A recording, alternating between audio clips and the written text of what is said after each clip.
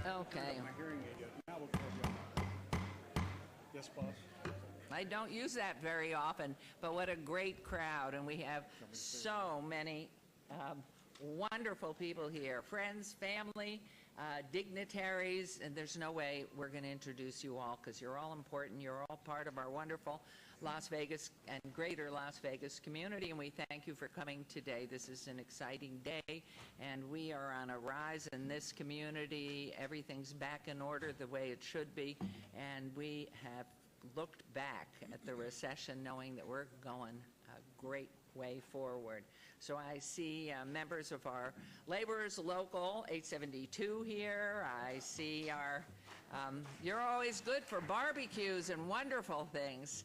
And obviously our Muni Court, we have our district attorney here, we have members of the legislature here, and of course what we love to have is members of the community and members of your great team at Las Vegas, our city staff. Very exciting, and so here we are. And we're going to have two new people up here. Right. So, the July 19th, 2017 meeting of the City Council is called to order. This meeting has been properly noticed and posted in compliance with the open meeting law. These proceedings are being video recorded as well as presented live on KCLV Cable Channel 2 and are closed captioned for hearing impaired viewers. Please note, customers of CenturyLink and Cox Communication, you may view this program in high definition on Channel 1002. The council meeting, as well as all other KCLV programming, may be viewed on the internet at www.kclv.tv/live. The proceedings will be rebroadcast on KCLV Channel 2 and the web the Wednesday of the meeting at 8 p.m., Friday at 4 a.m., Saturday at 7 p.m., Sunday at 7 a.m., and the following Monday at 5 p.m. This building is protected by state-of-the-art fire detection and suppression sprinkler systems. If alarms should activate during today's meeting, please evacuate using the exits at the back of the chambers out to the mezzanine. Proceed out the double doors to the terrace and down the back staircase. For anyone who has difficulty with the stairs, please check with a marshal or fire official for assistance. Once outside, please assemble in the northeast corner across the street from City Hall at Lewis and First Streets. Employees wearing safety vests or city marshals will inform you when it's safe to re-enter the building. For public comment related items on the agenda, citizen participation and public hearing items, we have available a speaker card which you may complete and submit to the city clerk up front. Cards are available online in the clerk's office or at the rear of these chambers. If you do not submit a card, it does not prevent you from speaking under public comment, citizen participation, or specified public hearing items. If anyone's present today who's in need for hearing impaired equipment, please come forward and see our city clerk. If you parked in the parking garage across the street, if you parked in the parking garage, please be sure to have your ticket validated by security officers when exiting. And before we proceed with our agenda, would everyone please rise for the invocation given this morning by Reverend Robert Fowler, Victory Missionary Baptist Church. Remain standing for our pledge. Good morning. Good morning. Good morning, Council. Would you bow with me, please? Eternal God and Heavenly Father, we thank you and we praise you this morning for the privilege that we have of being able to live this day, to live it in this wonderful city, and to live it under your leadership and your guidance and governance over our lives. We're honored that you love us like you love us.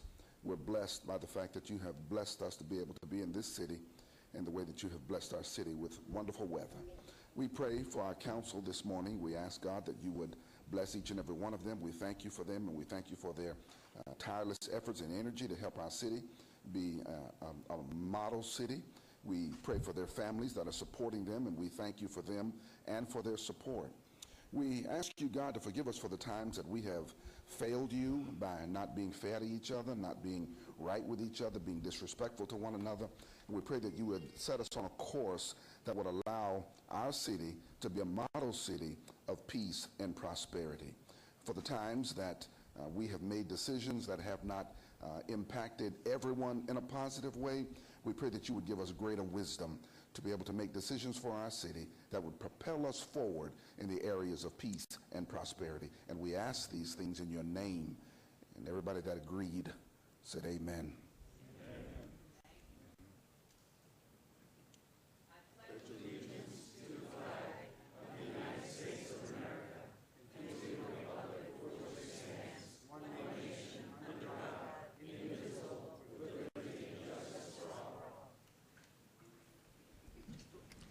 Okay, shall we adjourn this meeting and go home? No, I'm kidding. Kidding. Just kidding. Little joke.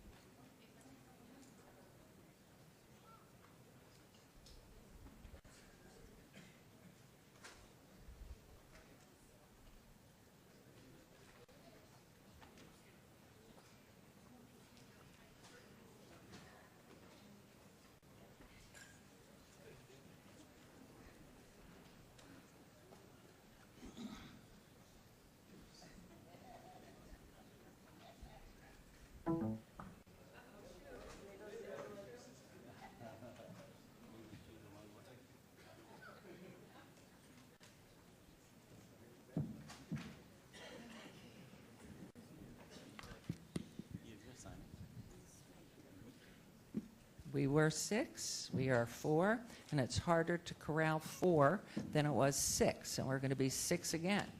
Where are the other men? Here they come. Wonderful. He's having too much fun. Okay. I think you're here for a party, so are we. This is sort of exciting. And we have 4 swearing-ins today. We're going to do it by number. Our first swearing in will be starting with our Ward 2 councilman, then our Ward 6 councilwoman, our municipal court judge for Department 3, and of course our new city manager. We have presentations and photographs with each as we proceed. So, where is our councilman-elect Steve Sirota? There he is. I can't miss your hair. It's wonderful. Come forward, please.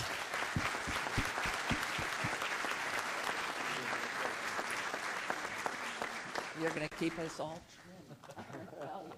Great. Congratulations, sir. And I would like to ask Councilman-elect's wife, Nancy Wong, please come up and join us. And your daughter, Maya? No? Zach Soroka is here. Zach is here instead. Come on up. And Maya as well, or no? No. Maya is performing at Camp Broadway and got selected for a solo, and she couldn't get away this morning. So we know where you sit in this family. This is so exciting. Wonderful. Okay, we're happy to have you here, Steve, and I'm going to administer your oath of office for the City Council Ward 2. So, will you please raise your right hand, and do you solemnly swear that you will support and protect and defend the Constitution and government of the United States and the Constitution and government of the state of Nevada against all enemies, whether domestic or foreign, and that you will bear true faith, allegiance, and loyalty to the same, any ordinance, resolution, or law of any state notwithstanding, and further, that you are not under any direct or indirect obligation to vote for, appoint, or elect any person to any office, position, or employment in the city government or of the city of Las Vegas, and further, that you will faithfully perform the duties of the office on which you are about to enter, so help you God.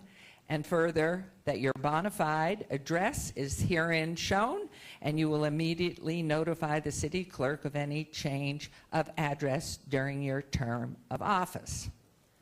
Do you so swear? I do. I think, hooray, congratulations to you. Pardon me, we are so proud of you. Okay, how about a little word? All right. Are you ready? You did a little public speaking, I know, so. A little bit. Well, thank you, Mayor. And now, fellow council members, wow, thank you. It's an honor to be here in the most fabulous city in the greatest country in the world, Las Vegas. Wow. And thank you to all of you. I am here because of you, the people, and I am here for you, the people.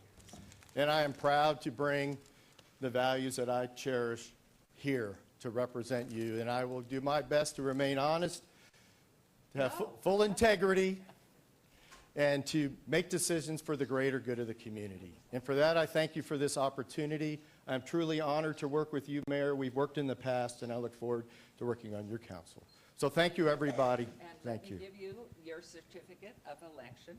This is your certificate of election, and you are bona fide, and we can't wait to have you among us and seated with us. So congratulations, and how nice. And Zach and your sister, congratulate her too, please. We're so proud. And we have for you. And then we would like to get a picture, so see Shane in turquoise. If we can all come over this way. We missed one.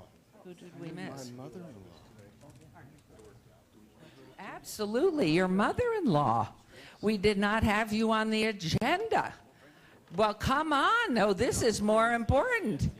You are all the genes that make it all right and worthwhile, for heaven's sakes.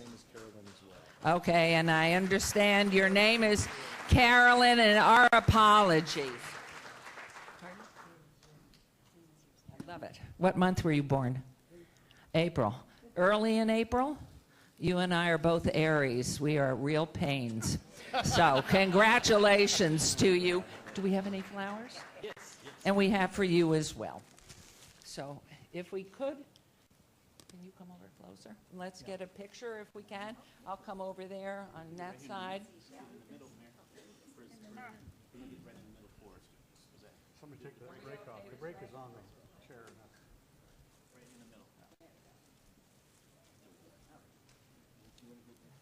Look back at that gentleman in blue back there.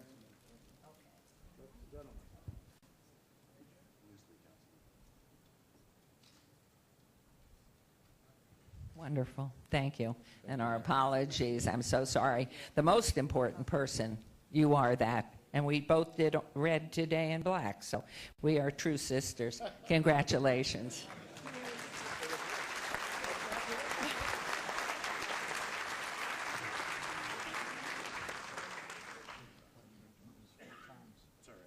He's very strong. It's working on his muscles. Okay, and thank you for joining us. And now if your family will take their seats, thank you very much. You are here to stay. Awesome. We will move on to our Ward 6. Councilwoman-elect, where are you? Oh.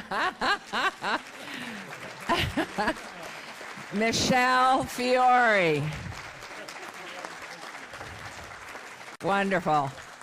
The whole row. You immersed yourself in family, right?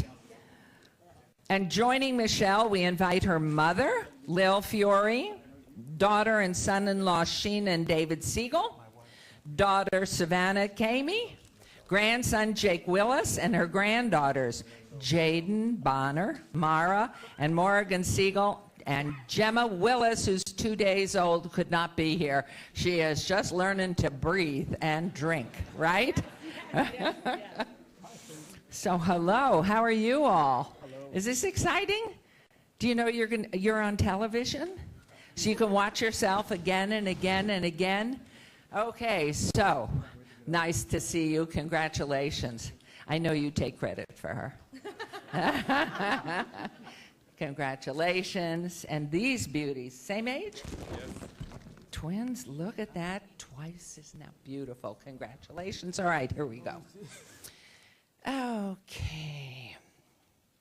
And now I would like to have you raise your right hand. So can you stand next to Grandma? Okay, we're getting a package here, huh? Okay. Do you solemnly swear that you will support and protect and defend the Constitution and the government of the United States and the Constitution and government of the state of Nevada against all enemies, whether domestic or foreign, and that you will bear true faith, allegiance, and loyalty to the same, any ordinance, resolution, or law of any state notwithstanding, and further that you are not under any direct or indirect obligation to vote for, appoint, or elect any person to office, position, or employment in the city government of the city of Las Vegas, and further that you will faithfully perform the duties of the office on which you are about to enter, so help you God, and further that your bona fide address is herein shown, and you will immediately notify the city of Las Vegas of any change of address during your term of office. Do you, so help you God? I do, so help me God. Wonderful. Congratulations to you. What an audience, and we have for you. What a clever way. We're family already. And Councilwoman, would you present your oath of office and your plaque here? You are bona fide. Can you read this? I can read how. Can you see Grandma's name is more important? Who cares about what it says? Where's her name?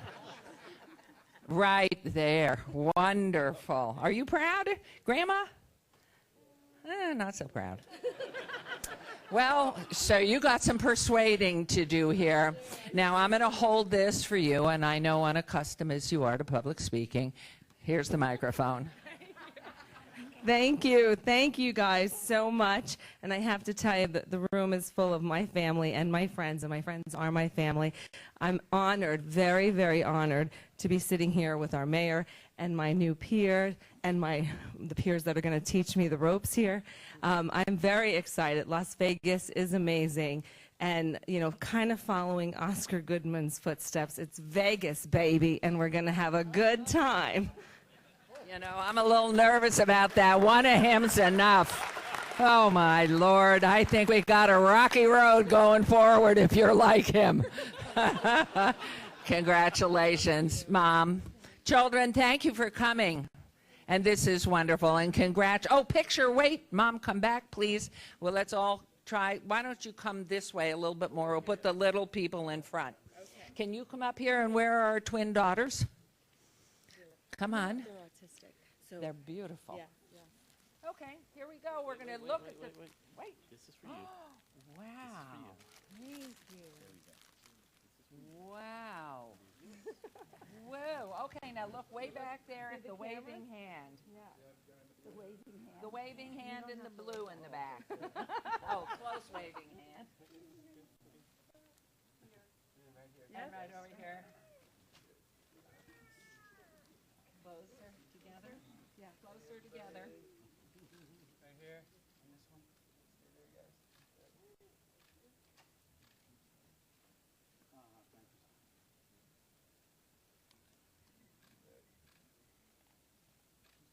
Wonderful. Thank you. Okay, everyone, if you'll have your seat and leave Grandma up here. Come over here, bookend. And how about Mom taking the certificate? Okay, good. So you're down here next to Councilman Coffin. Okay. We've got one more here.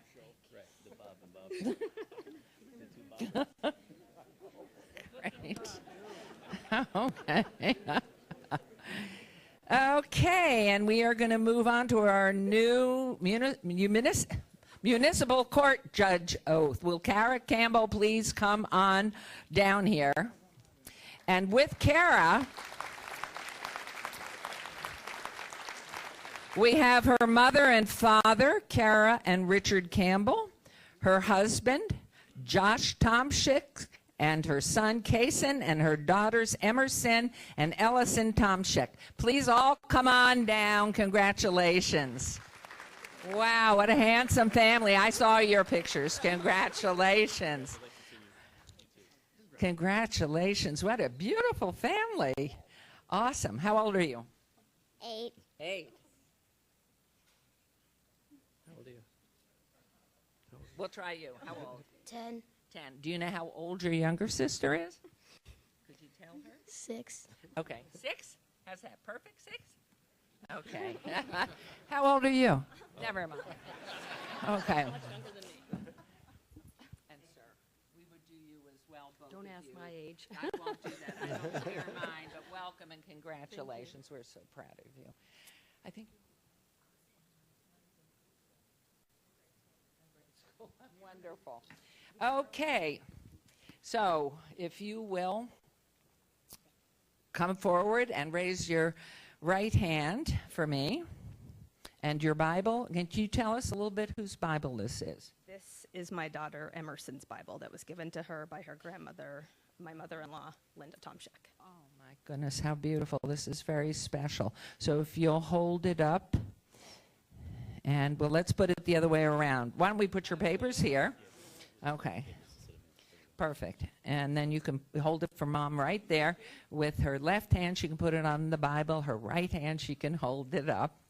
Do you solemnly swear that you will support, protect, and defend the Constitution and government of the United States and the Constitution and government of the state of Nevada against all enemies, whether domestic or foreign, and that you will bear true faith, allegiance, and loyalty to the same, any ordinance, resolution, or law of any state notwithstanding, and further, that you are not under any direct or indirect obligation to vote for, appoint, or elect any person to any office, position, or government in the city government of the city of Las Vegas, and further, that you will faithfully perform the duties of office on which you are about to enter, so help you God, and further, that your bona fide address is shown herein, and you will immediately notify the city of Las Vegas of any change of address during your term. Do you so swear? I do. Oh, my goodness. Congratulations. We have a judge in the family. Is this exciting? And we have a certificate of election for you, which maybe your son or your husband could hold. I think the son is 10. He can do it. He's for sure. And then we also have for the family. And I know we have members of the Muni Court here, and we would like you, and, oh, we have to be robed, of course. So, Dad, that's up to you. If you will, I can hold your rose while you're being robed. I always forget that. I just keep adding to council members and forget that this is so important.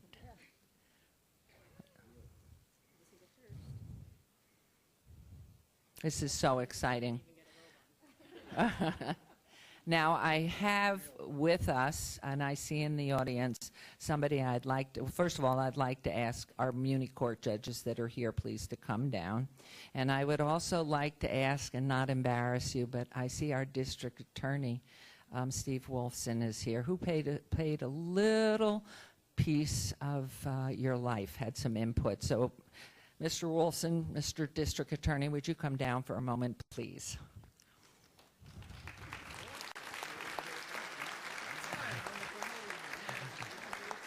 Okay, we're going to start with you. Before I turn the microphone over to Her Honor, I'm going to give you your flower back, but come, Mr. District Attorney, yes. Just a little word how this career got started. Don't go away. I didn't plan anything, Mayor. Well, unaccustomed as you are, public speaking. Well, thank you very much for having me. It's a lot of fun, actually, to be back here with all of you. Thank you. Kara, this is all about you. Congratulations to you.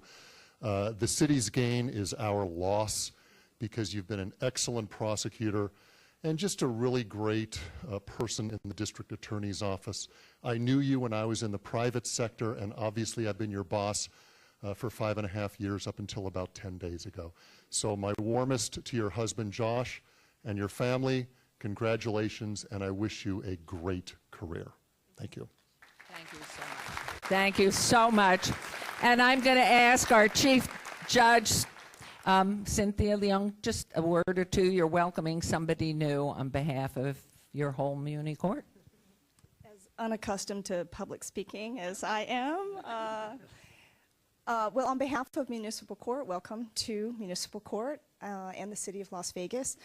My career really, I began as a criminal defense attorney, but the bulk of my career was here with the City of Las Vegas as a city prosecutor. And I love this city and I love this job. It is a privilege and an honor to represent the citizens, and I welcome you to our amazing group of judges. You will find no other group of people more supportive and active in the community. We have some wonderful specialty courts, and I know you're going to be taking over our mental health court, and we're also very pleased about that. So congratulations to you. This is your special day, and to your family. And how about passing a word of advice from each of our new? Oh. This is our only chance. Give your word of advice, please, pass it. Sure. I'll say, just be yourself. You know what you're doing. There you go. Welcome and have a great time. When you have a problem, call the chief.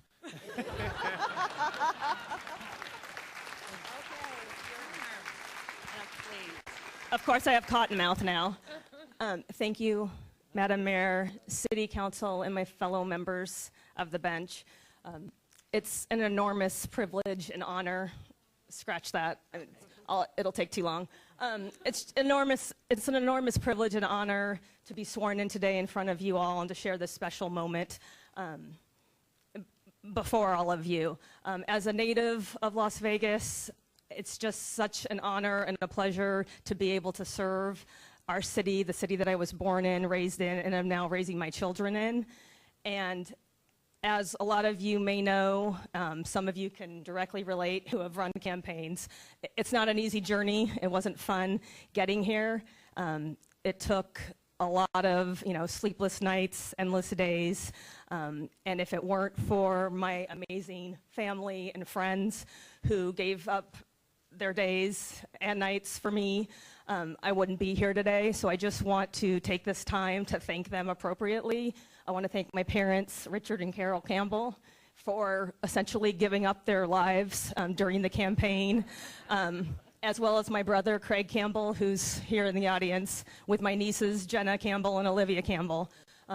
They walked for me door to door, talking to voters every day of their lives, spent their nights driving across town back and forth to make sure my signs were still up. With all the windstorms we've had, they were chasing signs down and putting them back up, calling me relentlessly, telling me where signs were missing. So I know that they lived it just like us. Most importantly, to my husband, my rock. I wouldn't be here without you. I hate this. He just, essentially without his undying support and understanding and time, I can say with 100% certainty that I would not be standing here before you all today. My beautiful children, you all sacrificed and basically put their lives on hold to make it about me and the campaign, and I could never be grateful enough for all of your help and your support. I know they're all just happy that they don't have to do it for another 6 years. So I also needed to thank my campaign team, Tom Letizia and his crew. Tom's in Laguna Beach, so he didn't want to leave the sun to come down to the rainy Las Vegas, so he's still there. And I also need to thank my new JEA, Kathy Banto, who left the DA's office after over 22 years to embark on this new journey with me. So I just want to thank you all again. Last but not least, the voters. Thank you so much for putting your faith in me and for voting for me. Again, without you, I wouldn't be here. I know that you have a choice in elections, and I'm just so grateful that that choice was me. And I just hope to make you proud by making the best decisions I can on a daily basis and by making our community and the city that I love so much a safer and better place. Thank you so much for your time. So now you know, just turn the microphone over to her honor, and we are so proud. This is wonderful. Congratulations. You don't need this. I did pull it up, but I give it to your husband. Congratulations. How about a picture?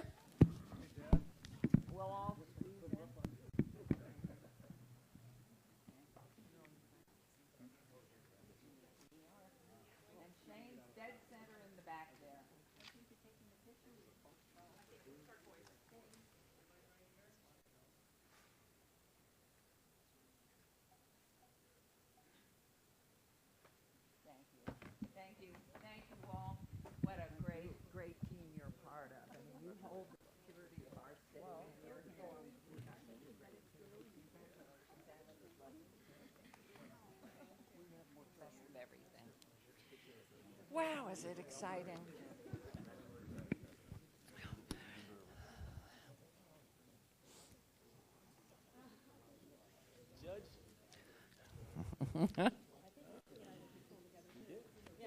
See, the judges get 6 years. These newly elected council only get 4. And you're back out there watching the signs and doing everything you have to do. So congratulations, and we're just thrilled. And so now, if you will all take your seats, which you're doing, Scott Adams, would you please come forward? Scott Adams is going to be sworn in as our new city manager, and is the city excited? Where he's been so much involved in everything here. This is just so exciting. And I'd like to ask his wife, Norma French, and his daughter, Kristen Adams, to come forward too. We're very happy to have you with us today. And I learned how you met just yesterday, but I won't share the secret. But I know Rich Worthington's a piece of it. Congratulations to you. It's wonderful. Thank you. And his nurse as well. You're his nurse. You've been taking care of him through his caretaker. So I'd like now, we're obviously happy to go forward. I mean, this is just such a great time, and we're all looking to you to lead us into fabulous years that lie ahead. So if you will raise your right hand, please. Do you solemnly swear you will support, protect, and defend the Constitution and government of the United States and the Constitution and government of the state of Nevada against all enemies, whether domestic or foreign, that you will bear true faith, allegiance, and loyalty to the same, any ordinance, resolution, or law of any state notwithstanding, and further that you are not under any direct or indirect obligation to vote for, appoint, or elect any person to any office, position, or employment in city government of the city of Las Vegas. And further, that you will faithfully perform the duties of the office on which you are about to enter, so help you God. And further, that your bona fide address is shown herein, and you will immediately notify the city of Las Vegas of any change of address during your term of office. I do. Wonderful. Congratulations. We are so thrilled. We are so proud. Do we have anything for him? We don't have a plaque? He doesn't get a plaque? He gets flowers? He gets a handshake. All right. Congratulations. And if you would, City Manager Scott Adams, please. Well, I generally, in these moments, don't say a whole lot, but this is a very humbling and important moment in my life. After working 40 years in local government, this is really the pinnacle of my career. I do have to acknowledge people that really were very helpful in helping me get to where I am today. First of all, I want to acknowledge the council and thank them for the confidence and support that they've expressed to me in helping them and all of us work together to make what is a great city even greater.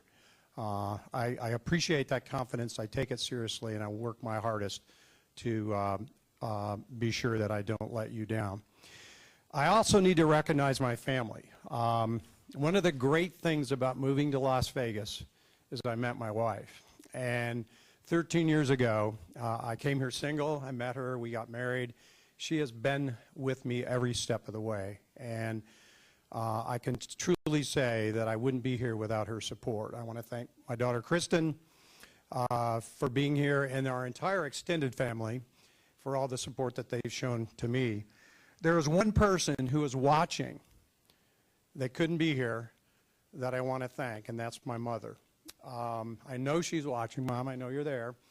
I believe that a person's life is formed by the foundation they receive from their parents very early in their life. And my mom was fundamental to the foundation that I received that enabled me to be here today. So, Mom, I want to thank you very much for that great foundation you gave me. I would be remiss if I didn't recognize the entire employee family of the city of Las Vegas. We have the best employees on the planet, And I look forward to meeting all the employees as I go forward. I've met a lot of employees, but I have a lot of employees yet to meet. And I want to acknowledge also our management team. They are second to none. One of the things that I recognized early on when I came here 13 years ago was just how fantastic our team is, and it's only getting better, how professional they are, how committed they are, and I really do look forward to working with that team going forward.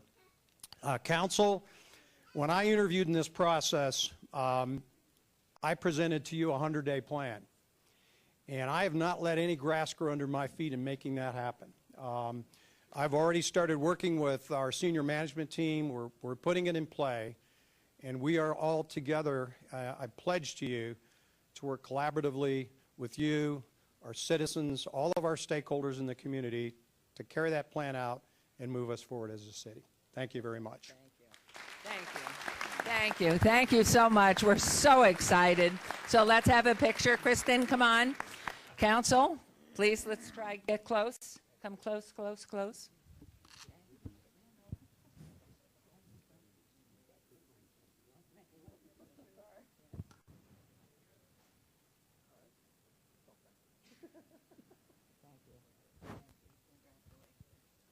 Congratulations. One more just with the council. Okay. Come in the middle so we're balanced. Let's go. If you'll go one side and I'll go the other. Okay. And again, this is our council.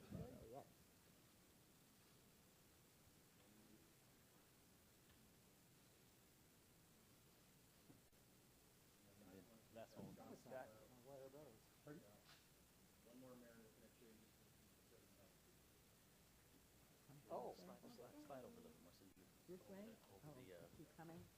Right here? Okay. Go closer, Christmas. Come with me, Christmas.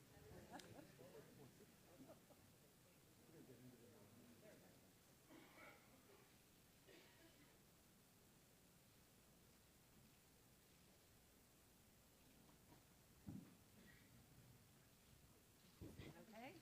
We hear it. Goodness. Like something's happening. It's wonderful. Okay, we're going to get started now with our, pardon? Okay, no more pictures. Goodness, thank you. All right, now we're moving into the rest of the ceremonials. So, our next item, it's my pleasure to award our Employee of the Month, and I'd like to invite our Operations and Maintenance wonderful Director, Jerry Walker, to join us at the podium, please. Where is Jerry? Well, here he comes. This is a man of action, too, and smooth as greased lightning. We thank you for everything you're doing. Our employees strive to be superheroes in the workplace, meeting our values of action, which stands for achievement, creativity, teamwork, integrity, and ownership now. They build our community to make life better. Today, I'm proud to announce that the Employee of the Month is Streets and Sanitation Supervisor Tony Morelli. Come on down, Tony. Where is Tony?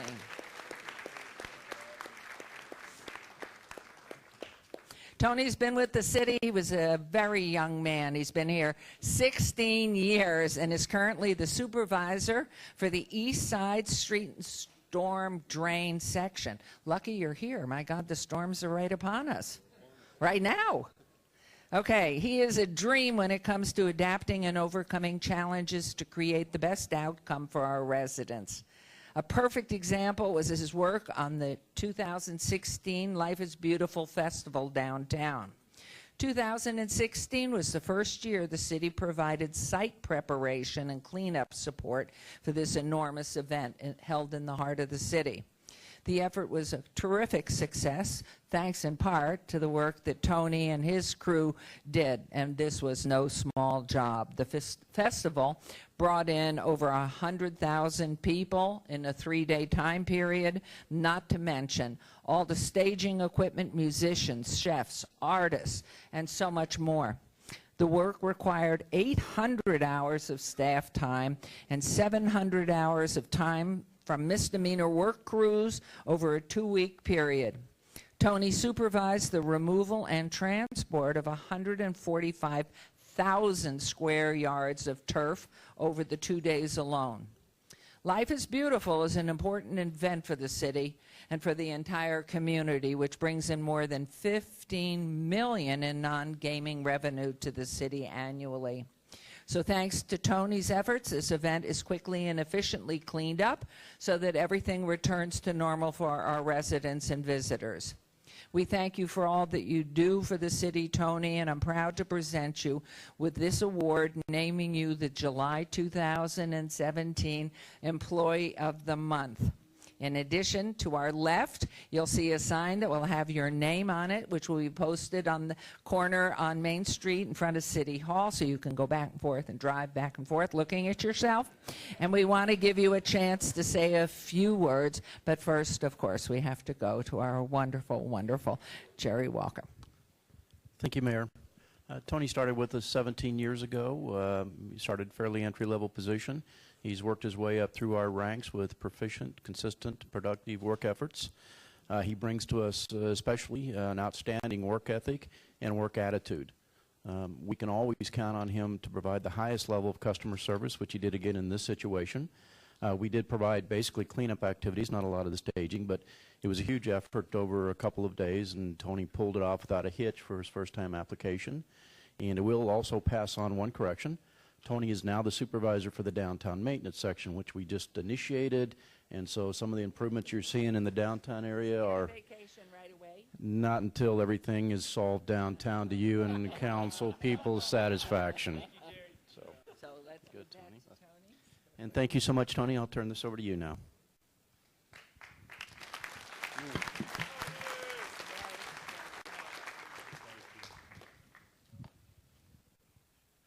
It's on. Good deal. It's going to take about 3 hours to thank everybody, so just hang in there with me. I'd like to thank the mayor, city council, Mr. Sanchez, Mr. Adams, for the award, and I'd also like to thank the sponsors. Love the bobblehead doll. The wife's got all the money, all the credit cards, everything else. It should be. I'd like to thank Lauren with Life is Beautiful for going out of her way to write the letter that got this started. Thanks to Jerry Walker, Steve Ford, Matthew Myers for having an open door policy and open mind when it comes to me. I'd like to thank Sean Mahan and the staff at the West Yard, Rick Bayard, and the sweepers for their support during and after the event. I'd like to thank my guys at the East Yard last year for a great job on the cleanup. Everybody had a job to do, and everybody did it. I'd like to thank Janet, Maggie, Tashay, Catherine, and Jackie. They tried to keep me going in a straight line, no veering off, and then I think they do a pretty good job. If I've left anyone out, I apologize for the oversight. It was not intentional. Almost done. I'd like to close by saying that I'm only one small cog in the city of Las Vegas, and it takes each and every one of us to keep it running. I'm honored by this. Thank you very much. Beautiful, thank you. We'll go over for a picture. Will you stay, Jerry, please? So let's take this, and we'll go over here to the sign and have a picture, if we could, please.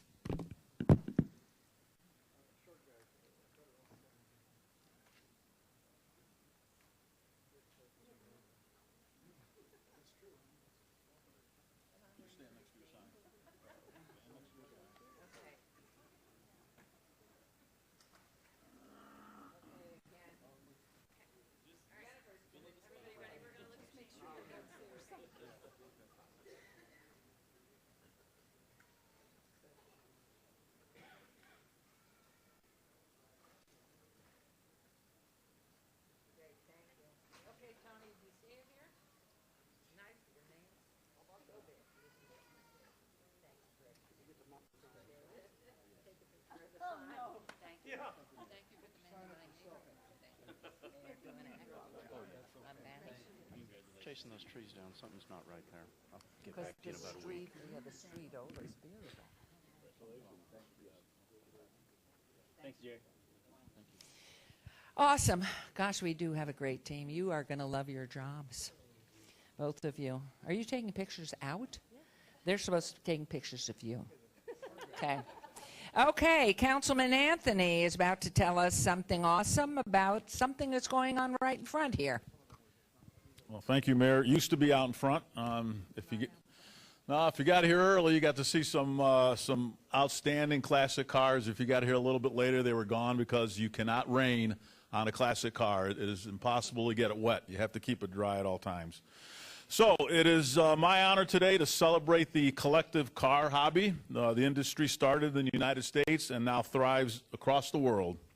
Las Vegas is home to many car enthusiasts and businesses that support them in the industry. And as I said, if you were here early this morning, you got to see some great classic cars. This industry has sales of over $40 billion annually. SEMA, which is the Specialty Equipment Market Association, comes to Las Vegas every fall with their annual industry trade show. This is the second largest trade show in the city of Las Vegas, and over 140,000 visitors come to our city for SEMA and spend over $200 million in non-gaming every year. SEMA returns this year from October 31st, 2017 to November 3rd, 2017. And I want to recognize a special young lady here today with us, and I'd like to ask Michelle Abadi, please come down. Give her a nice round of applause because you're going to hear about her. There was, if you were here this morning, there was one race car out there. It's not street legal, it's a race car. Michelle Abadi is a 3-time road racing champion and native to the city of Las Vegas. She is a graduate of UNLV and has applied her communication and marketing degree to establish partnerships and sponsors in her racing career. She is currently leading in points for the 2017 season in hopes of winning her 4th road racing championship. How's that, huh? Las Vegas. Michelle works closely with SEMA Action Network to raise awareness about state legislation to promote and support the Recognizing the Protection of Motorsports Act of 2017, and hopefully you can tell us a little about what that is. So now I'd like to ask Michelle Abadi to talk a little bit about her career and racing. Thank you very much. Yes, so I am a championship-winning race car driver, and I'm here today to represent SEMA and SEMA Action Network, and also on behalf of the SEMA Special Equipment Market Association, we want to thank you for presenting the official recognition of the Collector Car Appreciation Day in the city of Las Vegas. Friday, July 14th marked the 8th annual celebration of Collection Car Appreciation Day, which has become an annual event to celebrate and raise awareness of the vital role automotive restoration and collection plays in American society. U.S. Senators Richard Burr of North Carolina and John Tester of Montana sponsored Senate Resolution 215 at the request of the SEMA Action Network and SEMA's Automotive Restoration Market Organization and Hot Rod Industry Alliance Councils, designating the day as Collector Car Appreciation Day. Local jurisdictions such as the City of Las Vegas and many of the Canadian provinces have also taken the U.S. Senate's lead by adopting their own resolution and commemorating the day. Events much like this one are being held throughout the month of July in the United States and Canada to honor the occasion. In addition to the celebration, automobile museums and SEMA member companies are hosting open houses and other special events to celebrate the auto hobby and the industry that supports it. SEMA Action Network members are also joining the celebration as car clubs throughout the nation are hosting picnics, car shows, and cruise-ins to commemorate this special nationwide recognition. On behalf of the SEMA Action Network and collector car enthusiasts worldwide, I thank you for being part of this special celebration, and I am pleased to present this copy of the U.S. Senate Resolution 215, designating July 14th as Collector Car Appreciation Day.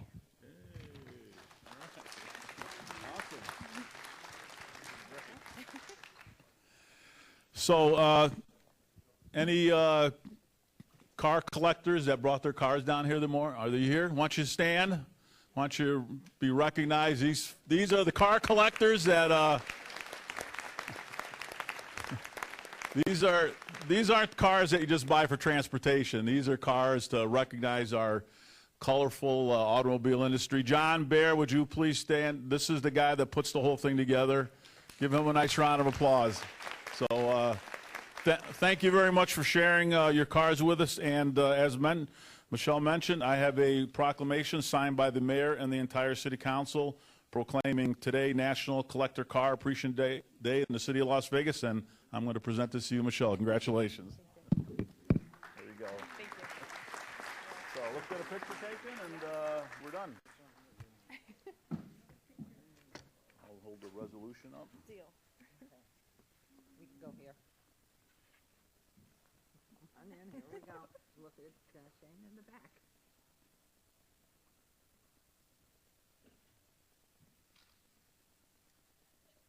Great. Thank you. Congratulations. Thank you. We'll be watching. And let's root for Michelle as she represents Las Vegas.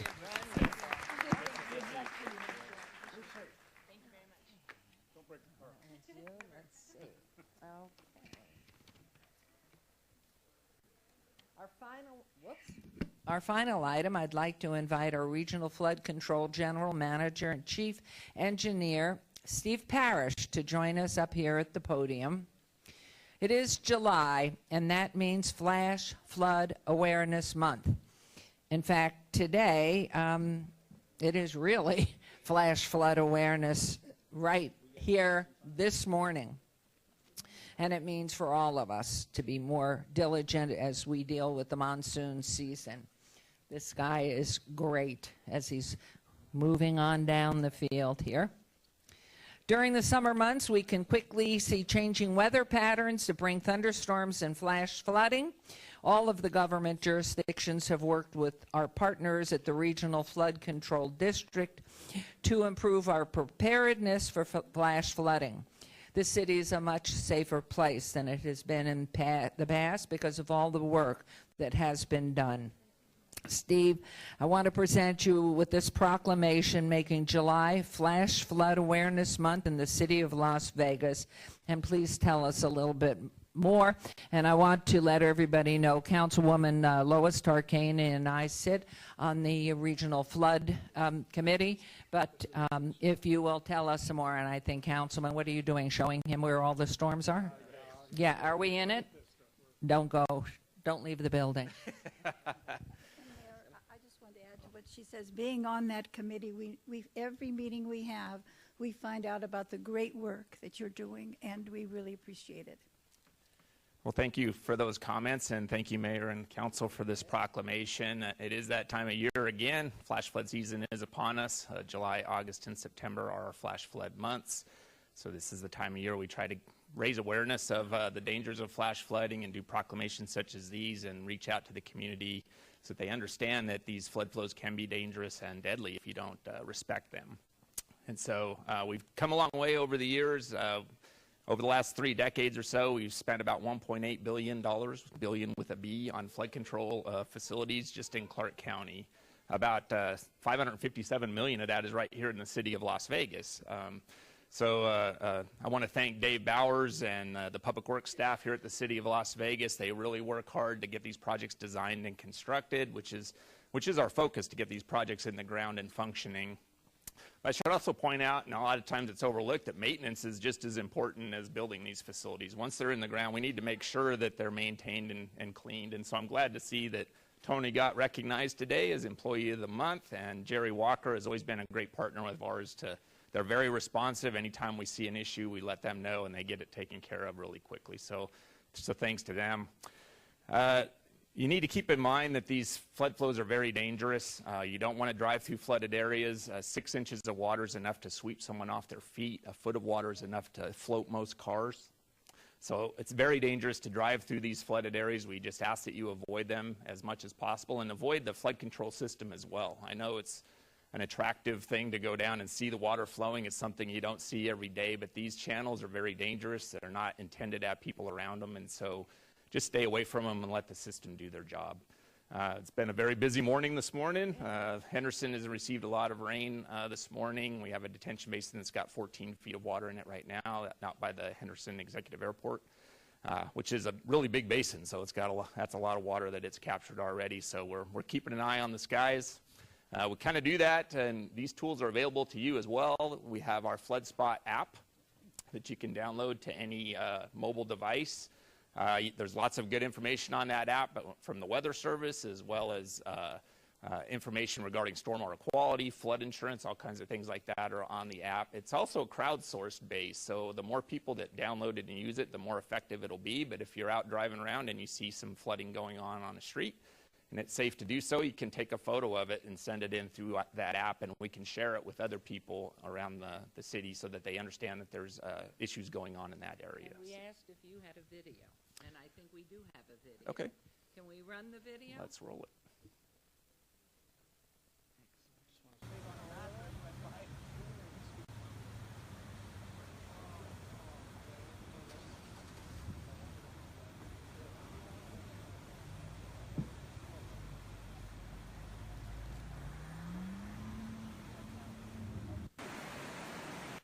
So these are some of our flood channels. This is actually an energy dissipator. So these steps were built on purpose so that water could flow down these steps, and it actually reduces the energy in that flow and slows the water down. This is the Flamingo Wash just downstream of Lamb. But you can see that these flows have a lot of debris in them. They have a lot of, they're dirty, there's pollutants in them. You don't necessarily want to find yourself in these flows. If you do wind up in them, it's almost always a deadly situation. There's very little chance of survival if you wind up in one of these washes, and so that's why we are very strongly sending out the message to stay away from these channels and avoid them at all costs. Hello. Wonderful. Councilman wanted to mention something? Thank you, Your Honor. Flooding is a real specialty of mine. So it turns out, it's an anecdote, but in 1985, the legislature had a big fight over the subject of property tax, sales taxes, because the legislature had before it a proposal from Clark County to increase the sales tax 0.25%. But it was a bloody fight. It lasted a long time. In fact, the sponsor of the bill lives in California now, but he was a builder, and he recognized that there were problems we could not foresee, that he did. So the fight ended. We passed the bill barely. And now we have raised over $1 billion just from that quarter-cent sales tax. But that is why we have this protection we have now. So you look back 32 years on a real fight over an issue that was important to both sides. One side didn't want to raise taxes at all. Another one said, yeah, raise taxes, but spend it frugally. And that is what has happened. And without that, I'm afraid we would have had billions and billions of dollars worth of destruction. Probably would not have become a community at all. We would have been washed away like Goldfield was. So for that, thank you very much for your work and for husbanding that money properly, making sure it is spent correctly. Thank you. Those words are so important, and I know from the work that you're doing with the rapid growth and expansion both in the Southwest, in Henderson, and in the Northwest in Ward 6, projects that have been ongoing there are so significant to saving lives. What is happening in the Northwest, where we had that runoff after the fire, is what's underway right now in the Northwest and Ward 6, please? A lot of projects have been completed up in the Northwest. There's others that are on the books that are going to be starting here soon. And the mayor's referring to the Carpenter 1 fire we had several years ago, and we had a burn scar up on Mount Charleston. Anytime you lose vegetation due to a fire, it increases the risk of flooding and debris flow. And that indeed happened. We had a significant storm event right up on the mountain on the burn scar. A lot of that flow was captured by the existing Kyle Canyon detention basin, which, again, Jerry Walker was very instrumental in getting that cleaned up. There are tons and tons and tons of debris had to be hauled out of that detention basin after that storm event. But the problem we had with that storm event was that there was portions of the system on Grand Teton that weren't built yet. And so the water drained out of the detention basin and right onto the roadway. And those of you who were here then may remember that there was flows going for about 3 days down Grand Teton as that basin had to drain out. There was a lot of water. It was 30 feet deep, I think, in the detention basin. It took about 3 days to drain it. And so that water was running down the roadway. Even though the storm had passed and the skies had cleared and the sun was shining, there was still water down that road. And so since then, the Public Works Department has done a great job getting those facilities designed and constructed. I'm pleased to report that both of those facilities are now in place. So if we had that same storm event that we had back then, the flows would just stay under the roadway, and the people along Grand Teton wouldn't even know that it's raining. And so that's a good thing. And then there's other projects along, actually we just had the grand opening of the new ramp at the Centennial Bowl. That's a great transportation project, but I want to point out that there was about $12 million contributed to that project for flood control. And so a major storm drain was built through that interchange, which will be extended up US 95 on the west side of US 95 all the way to Grand Teton, capture all the flow that's coming out of Providence and those communities up there, and take it down safely into that system along the Beltway and on out to Las Vegas Wash. So lots of work has been done up there. We're pretty confident that things are going to be much better up there as far as storm flow goes, and I think again, kudos to the Public Works Department here for getting those projects designed and constructed. Thank you so much for all that you do. And former Councilman Larry Brown, who's now a county commissioner, is chair of that commission, and so we appreciate everything he's been doing, but you've just been super in leading this and being responsive to the needs of our community. We are so far ahead of where we were 25 years ago, 20 years ago, 15 years ago. And so if you see something up in Ward 6 or in any of these wards that needs attention, you now have a new council person here in Ward 6, so Michelle Fiore will take your calls and answer your emails and your tweets and everything else. And of course, out in Ward 2, since you're so high up there, coming down the mountain, I don't imagine you'll have any problems, but I think the 100-year wash, I mean, the flood, isn't that in 2 or 4, or where is it? The 100-year channel for the 100-year flood. Doesn't that come down too? All right, so anyway, call your council persons and please give this wonderful man a wonderful round of appreciative applause. Thank you. Thank you so much, Steve. Thank you. Okay, I think that concludes our ceremonial portion. So now we will take, we have, this time I'm going to hold you to this. You have 4 minutes and then come back and we will start the regular agenda. Thank you.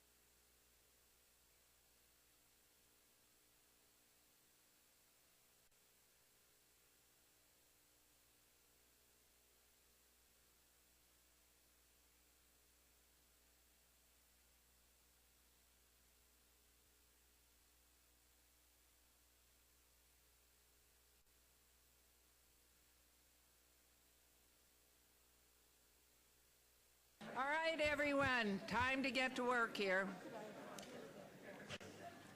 If everyone will please take your seats.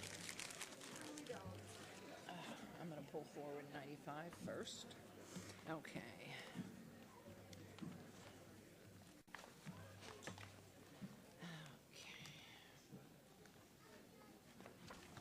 Okay, first order of business is going to be, I'm going to call forward agenda item 95 for discussion for possible action by the City Council to elect one of its members to serve as Mayor Pro Tem. And do we have 4 of us here? We have 5, and Councilman Soroka is wandering. I thought I saw him somewhere. He's in the back? Okay.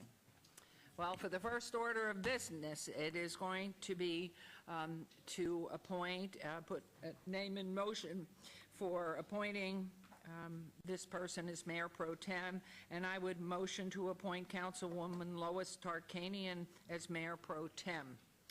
I would like everyone to please vote on that motion. Do you accept the nomination, first of all? I accept the nomination. Okay, thank you. There's a motion, please vote, and please post. And you're allowed to vote for yourself.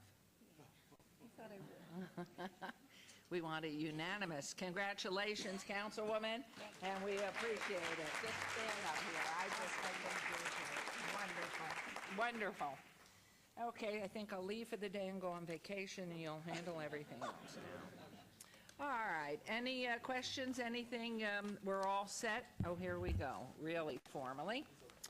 And we will now move on to agenda item 13. Is that where we are? Okay, excuse me. We did 95 was you, and now we're going to go back to 13, public comment. And the gentleman, Christian Salmon, this will be your opportunity, your first one. Public comment during this portion of the agenda must be limited to matters on the agenda for action. The amount of time any single speaker is allowed may be limited. All comments made will be cross-referenced to those specific items, and if anyone submitted a speaker card who wishes to speak under this portion of the agenda, please come to the podium and state your name for the record. This is your opportunity to address the council, but the council is not able to respond or engage in dialogue. At this point, we will set the time at a minute, and you're welcome to come back on the agenda item if there is one, or in the final public comment. So please state your name, of course, for the record first. Hi, my name is Christian Salmon, and this is going to be not what's currently on the agenda. Would that be okay? That's fine. Okay. I basically just wanted to comment on the Republic Services contract that was just renewed. It was renewed 4 years before it was due to be looked at and put up for an RFP. And I just wanted to just state my opposition to that because I've gone to the city and looked to offer services, and I was told that I could not because it was not due yet for a couple of years, same as this situation. And, you know, it just looks bad. It looks bad to me. It looks bad, you know, in this situation, and I appreciate Lois Tarkanian for the comments you made. It needed to be an open bid, even if nobody else could come forward. The way it looks is just so bad on the city. And I love the city, and I'm not asking for you to take my services. I really would like an open government. I saw the plaque downstairs, and it basically boasts that, and I would just appreciate that more in the future. We appreciate your comments, and thank you for coming down and for staying. Thank you very much. You. Anyone else wishing to speak under this portion of the agenda? Okay, we'll move on to agenda item 14. Business items for possible action. Any items that the council staff and or applicant wish to be stricken, tabled, withdrawn, or held in abeyance to a future meeting may be brought forward and acted upon at this time. Mayor Pro Tem Tarkanian, do you have a list? Please. Yes. Item number... Your button. Pushed it wrong. Okay. Item number 46 is an abeyance item for possible action to approve a temporary alcohol entertainment referral service license, and it is being stricken, requested by the applicant. Item number 47, which is for possible action to approve a temporary alcohol entertainment referral service license, is being stricken also by the applicant. Item number 81 is an abeyance item, which would be a report by the Office of Communication Staff, and that also is being stricken, requested by staff. Those three are the only three I have. And that's your motion. And that's your motion. And my motion is to have these stricken as requested. Wonderful. There's a motion on those three items, 46, 47, and 81, all which happen to be stricken. Please vote and please post.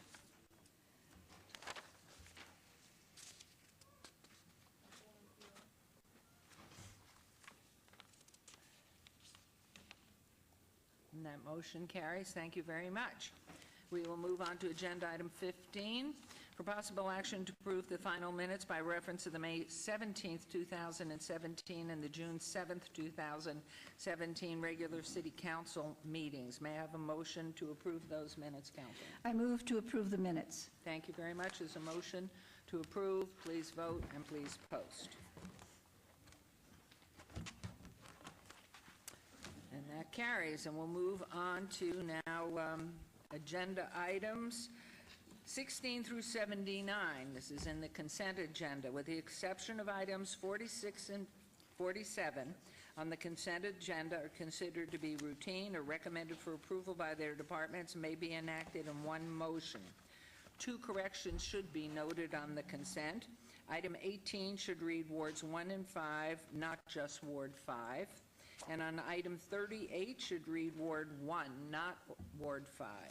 Are there any other items council wishes to bring forward? Nothing? Okay. Mayor Pro Tem, could I ask for a motion on those items then, please, the consent agenda? I move to approve the consent agenda, items 16 through 79, with the exception of items 46 and 47.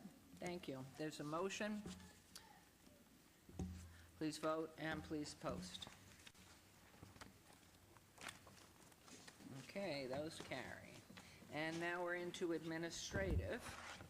Agenda item 80, report by the Clark County School District Faculty Society for Information Management Las Vegas chapter members and city staff on Cyber Academy program, which provides students with an enhanced understanding of technology. This is in Ward 1 with Councilwoman Tarkanian. And I understand, Councilwoman and Mayor Pro Tem, that you wanted to introduce this, so let me turn this over to you, please. Yes, Mayor, because you have given us such a strong emphasis on the initiative of education, and because I'm a former teacher and everything, we spend a lot of time in Ward 1 pertaining to education. It has been 11 years since I began the KEEN, or Keeping Everyone's Eyes on the Neighborhood initiative, with former Clark High School principal Ronnie Smith. In that time, the initiative has taken care of many immediate needs of that area, which was considered one of the most needy areas in Ward 1. It increased crime prevention and enforcement, provided food, clothing, and Christmas gifts to those in need, and even opened medical and dental clinics in the neighborhood. And this was all through KEEN, working with Clark High School, the city, together. In January 2014, I asked staff to think of new ways to engage this neighborhood, and in particular the young people, helping them to be able to prepare themselves to obtain jobs immediately after high school for those who were not going to go on to college. As a result, we created the KEEN Technology Initiative and worked with our city's IT department to ensure that we provided an after-school technology program to expose non-magnet high school students to technology. Since that time, that initiative has evolved into what we call the Cyber Academy program, which is going to present today. I just want to tell you that we are so grateful for the assistance of UNLV, the young men who are going to represent UNLV today, who gave their passion because they believed in what we were doing to help others, who gave their intellect because they're all great in technology, and also to Pat Cabrera, who has worked so very hard to put this together. So Pat will provide a background on what this is first before we delve into the specifics. So if you will, too, as you come to the microphone, thank you so much. This is really a wonderful, wonderful, exciting project that you've been involved in. So each, if you will, introduce yourself. We don't need addresses, just names, please, and your position. Okay, and I will step through that, Mayor. Thank you, as we go through the presentation. Good morning, Mayor and Council. My name is Pat Cabrera, and I am a business partner in our IT department. As Councilwoman Tarkanian explained, we began doing outreach to our students by way of the Keen Technology Initiative in 2014.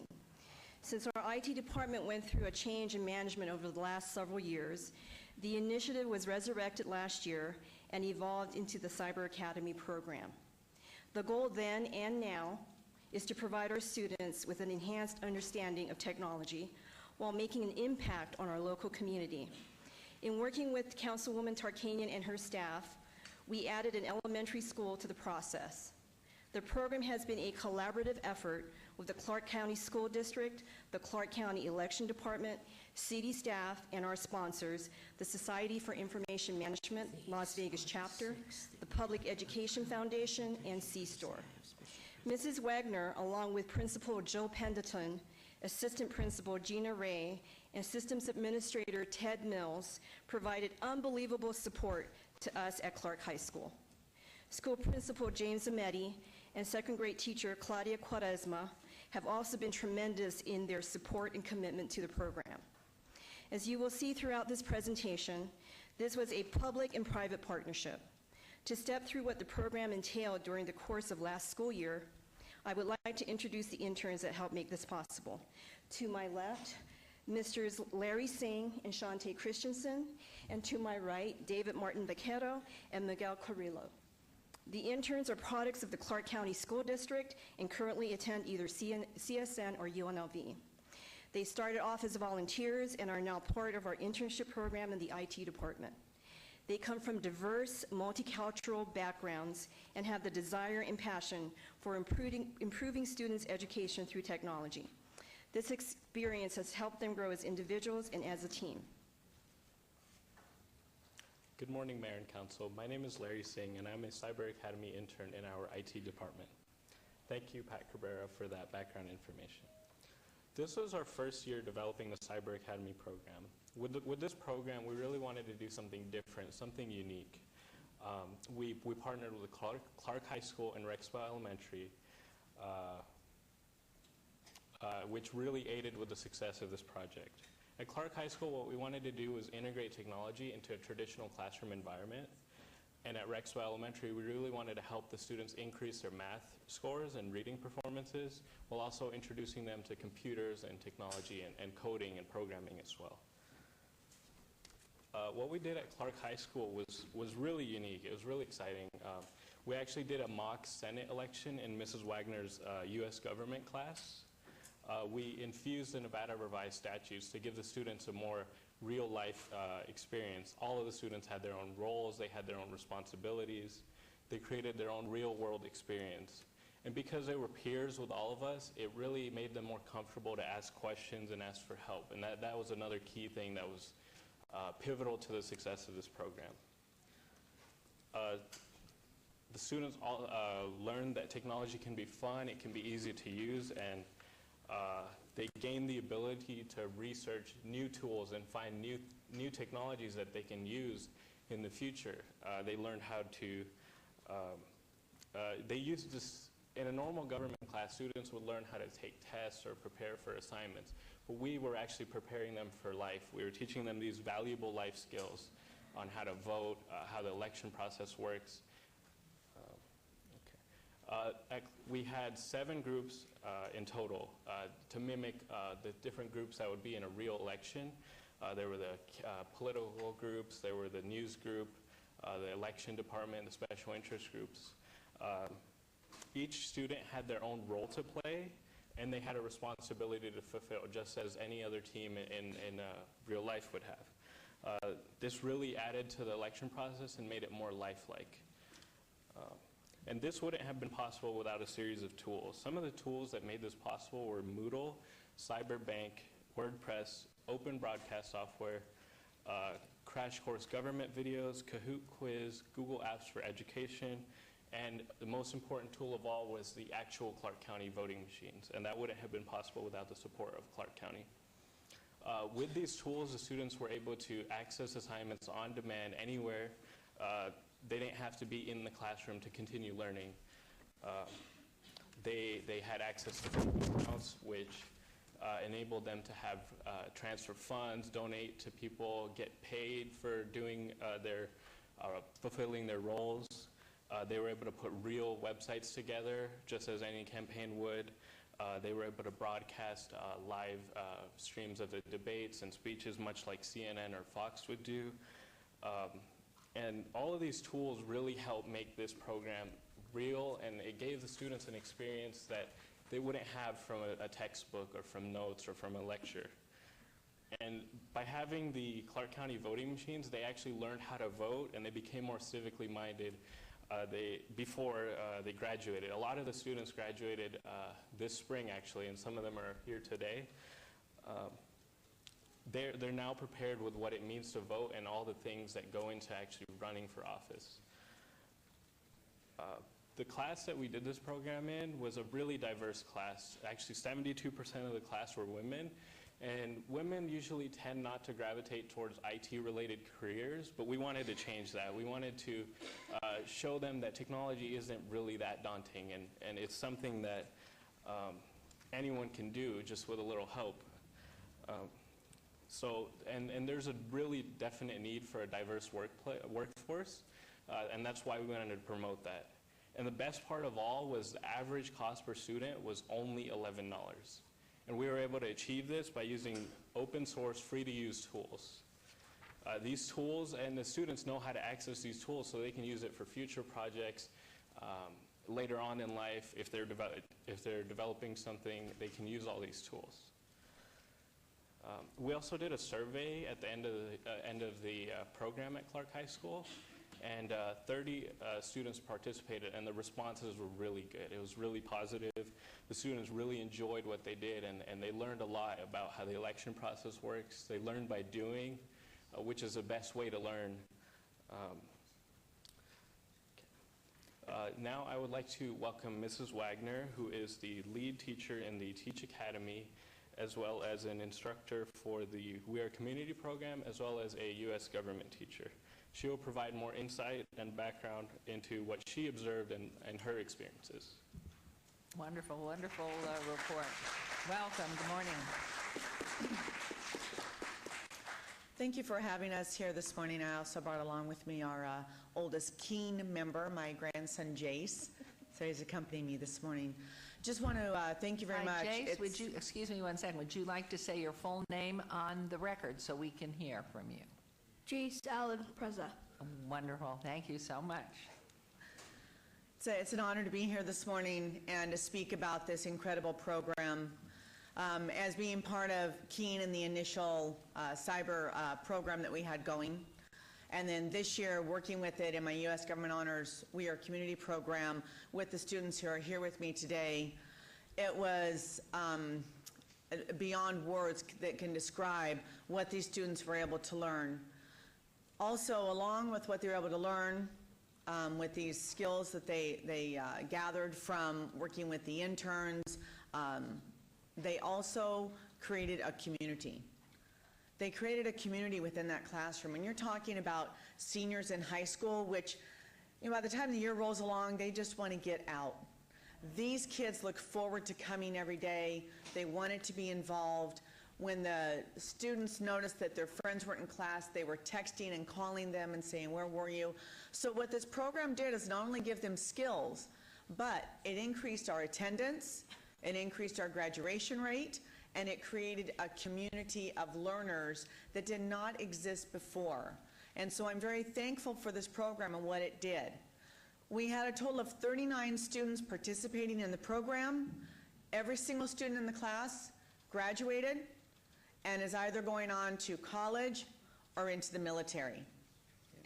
That's what this program does for our young people in the Clark County School District, and I'm honored to be a part of it. Thank you very much. Thank you. And I see our trustee, Kevin Childs, over there, and I know how proud you must be of this as well, because it really is quite a remarkable program, and hopefully the future will spread the template for what you're doing into other schools and how you have achieved it. So let me return this back to you so you continue your presentation. I just want to say one thing. There was one other thing you told me that I think was very important. What happened for enrollment in your class for next year? I was told by our counselors and administrators that there were so many students signing up for my class for next year that they cannot possibly fit all of them into my classroom. There was approximately 60 students that wanted to enroll because they heard about the Cyber Academy program. The word spread. Yes. Wonderful. Thank you, Ms. Wagner, for that lovely testimony. Good morning, Mayor and Council. My name is David Martin Vaquero, and I am an intern for the Cyber Academy program here at the City of Las Vegas in the IT department. Before I go ahead and continue with this presentation, I want to give a little quick backstory of why this program means so much, not just to me, but to my peers, my fellow colleagues, and everybody in the community that supported this program. Growing up was no easy task for me. I was an ESL student, so that meant that English was my second language. Of course, that came with a lot of challenges that I needed to overcome at school. I remember at one point I felt so discouraged to go to school or complete any of my assignments because I felt like I wasn't bright enough. I wasn't smart enough to get it done. I'm currently a college student at CSN, and it's been past a decade since I attended elementary school, and yet I still see many of these students facing the same challenges and barriers that I had to go through when I was younger. I believe that's the reason why I took an interest to the Cyber Academy program, because we wanted to ensure that we can impact the students' lives, as well as ensuring that the students succeeded academically. It is also one of the reasons why we decided to integrate the Kindle Fire tablet, a device that we knew what the students were capable of doing, as well as we understood that the students would get a positive feedback by utilizing this technology. We have two objectives at Rexville Elementary. Our first objective was to improve the student performances in math and reading, as well as we wanted to ensure that the students understood how important technology is and how it impacts their daily lives. We wanted to give the students the necessary tools to excel in the workforce as they grew older. It doesn't matter what you decide to do in the near future, whether it's applying for a local job at a grocery store, or pursuing a career in IT, or establishing your own business. Technology is everywhere and it's everything, and it's crucial for these students to understand that. One of the great things about the Amazon Kindle Fire tablet is that it targets children of all ages. It gives them access to numerous of content that gets their attention, that grabs their interest. We utilized all the applications to their full extent.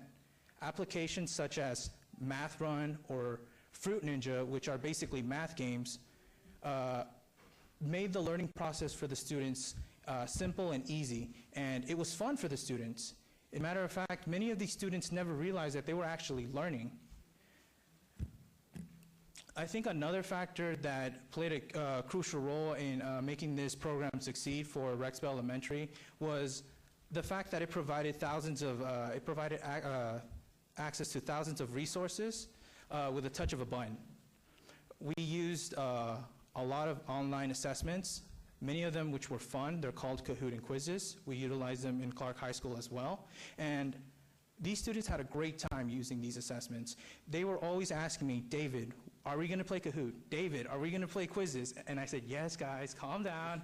We'll get there. But it's just their motivation to want to exceed. And that's what drove us to establish this program.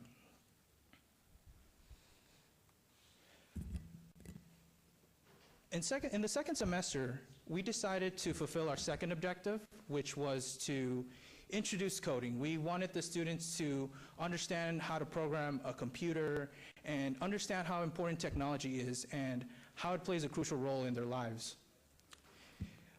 Some of the tools that we used was Bitsbox, Code.org, Robot Turtles. So it didn't matter if the students were programming their own turtle from a board game or programming me, because I was actually a robot, and the students actually had to give me a set of instructions to get from one point to another.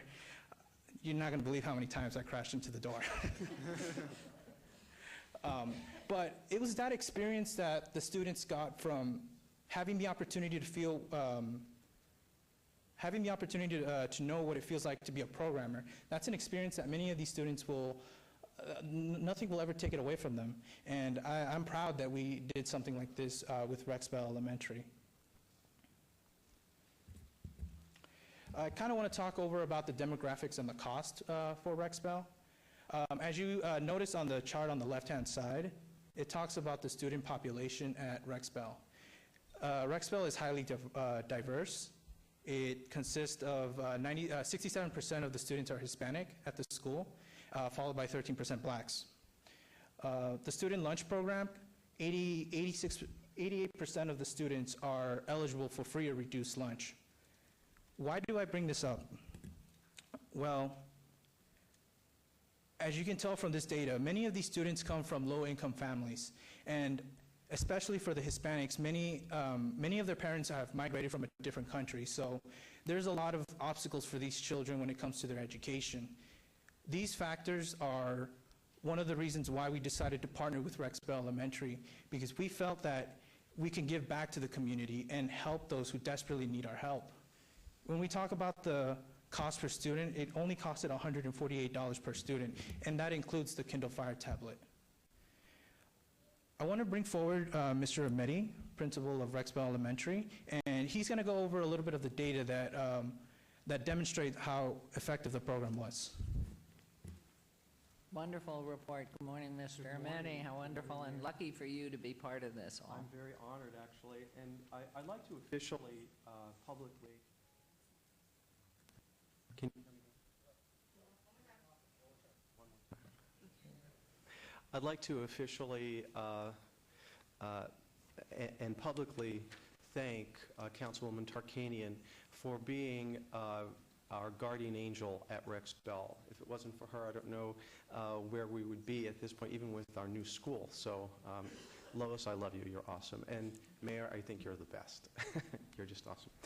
So, when I arrived at Rexbell, when I was appointed to Rexbell about 6 years ago, I walked into classrooms, and at the time, technology, we had the technology, the teachers had the technology, but they weren't utilizing it the way that it should be.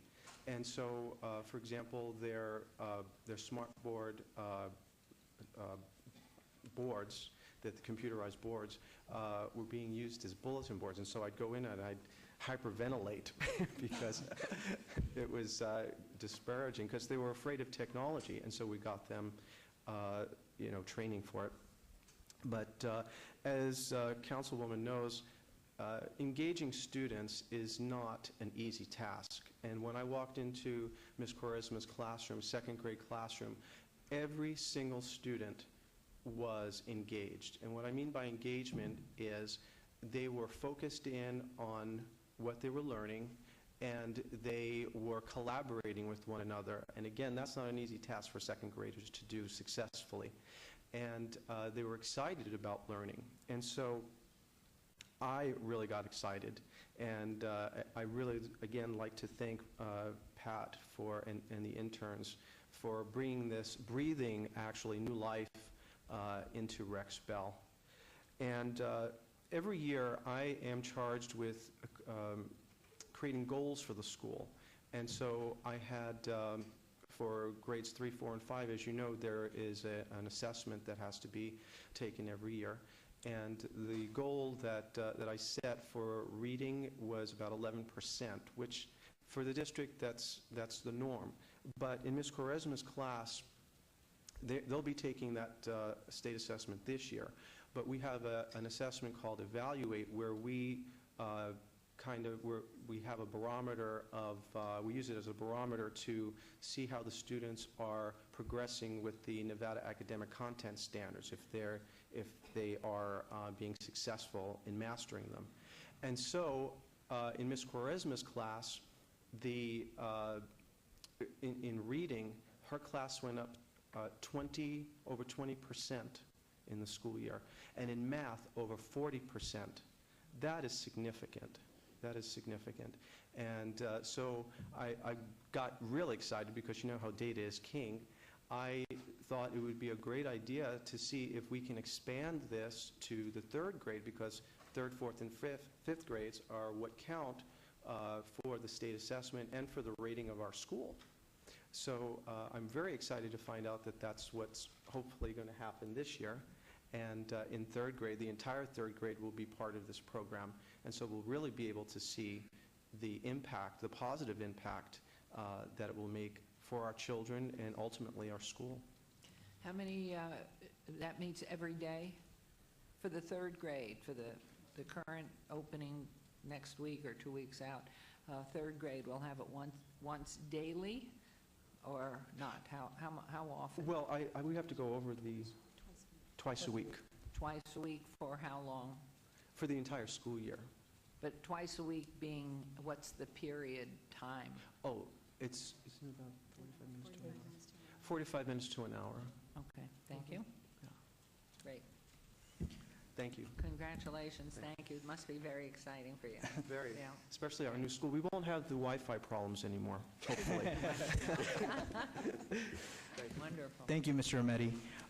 I would also like to call Mrs. Quaresma. She is the second grade teacher that we integrated the program at Rexbell Elementary. I think it's important to get her perspective and get her story because she was crucial to making this program succeed. Thank you so much. And once again, thank you for picking us. You made me look good all year. So I really appreciated that. And if you repeat your name for it. The My name is Claudia Quaresma, and I'm a second grade teacher at Rexbell Elementary. Thank you. The two biggest things that I really felt like the tablets gave us were that built-in engagement. He touched on it a little bit, but what I want to say about that is the Kahoots, the quizzes, they became my new bag of tricks. I added them in every single subject all day long. So while we only had the helpers the twice a week, I was using them all the time. And the kids couldn't wait to do it. They couldn't wait to beat their score. If they did poorly on it, you could go back and retake it. I also integrated through one of the things that David had shown me where it had memes. So if you got it right, you got the cute little meme. If you got it wrong, you know, the funny guy giving you a thumbs down. Definitely more exciting than just your average flashcards. Also, what I loved about it, every teacher in the entire universe struggles with how to differentiate between students. And at my school, my goal was, one, obviously to help all those low learners, but I was like, I do not want to see the top fall away either. I want those kids who come into me high to go out even higher. And that was the beauty of it, because I was able to differentiate with students. I could check their data on Monday mornings and move things up in a matter of seconds. So I could have 13 different levels of math flashcards going in the morning. And I could be pushing my highest kid well into third grade standards, where my lowest one had dignity and could be working on 1 to 7, because that's what he needed. And that was just huge. The other two things that I just want to talk about really quickly, I know you guys have a lot to talk about, were the exposure to the alternate learning styles. He talked about the David 2.0. My kids were really able to get into that really cognitive, high-level thinking that, frankly, I don't think they get exposed to without it. We were able to really research problem solving, look at different coding exercises, and I was able to move kids past the Lightbot Junior into the next level, which would be more of an intermediate skill. And you could see right off that some of the kids had a real talent for it. And also, I was surprised, the ELL piece of it, I used it at conferences, which I had 100% of parents come to my conferences. And I think that having the dojo and being able to send them, you know, updates electronically on their phones was huge. And then also, when the students were writing, I got some of my best writing because my students who really weren't proficient in English could kind of get close, and then it would give them that autocorrect, and they could expand and really say some of the things that they wanted to say. So thank you so much. Wonderful. It's absolutely outstanding. Is this particular model, this particular program used anywhere else in the country, or it's something that's been created here, and you are looking to expand to other schools? We are looking to expand to other schools, Mayor, and it is very unique. What makes it unique is the drive and passion of the people that you have in front of you, as well as the tools that we actually put together as part of the program. A lot of these things, I mean, we scrimped and scraped to ensure that we provided the program to the community, and I believe that it paid off based on the testimonials and the results that you're seeing today. It's absolutely phenomenal. Wonderful. Please continue, David. You're doing great. Thank you. I kind of want to wrap this up with our final observations, and eventually we'll talk about what's next and a video. What we observed at Clark High School was that these students were now more civically minded. What that meant is that the students understood how the political process worked. They understood how an official can get elected. They didn't need to necessarily read all of this through a textbook because they were able to relate to it.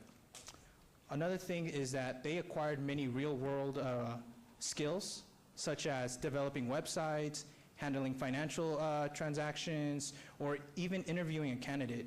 These are some of the skills that the students can take anywhere in any place. Now, for Rexbell, what we observed was that the students were more motivated to do their work.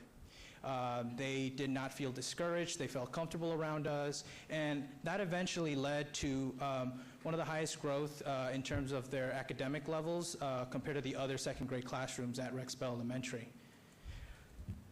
Another thing we observed was that we noticed that the students understood how important the technology is, and they were always asking us, David, can we take this tablet home? I want to do this and this and that.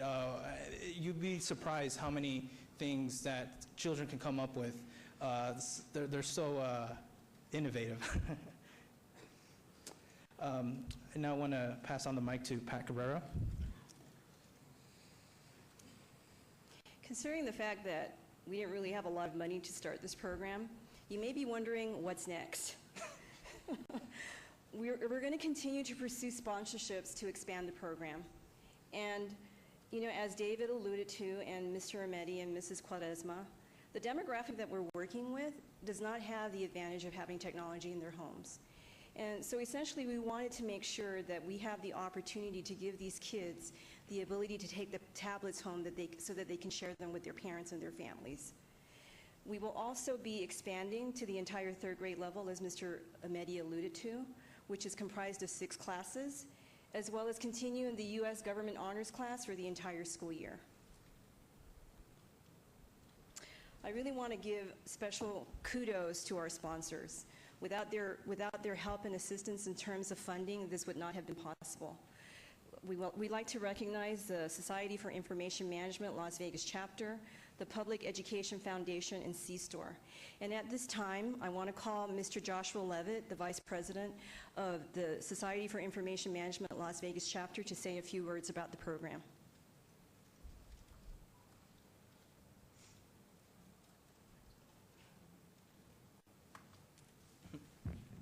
Good morning, Madam Mayor, as well as the council. My name is Joshua Levitt. I am the Vice President of the Society for Information Management in Las Vegas, a chapter that was actually started by Joe Marcel, who's in the audience, and I believe at one time was CIO of City of Las Vegas. So it's quite an honor to be here.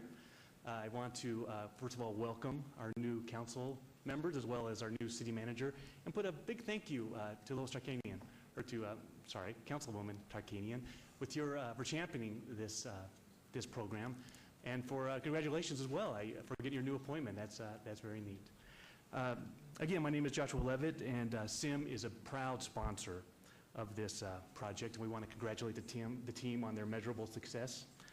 We strongly believe that introducing technology like the Cyber Academy to the classroom is a pathway to a successful career, especially in Nevada's diversifying new economy. The Cyber Academy project showed us that we have the means through technology to keep students engaged and teachers in control by creating an interactive, rewarding, and dynamic learning environment. And with this, I want to kind of give an example. I actually had a chance to visit Mrs. Q's second grade class during one of her demonstrations.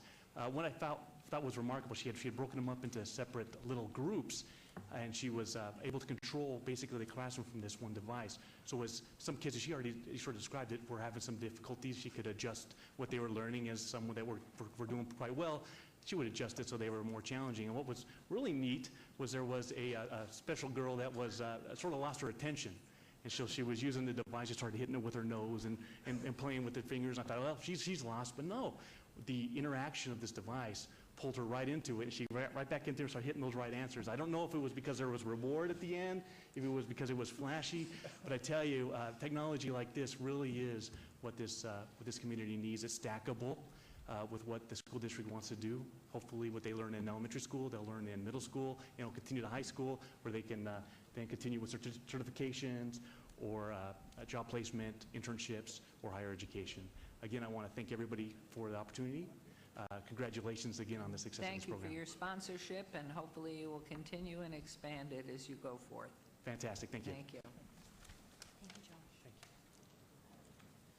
Mayor and Council, I wanted to direct you to this slide because it actually shows you all the people that have been involved with this effort. We could not have done it without their help. There are so many people at the City of Las Vegas that actually collaborated with us to make this possible. And I'm going to call out Luann Holmes, our city clerk, and Stacy Campbell, our chief deputy city clerk, because they were instrumental in making sure that we followed the NRS for the election process. We also want to thank our partners at Rexbell Elementary, Clark High School, the Clark County Election Department for allowing us the use of the voting machines, as well as several members of the community that actually helped us test drive this before we launched it into the classrooms themselves.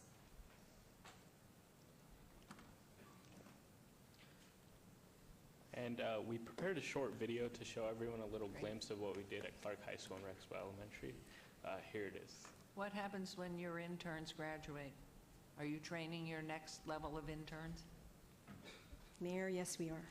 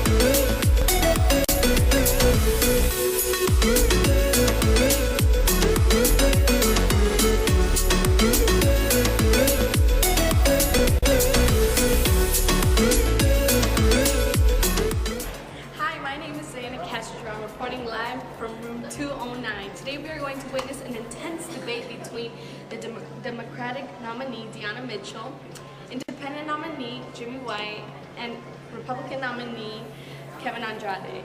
Tonight we have the Independent Party, Jimmy White. This is Kevin Andrade from the Republican Party. Hi, this is Deanna Mitchell from the Democratic Party.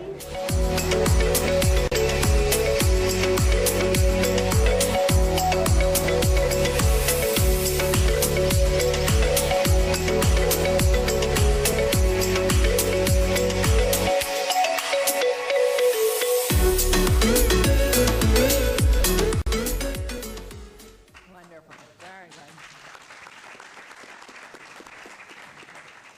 We'd now like to open this up for any questions or comments you may have about the program.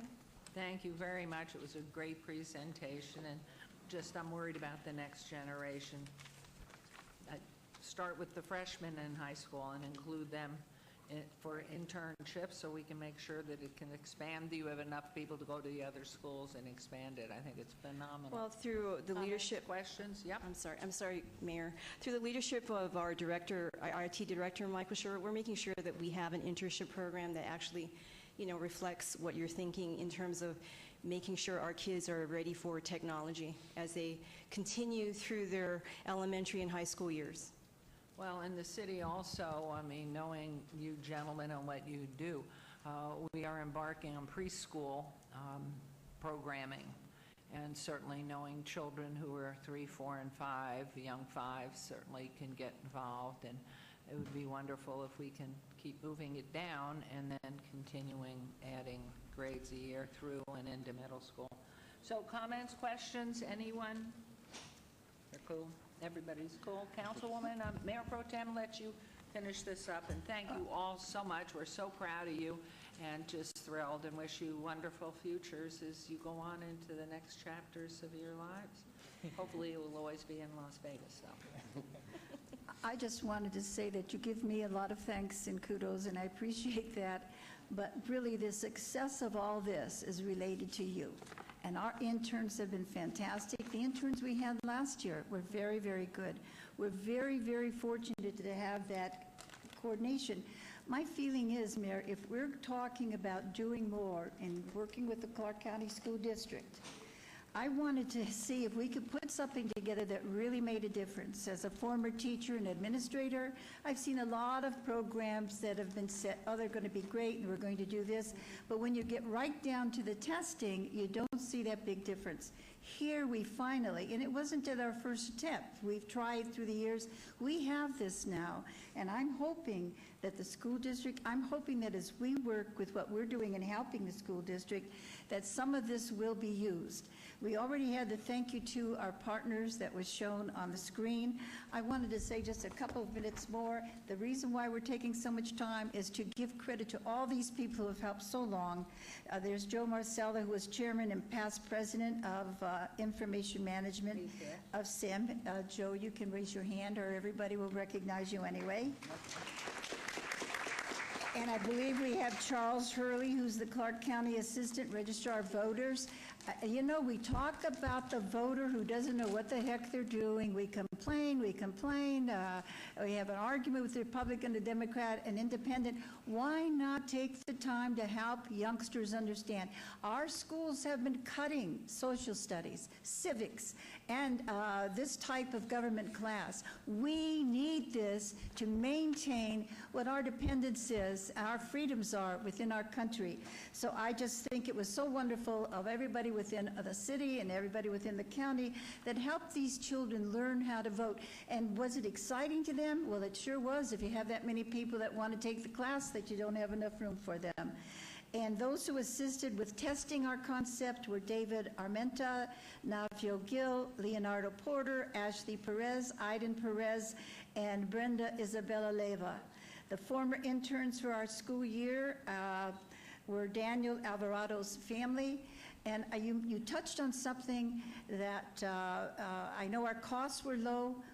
What the heck, we have this money, we say we need money in the school district. This is money, $148 per child for seeing that much advancement in math, a 40% advancement in math. And these are things that I'm hoping our school board member over there will help follow through and maybe push and learn. We didn't want to give you something that wasn't tested. This has been tested, and that's why we wanted to cover this as much as we could for you so you would understand. I know the mayor was very interested. I don't know how interested others are, but this is, I feel, the key. The education is the key. We have Clark High School students here. I think there are 10 of them that have been in the previous program. Could you stand, please? Yes, and those are ones that... And all of you have helped. And from the city in Ward 1, we have an award for, some special awards for Pat, for Mike Ritz, Shante, David Martin Vaquero, Prolajab Singh, and I mispronounced your name, and Miguel Corello. But we have them here. We're going to give them to you just as our appreciation from the city for this. We also have some recognition surveys which will be given to you in the Now cafeteria, so don't forget to go to the Now cafeteria, those who are here. Pat, you've been magnificent. Joe, you helped us get started, and I am not a tech person. I'm probably the worst one up here right now as far as technology is concerned, but my mind tells me there's where the difference is. I saw some of these games you played and I thought, oh my God, that looks like cartoons. You know, I'm used to having these great stories of the past, but this is where their minds are now. This is what, and look at the excitement and the joy that they showed in learning, jumping up and down. And when you go in there, they're all attending. That's very different for a second grade class, which has high-risk learners. And so I just want to tell you how much I appreciate what you did, and I know the mayor feels the same. Thank you so very much. Did you want to say anything else, Pat? I just want to say that we really appreciate the support of the city. We have a tremendous employee workforce, and without your collaboration, this just would not have been possible. This was it, looking for those who help. Well, while Clark is in Ward 1, my 3 sons are graduates. So go Chargers. Thank you. Thank you all very much. A great report. And Trustee Childs, and you get it. That's the way schools work. You get great principals, great teachers. The wait lists are there, and that's how you measure great schools and great programs. Kevin Child for the record, Mayor and Mayor Pro Tem, congratulations, newly members of the council. A thank you from the Clark County School District for what you do, or the partnership between the Clark County School District and the City of Las Vegas. I see each and every one of you be active in the school system. That's the way it works. So again, and thank you to the panel up here. Mrs. Wagner is an amazing person. She goes above and beyond what's called for a teacher. Miss Q, I see over here, another person. The principals at Rex Bell, Mr. Rametti. And here's what a tidbit is. Clark High School is the #1 magnet school in the nation. It's in the top 10 of the most challenging and rigorous high schools in America. Something to be proud of as you, as being here on this board, a former trustee. This is some of the pavement that you paved for this to happen. So again, on behalf of the Clark County School District, thank you so much for what you guys do, and thank you for everybody that gets involved in public education, because it can work. And by the way, the cost would be about $41 million if we put that in the classroom. I do my numbers. But anyways, that's something that we need to start talking. You mean every classroom? Pardon? If you put it in every classroom? Yes, yeah. for every child, 322,000. That's a rough, but again, we need to start that dialogue with our legislative people also. This is very important. And what you see that was good is they introduce it to the teacher carries it through, as she said, all the other days, and eventually she won't need the support help. Well, and as you now know, 80% of the budget is in the hands of the principal, so go sell. Here we go. Go sell. Thank you. So thank you again. Thank you all. We appreciate it. Congratulations. You really are the creative geniuses of today and the future, and teachers and other Clark High. It's a great school. Congratulations. Thank you all for coming down and participating, and Councilwoman Mayor Pro Tem, awesome. Yeah, I just want to tell you, we were a little nervous yesterday. And you guys, I want to tell you all, this group has practiced in this room so they could get, their minds are so tech-oriented, we had to keep saying, we got to get to it. But I just want to say you did fantastic, I think. Absolutely fantastic. Thank you. Take your trophies. There's one extra. Thank you all. Thank you, Councilor.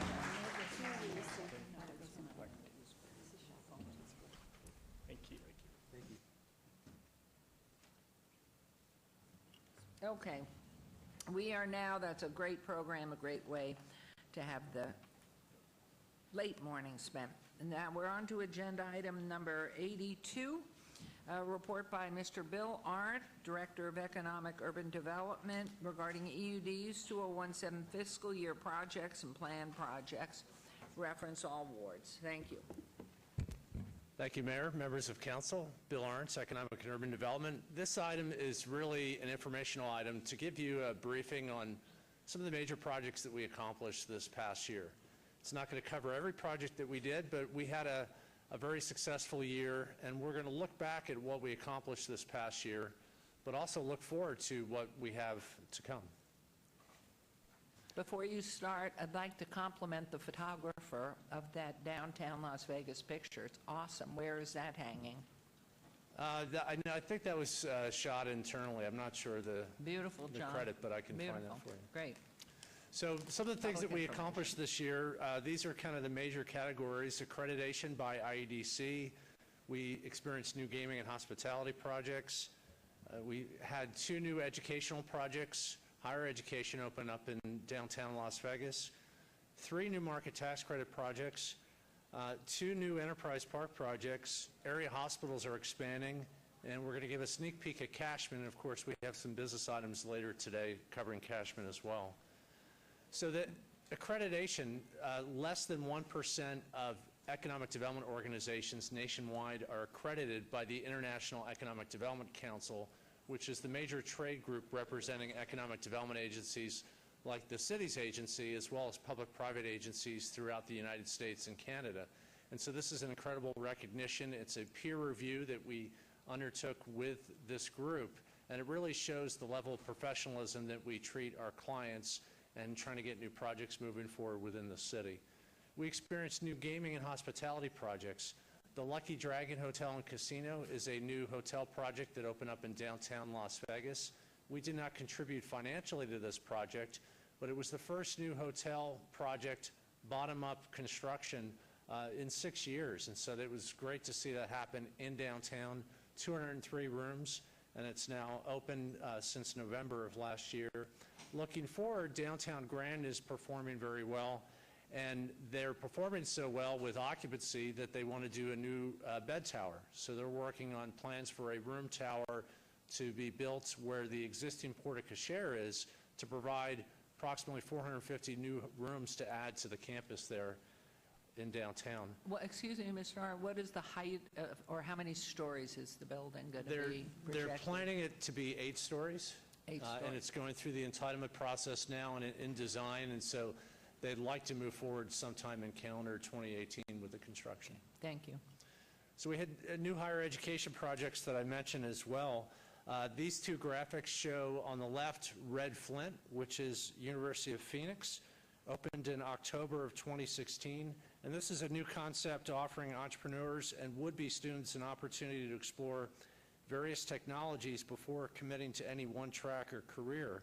On any given day, a curious candidate may wander in and experiment with Red Flint virtual reality equipment, robotics, and cybersecurity interactive exhibits. And so it's really a great way to introduce students to their next chapter of learning for IT training. Similar to that, Tech Impact, a nonprofit based in Philadelphia, opened up a campus at the historic West Side School in 2016 at the beginning of the fiscal year.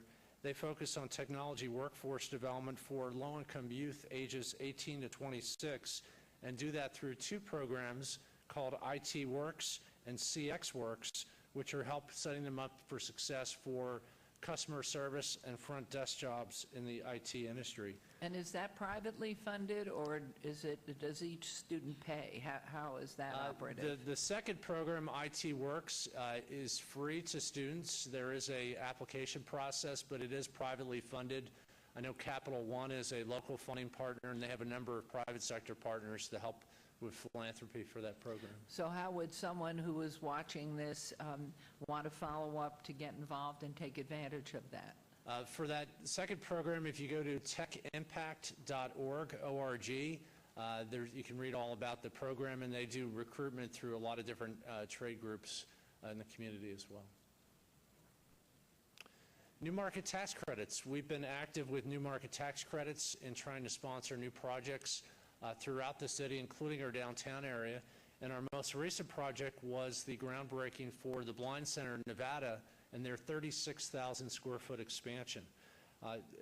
Broke ground in this past spring, and they're planning for an opening in first quarter of calendar 2018. We participated with a $9 million allocation of new market tax credits. In Enterprise Park, we're seeing development activity as well. This is a rendering in the foreground, and in the background, a not too long ago construction photo of the construction activity for Fresenius, which is a new dialysis clinic in Enterprise Park. This is going to bring additional health care to a community that is underrepresented for health care, and more importantly, bring new jobs into West Las Vegas and into Enterprise Park.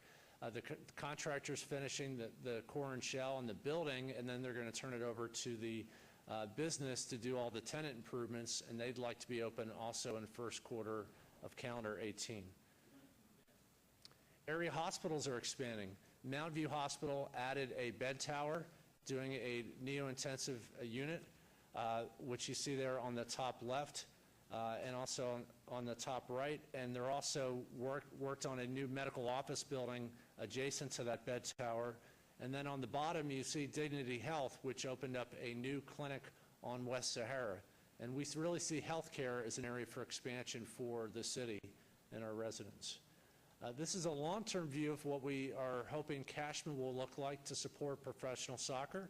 And as I mentioned, we have two business items later on to talk to you more about where we're at and where we're headed with professional soccer. So I want to leave you with this. What are three trends that we can look forward to, and what's going to drive activity, business activity in our downtown as well as throughout the city? And I think our team has identified really three trends that we want to watch out for. The first trend is downtown gaming and hospitality. Our history and of gaming and hospitality throughout the region, including downtown being no exception, is so important to our economy. And so we really want to keep track of what's happening with downtown gaming. From November of last year to April of this year, there was an 11% increase in gaming revenue for downtown properties. And also important is that our downtown itself is really capturing a lot of the tourism and visitation into downtown. This chart shows how it's increased.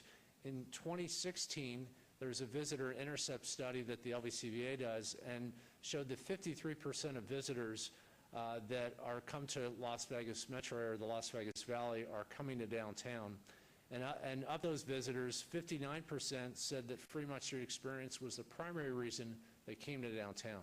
So they're coming for the great attractions, they're coming for the downtown hotels, but then of course all the food and beverage and the entertainment that we have, our museums, there's so many more reasons to visit downtown.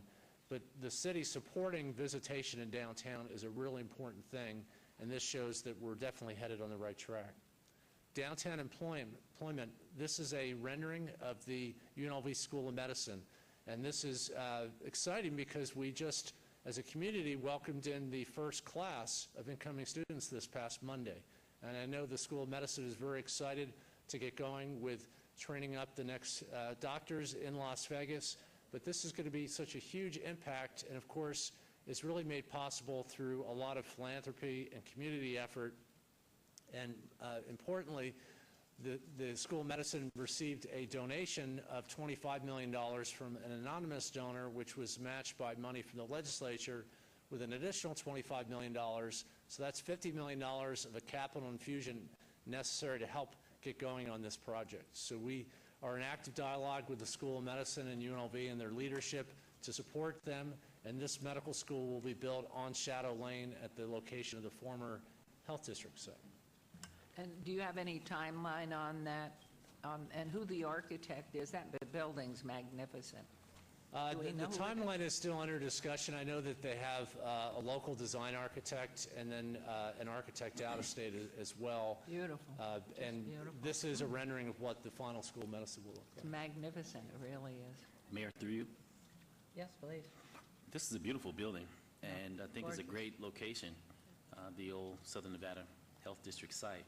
What is the cost, number one, of the development? Number two, is there any redevelopment dollars that we've sunk into this to assist, or new market tax credits to make sure that this becomes a reality? The City of Las Vegas, Councilman, has not invested any money yet. We are, of course, active in the Las Vegas Medical District, working on upgrading infrastructure. We have made some property acquisitions in the surrounding area, but we haven't put any direct capital into the School of Medicine. Of course, the county donated the site to the university, so there was a land donation. We are in active discussions on how we can support the school, whether it be with assistance for a capital contribution, assistance for parking. We don't have anything definitive yet, but we believe that the full build-out for the medical campus will be approximately $200 million. So it'll have to be done in phases. But that $50 million is a significant amount of money, and of course, the way donations work is they come in over time, but that really enables the UNLV to get going now on building out the School of Medicine. This is within the redevelopment area, It is.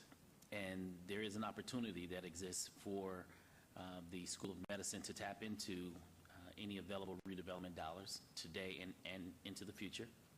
Correct. There is an opportunity to do a public-private partnership with the school. Of course, if we did look at pledging any funding, we'd have to come back to you and the full council for consideration. But we really want to see how best we can help UNLV. So they're having a lot of success with their philanthropy. And it might not be investing directly in this building. It might be supporting parking in the district. And we're working with all the community stakeholders in the district, Valley Hospital, UMC, all of the healthcare providers that currently call the medical district home, to see how best the city can support the build-out of the district, including the School of Medicine. So we're in discussions. It could be parking. It could be something else. And would this site not be ripe for new market tax credit, whether it be a parking garage or the actual building itself? That's correct. It isn't an eligible area for new market tax credits, so that is something we're looking at. It could be the school. It could be other ancillary development of the school. But I think, if I might, Mayor, what Councilman Barlow is getting at least for me, I would like to specifically know what we might be able to do to help with this building and the others. We've been told we can help, and we've been told in generalities, but what specifically would we be able to do as far as new market taxes and as far as the redevelopment? So if we could have that, I would appreciate it. Absolutely. We're just not quite there yet on knowing exactly what that's going to look like, but Councilwoman, to your question and to the councilman's, we can look at supporting the school through redevelopment agency funding or through new market tax credits. We're just not quite there yet. I think the school has been very focused on getting that first class up and running, which was not a small undertaking. So now we're at a place where we can really increase the dialogue and try to figure out what makes sense. And by the way, didn't those students look like winners that we saw their pictures in the RJ? Didn't they look like intellectual, enthusiastic individuals? It was good. Thank you, Councilwoman. And I would like to, before you move on, I'd just like to say, I think we all know that our dean, founding dean, Barbara Atkinson, had a medical issue, and we certainly wish her a strong, healthy, and quick recovery. But I'm sure she's just really excited to know. I heard from Dr. Dale Carrison yesterday, who had some of the students yesterday. I was so excited. So Barbara Atkinson, dear Barbara, we wish you well. Thanks, please. Continue. Thank you, Mayor. And I think the third and final factor is housing. There's a big interest in people wanting to live in downtown, to be near where they work, near where they play, and all the wonderful amenities that we have downtown now. We have a goal as a department to create, it originally started out as 1,000 units, but we've increased it to 1,500 new housing units, multifamily units being apartments or condominiums, to get those units online by 2022. The picture you see here is Fremont 9, which is under construction. So that's a small piece of the puzzle. We had a great symposium that we invited the development community into this room to talk about the future of downtown housing just a short while ago, and there was a great enthusiasm. We had this room packed, almost every seat taken. People want to live downtown, but they need a quality product to live in. And so there are a number of projects that we're working on to try to make that happen. Some of it will be through the city and maybe partnerships through the city, but a lot of it may end up being just completely private on their own. And the final thought is this is really kind of one of the big opportunities. All the land that you see here shaded or highlighted in light blue is land that we have available now for development in Symphony Park. We had some false starts that we had in Symphony Park due in large part due to the recession. Everyone in the country, and Las Vegas was no exception, had struggles with real estate and new construction. But now we're out of the recession. Downtown is doing really well. And so we see a lot of interest in doing new projects in Symphony Park, including housing in Symphony Park. And so we're cautiously optimistic that we're going to bring forward projects to you in the near future, and likely the next projects that would move forward could be housing in Symphony Park. So we're excited to get going on that, and that concludes my presentation, and I'd be glad to answer any questions that you might have. Wonderful. Councilman Soroka, anything? Are you overwhelmed by what's been going on? Catching up, catching the flood waters. I'm glad we had the flood watch this morning, so I appreciate that. But no, great, and we had a good discussion previously, so I'll Wonderful. continue to learn. Great. Thanks, Bill. No, it's just, it's really great that what a team we have. Councilwoman. So exciting. Isn't it wonderful? You just So came in on the exciting. right time. I Everything's believe on the so. way up. Yep, yep. Thank you. Thank you. I mean, it just really, it's so exciting. As I keep saying to everybody, sleep is such a waste of time. It's so exciting to get up and hear what's happening again. That's the picture. Is this, Mr. Riggleman, is this out of your department? It's magnificent. Beautiful. That, I wonder where it was taken from. Absolutely gorgeous. Thank you, and thank your teams, all of them, because I know all of the projects, everything, our public works, our streetscapes, the little pocket parks, everything makes it so much more exciting and livable. And we have the bike shares, and we now have the loop, and hopefully that holds and moves people. People want to be out and exercise and be part of the excitement of downtown. So thank you, Mr. Arndt. Your team's phenomenal. Phenomenal. Thank you very much, Mayor. Okay, we will now move on to agenda item 83. Is that right? Yes, it is. Public hearing and discussion for possible action to consent to and approve the issuance of private activity bonds not to exceed $17 million by the Public Finance Authority, a public body in the state of Wisconsin. Yes, okay. correct. Sorry, I mean, just that blew me away. I mean, you know, I'm thinking of other parts of the country. To finance renovations and construction of new facilities in the Animal Foundation located 655 North Mojave Road. This is in Ward 3 with Councilman Coffin. And good morning, Mr. Aimling. Thank you. Good morning, Mayor and members of the City Council. For the record, my name is Gary Aimling. I'm the city's Chief Financial Officer. In February of 2015, the City of Las Vegas entered into an amended and restated animal care and shelter services agreement with the Animal Foundation. This agreement was for 10 years with 2 optional 5-year extensions. As part of this agreement, the city committed to contribute 50% of the estimated $13.2 million cost to renovate the existing lead shelter building, with our share being $6.6 million. The county agreed to contribute the other 50%. Over the past 2 years, the city has already made contributions totaling $1.1 million, and we budgeted an annual contribution in the Department of Public Safety budget to make the remaining payments each year. The Animal Foundation has been fundraising the monies that they need to make other improvements and to build a new adoption building, and are now nearly ready to begin construction. They're seeking a financing mechanism to provide construction financing until pledges, including the city's, are realized. This is a non-recourse financing to the city, meaning that the city is not the issuer, nor is it obligated to make the payment on the debt. With us today to describe the project is Christine Robinson, Chief Executive Officer of the Animal Foundation, and with us to describe the financing is Andy Artuza, Managing Director of Zion's Public Finance. After the presentations, we'd be happy to answer for any further questions. Thank So I you, would Mr. invite them up. Aimling. I want to adopt this puppy. Adorable. Cute. Wasn't there at the right time, I guess. Come on in. So just Morning. buttons right there. Good morning, Mayor, members of the council. Christine Robinson. I'm the CEO of the Animal Foundation. Andy Artuza, as Gary mentioned, has the bulk of the presentation before you today, but I just wanted to give each of you, and certainly the new council members, congratulations and welcome, just a little brief update and a refresher on what this project is all about. So a couple of quick things. First of all, just the Animal Foundation. We provide 3 distinct services, connected but distinct, to this community. We provide through contractual agreements with our local government partners, animal sheltering services for City of Las Vegas, City of North Las Vegas, Clark County, and under that contract we house and care for the animals that your animal control officers and citizens bring to us. Last year that was just under 30,000 animals, significantly down from 50,000 in 10 years ago.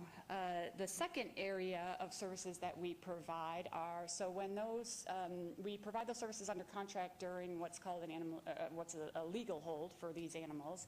And at the conclusion of that legal hold, we kind of take off our vendor hat and put on our nonprofit hat, and through donations from various sources, we provide life-saving services like adoptions, foster, transfer to our rescue partners, programs designed to keep animals out of the shelter in the first place, and others. Last year, as a result of those services provided by the Animal Foundation and its funders, we were able to save 20,755 animals. So that's exciting. And then the third area that where we provide services in a distinct manner are public services. So animals that have nothing to do with the approximately 30,000 that came into the shelter, but members of the community who have owned pets come to us for low and no cost vaccines, microchips, spay and neuter, etc. And in that capacity, we served almost 17,000 animals, owned animals. That's a little brief overview of what we do. I want to talk just briefly about what this project is. We sit on an almost 8.5 acre campus in the city of Las Vegas that we lease for the low fee of $1 a year. We have a 50-year lease on that site. It's in Councilman Coffin's ward. We have 2 current structures on that site. One of them is a 47,000 square foot shelter building, which is where that first set of services that I described happen, the housing and care during an animal's legal hold.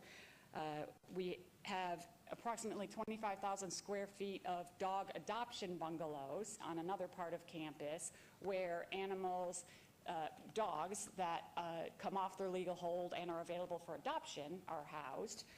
And then right in the middle is where this third and approximately 28,000 square foot new building, which I'll talk about in just a minute, would be housed.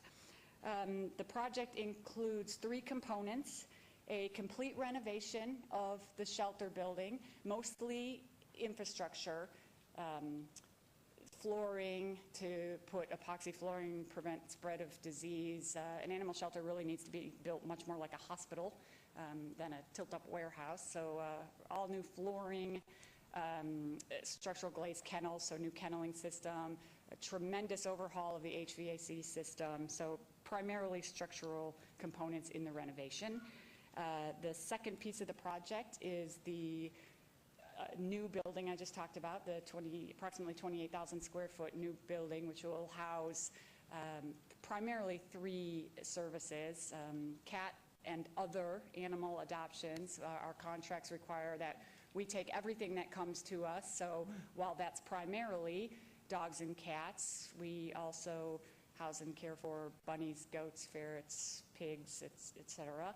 And so we won't have goats in the new building, but we will have cats and other small mammals.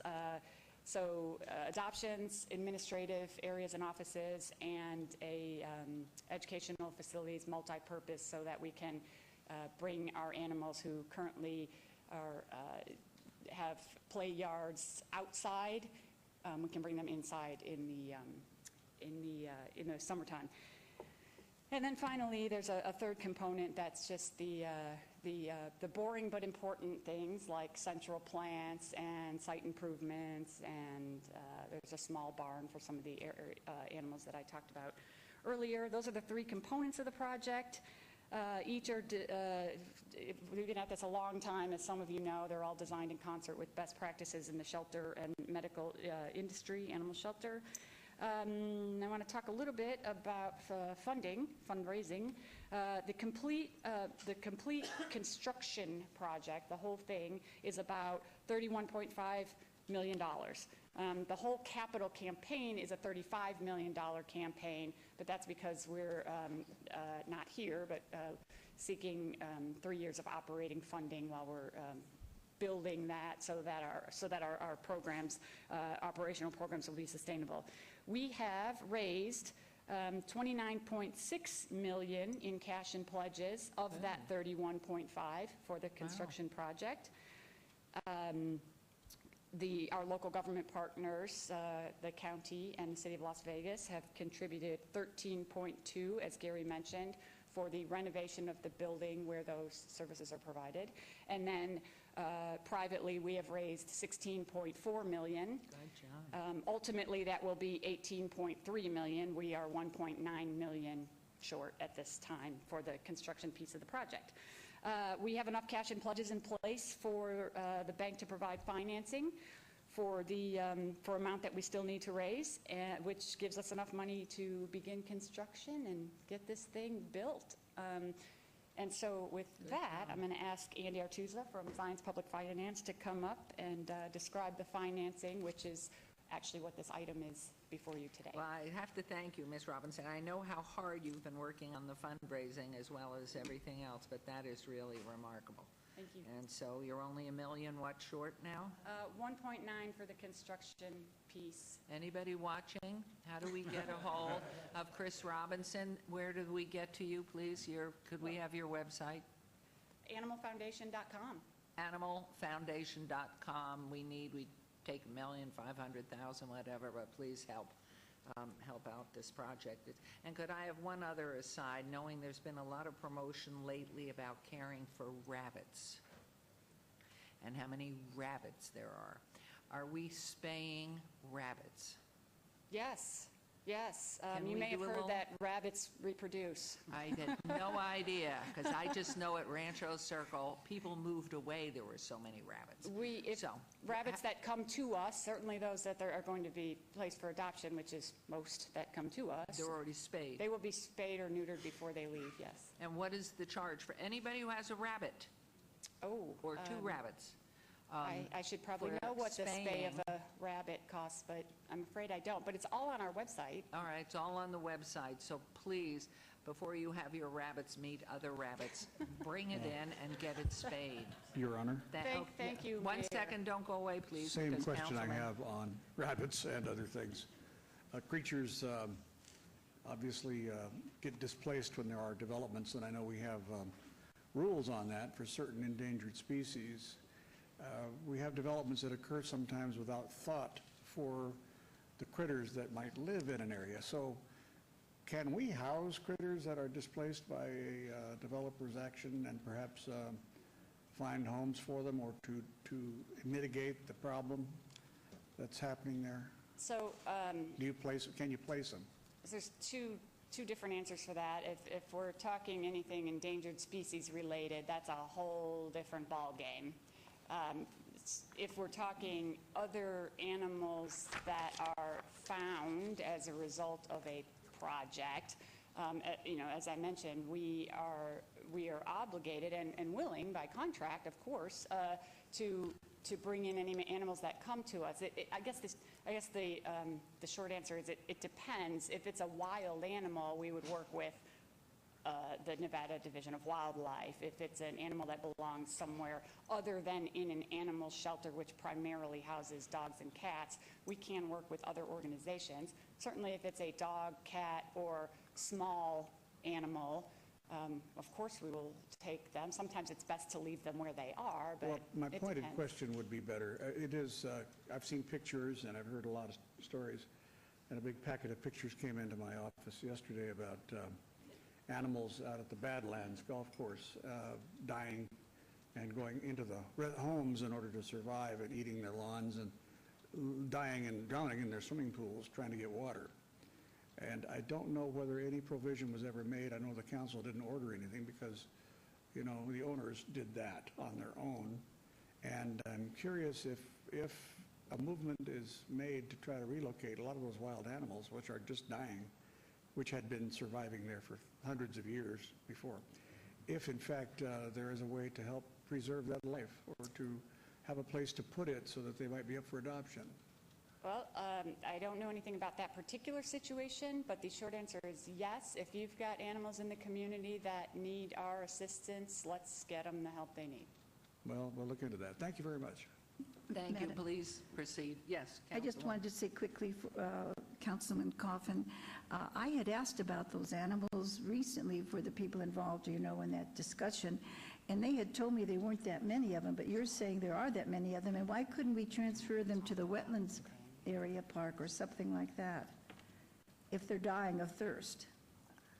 Well, Your Honor, through you to Councilwoman, I guess that was their home, and probably they can't survive any other place. I don't know what mitigating factors can be done, and we can order water to be placed in an area. I don't know. It's, Well, if you'll you just know how it follow is. up and let us know, and we'll proceed on with the rest of the report. Thank you. Yeah, there's somebody from your staff Right. that I can work with. Thank for you. sure. Thank you. Good morning, Mayor and Council. Andy Artusa from Zions Public Finance. I'm the placement agent for the Animal Foundation, and I just wanted to give a little more color as to why this item is before you today. This particular item is required by the IRS code. It's basically the door through which the Animal Foundation access the tax-exempt bond market. So it allows them to get the lowest possible interest rate on their bonds for this particular project. The issuer in this case is going to be the state of Wisconsin because this project is located in Las Vegas, but also the county and the city are actually contributing to this project. So IRS tax law does not allow the city or the county to be the issuer on the bonds because of that fact. Okay. And so I just wanted to clarify why we're in Wisconsin. Wisconsin's generous enough to provide us the access to the tax-exempt market. They do this nationwide. Just as a little bit of backstory, so the Animal Foundation is the borrower for the bonds. The issuer will be the state of Wisconsin. The lender, the actual person the bank providing the financing is Nevada State Bank. So we have a local bank here contributing to this project and providing the financing.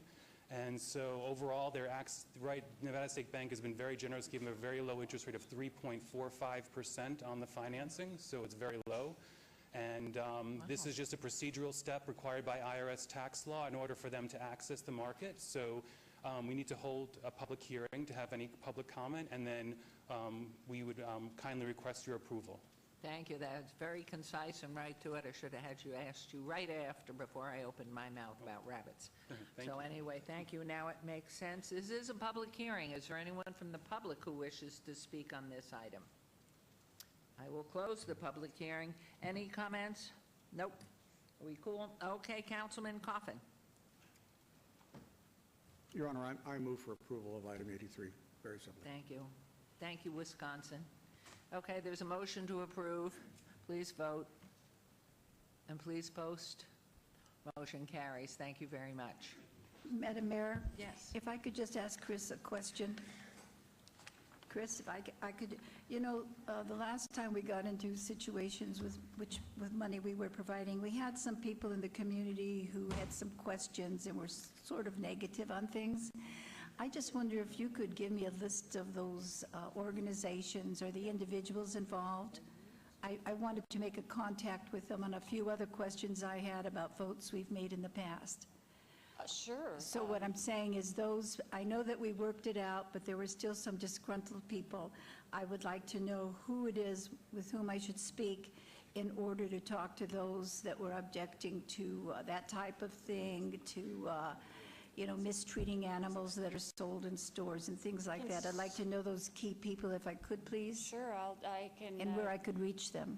Do the best I can from what I know of who they are, and there's probably some public record of anyone who actually spoke, but shall I contact your office? Yes, if you would. And if you don't have that, if you maybe remember the date of that meeting we had. Oh, and I do. I thought you might. But if you do have that, then I could do that. I could get a copy. Super, thank you. Thank you. best of everything. Okay, on we go to agenda item 84. Our city manager is going to respond here. This is agenda item 84, discussion for possible action regarding the ratification of Karen Duddleston as Chief Community Services Officer, $190,000 plus benefits out of the general fund. Good morning. Good morning. Scott Adams, your new city manager. I am very pleased to present as the next three agenda items ratifications for new members of our senior executive team here at the city, the first of which is Karen Duddleston. I'm recommending Karen as our new Chief of Community Services. In that role, Karen will be responsible for the Economic and Urban Development Department, the Office of Cultural Affairs, our Community Services Department, and our Youth Development and Social Innovation Department. Karen brings to us an incredible background. I think you all know Karen in her work that she's done here at the city as our business licensing manager, a deputy director of planning. She's taken on a wide range of tough issues and brought them home. She is a very results-oriented person. She comes to us. She came to us here at the city with an incredible background. She has a master's degree in public administration. Immediately prior to working for the city, she was a deputy state treasurer, and then going way back, she was the administrative services director for Clark County. So I am very pleased to present to you for ratification Karen Duddleston. Thank you very much, and Ms. Duddleston, your biggest fan, or one of them, your children probably are your biggest fan, but I noticed sitting there quietly is a gentleman with on a white shirt that you might know, and I know how proud he is of you. But your work in this community overall and in this state really precedes you. You're a very modest woman, and when I first came into office and heard that you were here and really had not known your complete background, it's amazing to me how incredibly talented, educated, experienced you are. I just think it's wonderful, and I know Scott Adams here as our city manager is so fortunate that I gather you have agreed to accept this position. Do you want to come forward? Yes, Your Honor, it would be my pleasure to serve. Would there be anything else you'd love to share with, I mean, we have two new council persons here, and they really haven't had the pleasure, I don't think, of working with you. And just a little bit more on your history. And for those two who are coming up next, I'm going to ask you the same thing. So, thank you, Your Honor. Having worked with the city over at the Development Services Center with some of the most incredible employees that I have ever had the pleasure to work with, I'm really looking forward to this challenge and getting to work particularly on your strategic issues. And that's how I see this position. Also, the honor to work with a new city manager who is completely focused on building this community and implementing your strategic priorities. It's just really going to be a pleasure. I made a commitment to this community over 30 years ago. My husband and I, between the two of us, have raised 3 incredible kids here. He's always been my biggest supporter, and he is here today. His name is James. One of our children is with his family vacationing this week. Our other 2 are working in this community and heading to graduate school, which we are very, very proud of both of them. So whether my dreams have been at the county, at the state, or being a stay-at-home mom, my family has been there for me, and my husband especially. So thank you for this honor, and I look forward to serving. wonderful. Don't go away. Any questions, comments, any? Wow. So, Mayor Pro Tem, would you make the motion, please? With the button on. I move to approve the appointment. Thank you. There's a motion to approve this appointment of Karen Duddleston as the Chief Community Services Officer. Please vote and please post. Unanimous. Thank you very much. And of course, I know you're going to give us an all-new, brand-new diagram flow chart. So Yes. we can know whose title is what. We're working on it. It will be on the website shortly. Okay. Let me read, if I may, number 85, which is discussion for possible action regarding the ratification of Mr. Tom Perigo as Executive Director, Community Development, $175,000 plus benefits out of the general fund. And hello, Mr. Adams. You will see a pattern behind all three ratifications, that these are three individuals that get things done. And really, that's really what I wanted on my team, are people that really get things done. And Tom is one of those that will not disappoint.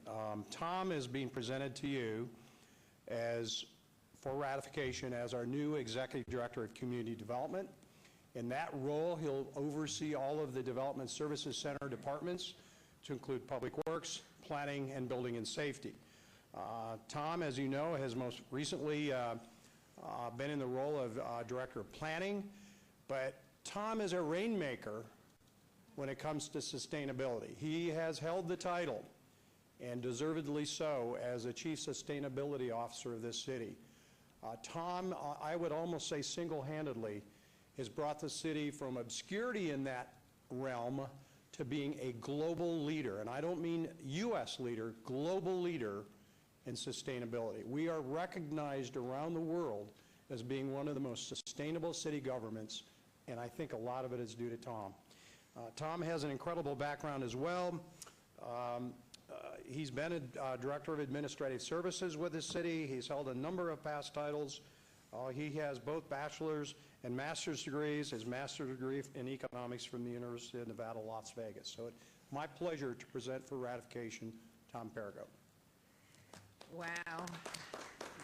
Now, I have to take a little chance right in here, because having been at the U.S. Conference of Mayors for now, what is this, 18 years, the 12 with Oscar, and then since then, you really have been that rainmaker, and winning the Climate Award from the U.S. Conference of Mayors, being the second city for around the world for our sustainability and everything that is generated, anything that's city-owned, parks and buildings and lighting, all of that, to be renewable energy. I mean, you've just been a miracle. Aside from the fact my husband always said when Tom created green chips, what? He never knew. You made Oscar president of Green Chips. To this day, he still, what are green chips?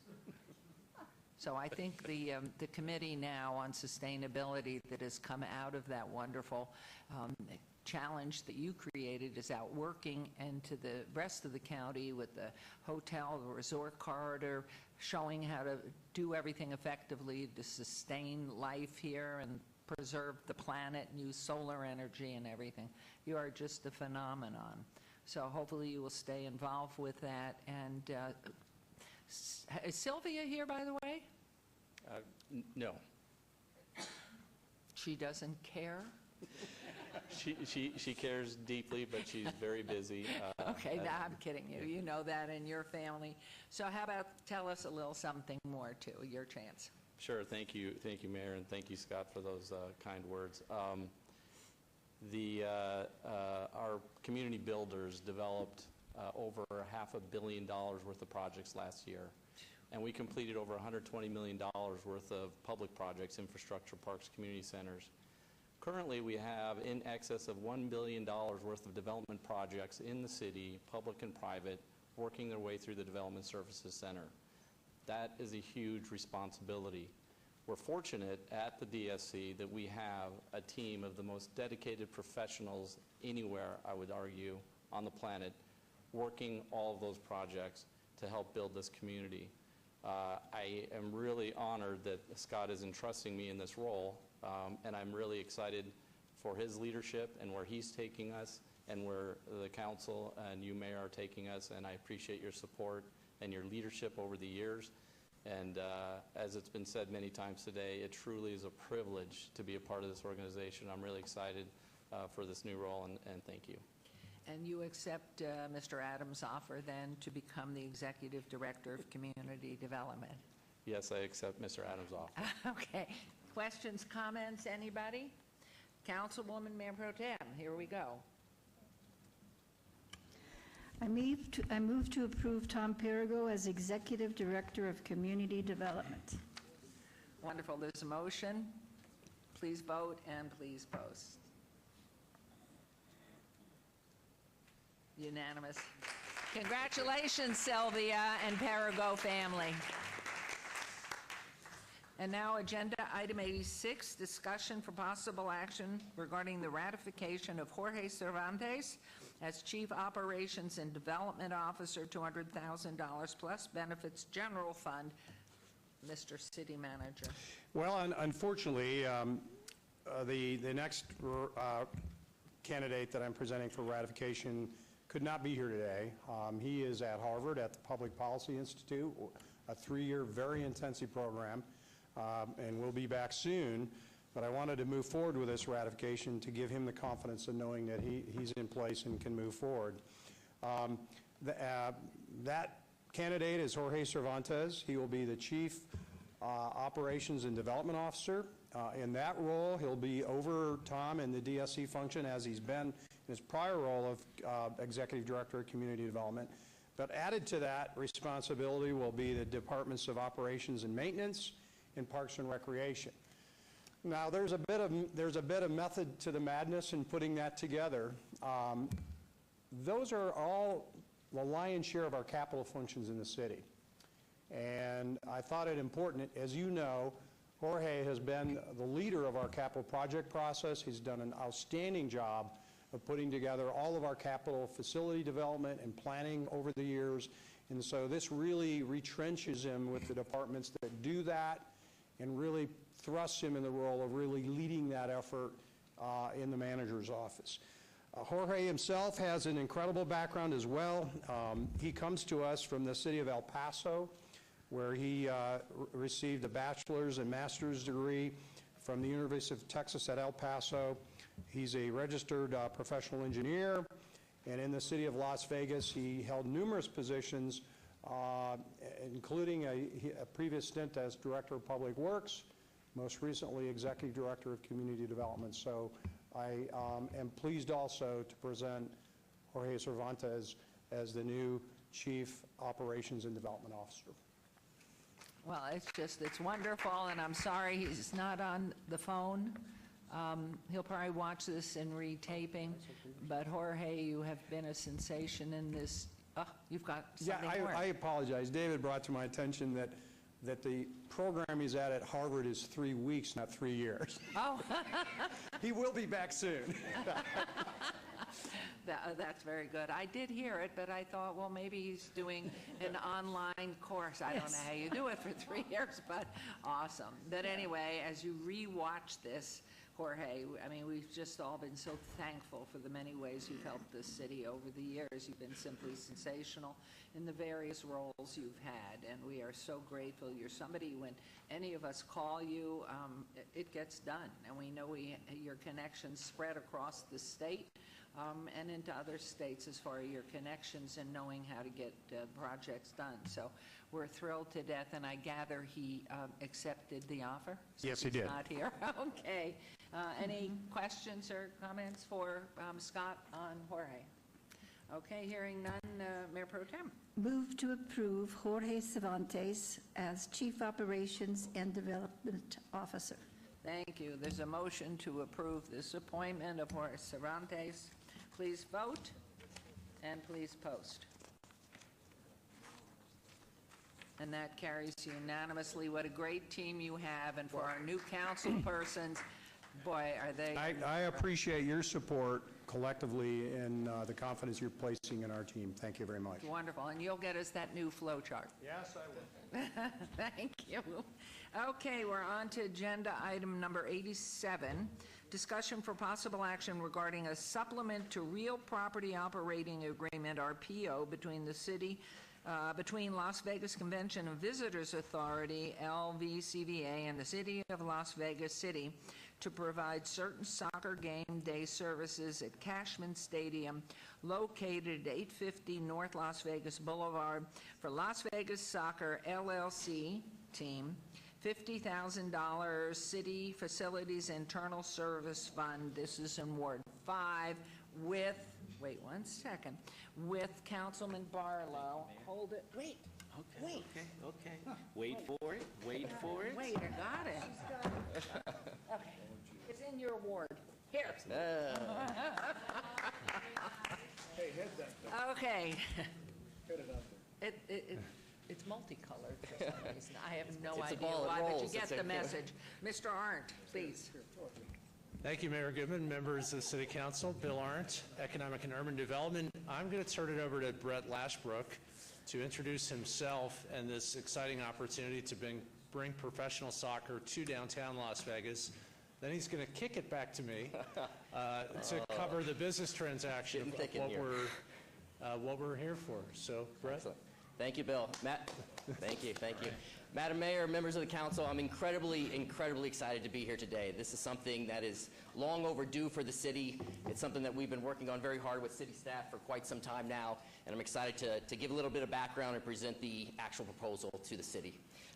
So if we figure out how to work this. Now, could so you, first, let's talk about. excuse me if I might. Yeah, absolutely. I have even taken a photograph of the report in the newspaper about your background. Hopefully, you're going to tell us who you are. I will tell you who I am, yes, Okay. yes. It'll be very Because if not, I'm going to read it. pseudo-exciting, yes. I'm going to read it. Okay, excellent. So I'll start by showing this rendering. This is an artistic rendering that we've done of Cashman Field. This is how we believe professional soccer will look like in downtown Las Vegas. There's a lot of things that have been said about Cashman Field. We love it. We think it is perfect. We think it is exactly what professional soccer needs, and we can't be more excited to get started here in downtown. And we're going to create a party just like that that's shown in that every other weekend, and it's going to be an absolutely unbelievable international fun sporting experience. Just a little bit of background on soccer. So the city of Las Vegas, the metro region, is the second largest area without a professional soccer team in the U.S. and Canada. It doesn't make sense. When you look at the demographics, you look at everything about this city, it reflects the world's game, and we think we need to right that wrong today. Soccer is the #1 youth participation sport. Take it from 12 to 17-year-olds. It's not just playing it. Soccer is the second most popular of all sports, according to a recent ESPN poll. You add on to that the large, diverse community that we have here in Las Vegas, and soccer, the metrics of interest in playing and watching and participating go even higher. You know, I hear a lot, and you'll hear a little bit more about my background. I've worked in professional soccer across many markets for many years. Soccer's, it's not the time yet. It's not popular enough. And I just want to use a couple stats. When you look at what the average attendance is for professional soccer across the U.S. and Canada, Major League Soccer today averages more fans per game than both the NBA and the NHL. When people talk about, well, will USL Soccer work here in Las Vegas? I say this, there is a team in Reno that is averaging more than 5,000 fans a game. We are 4 times the size of Reno. This town will embrace professional soccer, and we've just been waiting for this opportunity, and we couldn't be more excited to move forward next season. What is the United Soccer League? I'll start what I just told Bill. I didn't realize we could do videos. I would have had a really fun video with goals and people cheering and everything else, so I apologize that I don't have that. But just a quick overview of what the United Soccer League is. It's the largest Division II sanctioned league in the world. Pending a successful outcome today, we would become the 33rd team in the U.S. and Canada participating in the United Soccer League, and we'll talk about a little bit in a second of its relationship with Major League Soccer. Let's talk about some of the successful markets in USL. There's multiple markets averaging over 7,000 fans a game, and if you talk to those markets, they would say, we could average more if we had a bigger stadium. This is another reason why we think Cashman is perfect. It starts at 10,000 seats. There's opportunities for potential expansion depending on how other things play out. We think it's a perfect long-term home for professional soccer here in the city. So its relationship with Major League Soccer. The United Soccer League is the only league that's officially affiliated with Major League Soccer. So for I'll call it the traditional sports fans, when you think of baseball, the USL is similar to AAA baseball, right? It's very different because every country in the world has 1, 2, 3 leagues. So it's first, second, and third division, unlike the traditional American structure. But if you wanted to Americanize it, you would say it's the equivalent of AAA baseball. Its relationship with MLS Soccer is very strong. 11 of the 33 teams in USL are actually owned and operated by Major League Soccer. There is a complete synergy between the two leagues, and these next two stats further point that out. 6 of the last 10 expansion clubs actually started with USL, And as MLS continues to expand, it's looking at a multiple successful USL markets for future expansion. So the relationship between MLS and USL is incredibly strong. And the most important thing as we look at the future of soccer in this community is to support it at the USL level. There is a demonstrated path across the US and Canada as to how this can work. Talk about the club vision. So I understand at this stage it's all talk. We've got to walk the walk, not just talk the talk. But we are committed to building a team, working together with everyone in this room, everyone in this community, and everyone in the Valley to make a pro sports team that Las Vegas and the entire community can be proud of. And there's multiple ways, and we'll get to that in a second. The other thing is when you look at soccer, its home is in the urban core. We are incredibly excited to be in downtown Las Vegas, and we want to expand about how we can further help downtown Las Vegas, and I'll get more to that in a second. When it comes to youth soccer, I want to be very clear to everyone. We want to be additive to the local soccer ecosystem. Our intention is to bring the professional game and to work with all youth clubs across the Valley. We are not going to affiliate with one over the other. We're not going to play favorites. An offer to one is an offer to all. We want to raising tides, raise ships mentality of helping all youth soccer and the development of the game throughout the metro area.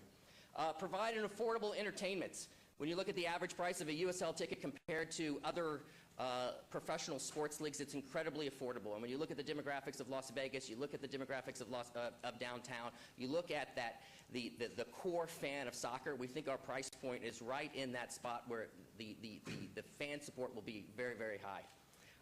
And then the last thing is, again, we talk about Cashman Field and the Cashman area. We want to increase economic development around that, and we'll talk more about that with the March to the Match and everything else. Who am I? So I'm a Las Vegas resident. My family's lived here for 15 plus years. And I've been very fortunate to have a lot of unique experiences in I'll call it the professional soccer business world. And today is the next step and kind of the culmination of that career and that journey.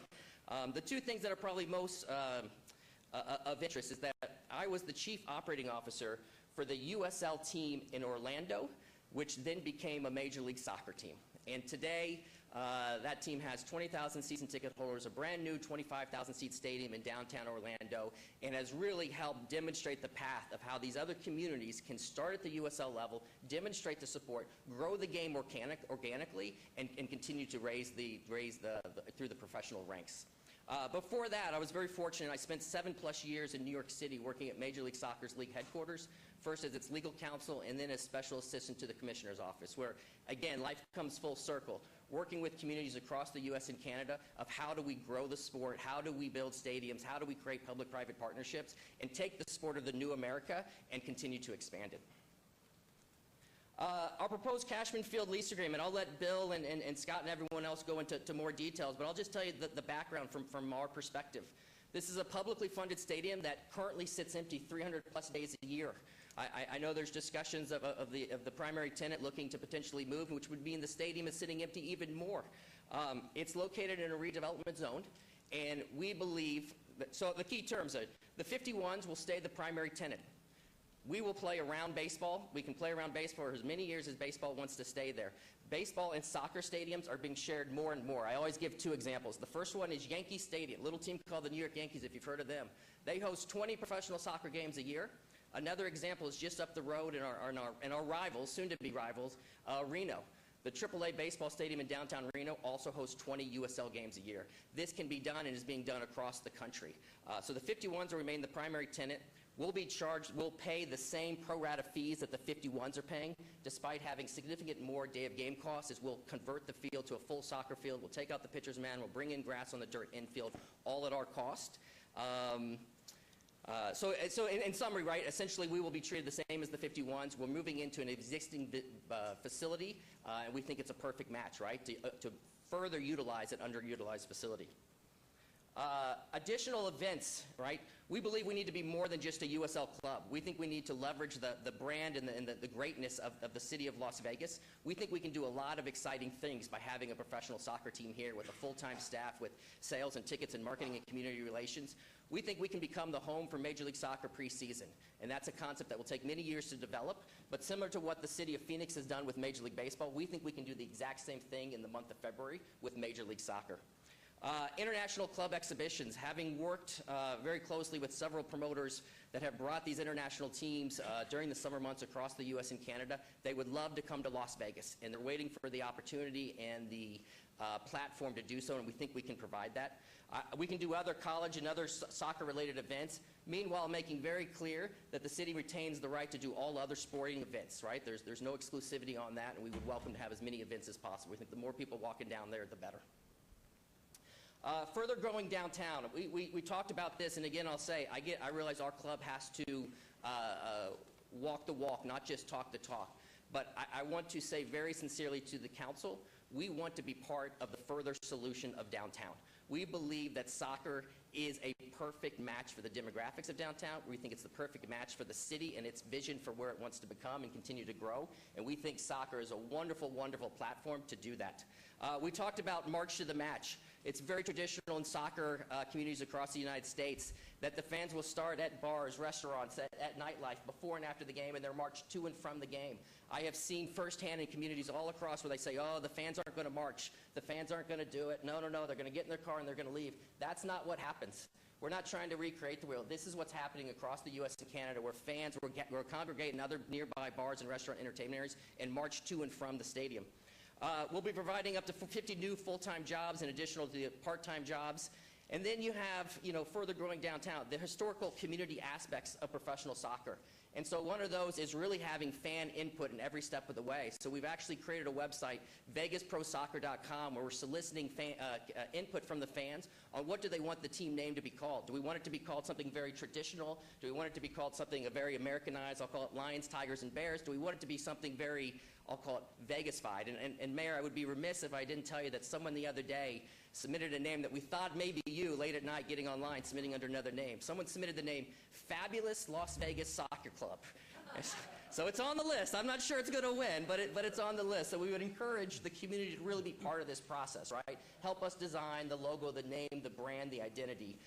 And really, we want to be a part of this community. We couldn't be more excited about today's proposal. I think that's enough.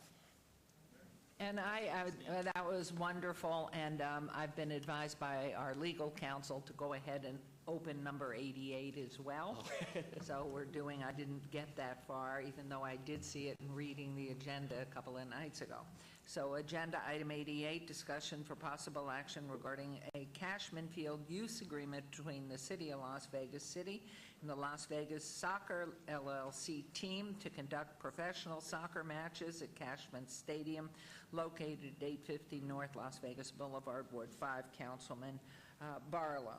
And so we've got both open now. Yes, please. Please, Councilman Anthony. Thank you. So is this USL soccer team going to be affiliated with the Major League Soccer team? So it'll be determined. So we would be the 33rd team in USL. MLS currently has 23 teams. So some teams have direct affiliations, and then the other 10 teams would have the ability to, it's called loaning players in soccer, right? Where they would be able to take players from the other 23 teams, if that makes sense. So our exact affiliation structure at the team level isn't decided yet, but from the league level, it's an exclusive affiliation with Major League Soccer. Okay, and I'm assuming it's your intention sometime in the future to turn this into a Major League Soccer team? I will say this. Las Vegas is a major league city, right? And Major League Soccer will continue to expand. And the best way for us to accelerate that happening is to support and show and demonstrate the support for United Soccer League. And yes, I do believe Major League Soccer will come here in the future. Okay, thank you. Thank you. Any other? Yes, Councilman Barlow? Just before anyone else speak, Brett mentioned that names are being submitted. And so I'll like to go ahead and submit my name. Las Vegas Neons. I'll throw that out there. So now someone is racing to go get the domain name, so that now they're going to charge me more for that, right? I know how this works. So I already took mine. I've got about 20 out there, but I already own them. Councilwoman, any question? With all your grandchildren, they're going to have plenty of opportunity. And of course, I don't know, for anybody that's new to town over the past couple of years, this council went ahead and did pass that we would compete for MSL franchise expansion back 3 years ago. And Minneapolis was chosen over our expansion, which was, I think, to be for the 17 year, as I recall. So it looks like we're back in the hunt, and you are the most enthusiastic, well-prepared. I don't know if you ever sleep, but the energy you have and the excitement is just, it's pervasive and exciting. And certainly in this community, it's one that we understand we've been ready for. And I know Mr. Arndt and everybody on our team has been looking at this for 3-4 years. And your relationship with the commissioner of Major League Soccer, Mr. Garber, certainly did recommend to us when we were back in New York, talking to him at the last time we were back there, was your best bet is continue to expand your Mayor's Cup, which continues to grow exponentially. I mean, it's huge. We take every field in the community, but then go this route. And so it's just such an exciting time. And we had done surveys, and we know the appetite's there in our population, and we think the center of the universe is downtown. So it's wonderful that you believe in us, too, and this is really exciting. So back to you, Mr. Arndt. Thank you, Mayor. Mr. Arndt, could I ask a question, please, Oh, first? certainly. When this is not in use by the semi-pro team or the almost pro team, major pro team, are you making any arrangements? Could any of the youth soccer use this area, or is there a part of the field that might be used for that? So what I would say is it would remain a city venue, so the city would have the opportunity to do that outside of our games. Because we are running out of soccer fields. Oh, without question. So that might be something I think we should consider. I think it's very important. I know that I had one park that has had, there's no break in between soccer and football, and it's soccer that's growing the fastest. Well, and the other thing, if you would share a little bit, because you've mentioned it, I'm sure, to council individually, repeat your concept of not taking one league. I don't even know if the public knows, but there are a variety. Yeah, we haven't announced anything publicly, but we've had fantastic conversations with the Nevada Youth Soccer Association and the Nevada Adult Soccer Association. Again, to reiterate what I'd said before, we want to be additive to the existing local soccer ecosystem. We don't want to get involved into the youth soccer clubs, youth soccer tournaments. We want to support them. We want to help grow it. We want to help raising tides, raise all ships. The more people are seeing, playing, and watching soccer. So we are supportive of all the clubs, but we wouldn't be aligned with an individual club. Right. So to me, that has been an issue for us in the past. So, I mean, that's simply a wonderful statement. I'll come back to you, Mr. Arndt. Thank you, Mayor. So now I'll just cover the business transaction of why we think soccer is a good fit for Cashman. So I think Brett laid out the opportunity very clearly. It is a big market and it is growing. As Brett mentioned, we'd be the 33rd franchise if you approve of this item today and Brett signs a franchise agreement with United Soccer League. We think this, I'll reiterate, we think this is the best pathway to get to Major League Soccer, which is the ultimate goal long-term.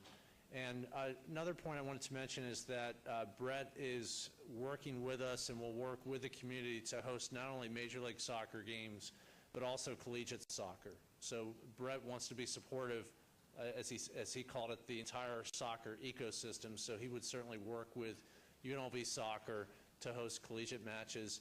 And to the extent that it makes sense, the city's landlord could entertain potential youth soccer events there. I want to later explain how we're going to run the stadium, because I think that's kind of a key point of we can't open it up all year long for youth soccer, but there is an opportunity to host other soccer events. So this is what the field is actually going to look like as far as the orientation of the field.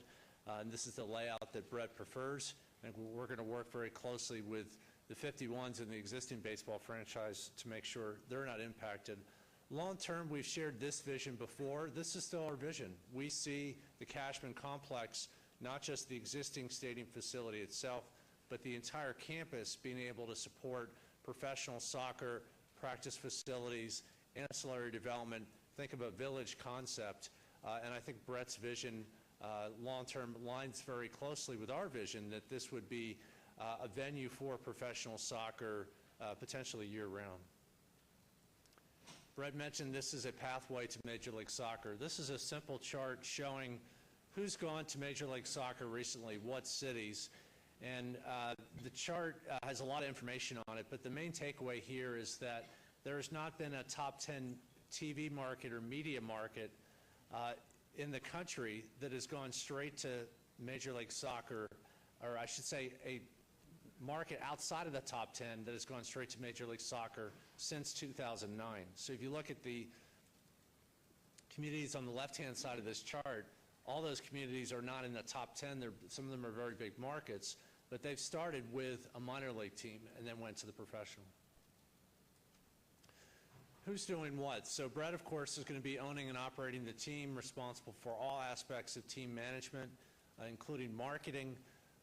As it sits today, of course, Cashman is home to the Las Vegas 51s. They enjoy a lease which runs through 2022.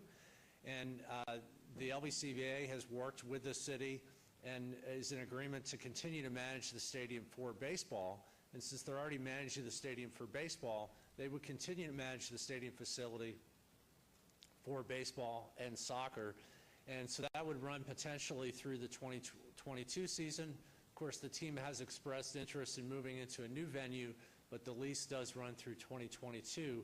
Then the city would pick up operations when the baseball team vacates. But until that happens, LVCVA, the Las Vegas Convention and Visitors Authority, is the stadium operator and manager. We actually took title to the facility in the beginning of June, but we've worked very closely with the LVCVA to ensure continuity of operations for baseball, and they've been a great partner of ours, and so they'll continue to run and manage baseball at the Convention Authority. So what are the lease terms? So the lease is a 15-year lease. It's contingent on the team getting a franchise for the 2018 season. As Brett mentioned, he wants to start play next season, so that's happening very quickly. The team would have exclusive rights for hosting soccer at Cashman. And one of the reasons why we think as a community and as a city this is important is we want to make sure soccer puts its best foot forward. If you think about baseball at Cashman and the wonderful success that the 51s and the franchises had, when there's a baseball event, no baseball events happen at Cashman without involvement from the minor league club, from the 51s. And so things like Big League Weekend could not take place, of course, not only with the LVCVA, but with minor league baseball working in concert with Major League Baseball. So in a similar way, we envision that happening for soccer, to the extent that there are Major League Soccer events, the preseason, the friendly events that want to happen at soccer. In order for us to put our best foot forward as a community for soccer, we want to give Brett that same ability to support professional soccer. The team will pay rent to, which goes ultimately to the Convention Authority for use of the stadium. So that he's going to pay a $6,000 daily fee each time a game plays. There's a 3% annual escalator over the life of the lease, and that would be for up to 25 USL, Major League Soccer, or collegiate soccer events. There's a rate for events above and beyond that number, which would be $10,000 if there's additional events, just because of the expense of continuing to run the stadium and the field, and that would be paid to the Convention Authority. Once the city becomes operator to support soccer, we drop that to a uniform rate of $6,000 because we believe at that point, with baseball not being at the stadium, our expenses would go down. The team would keep parking revenue.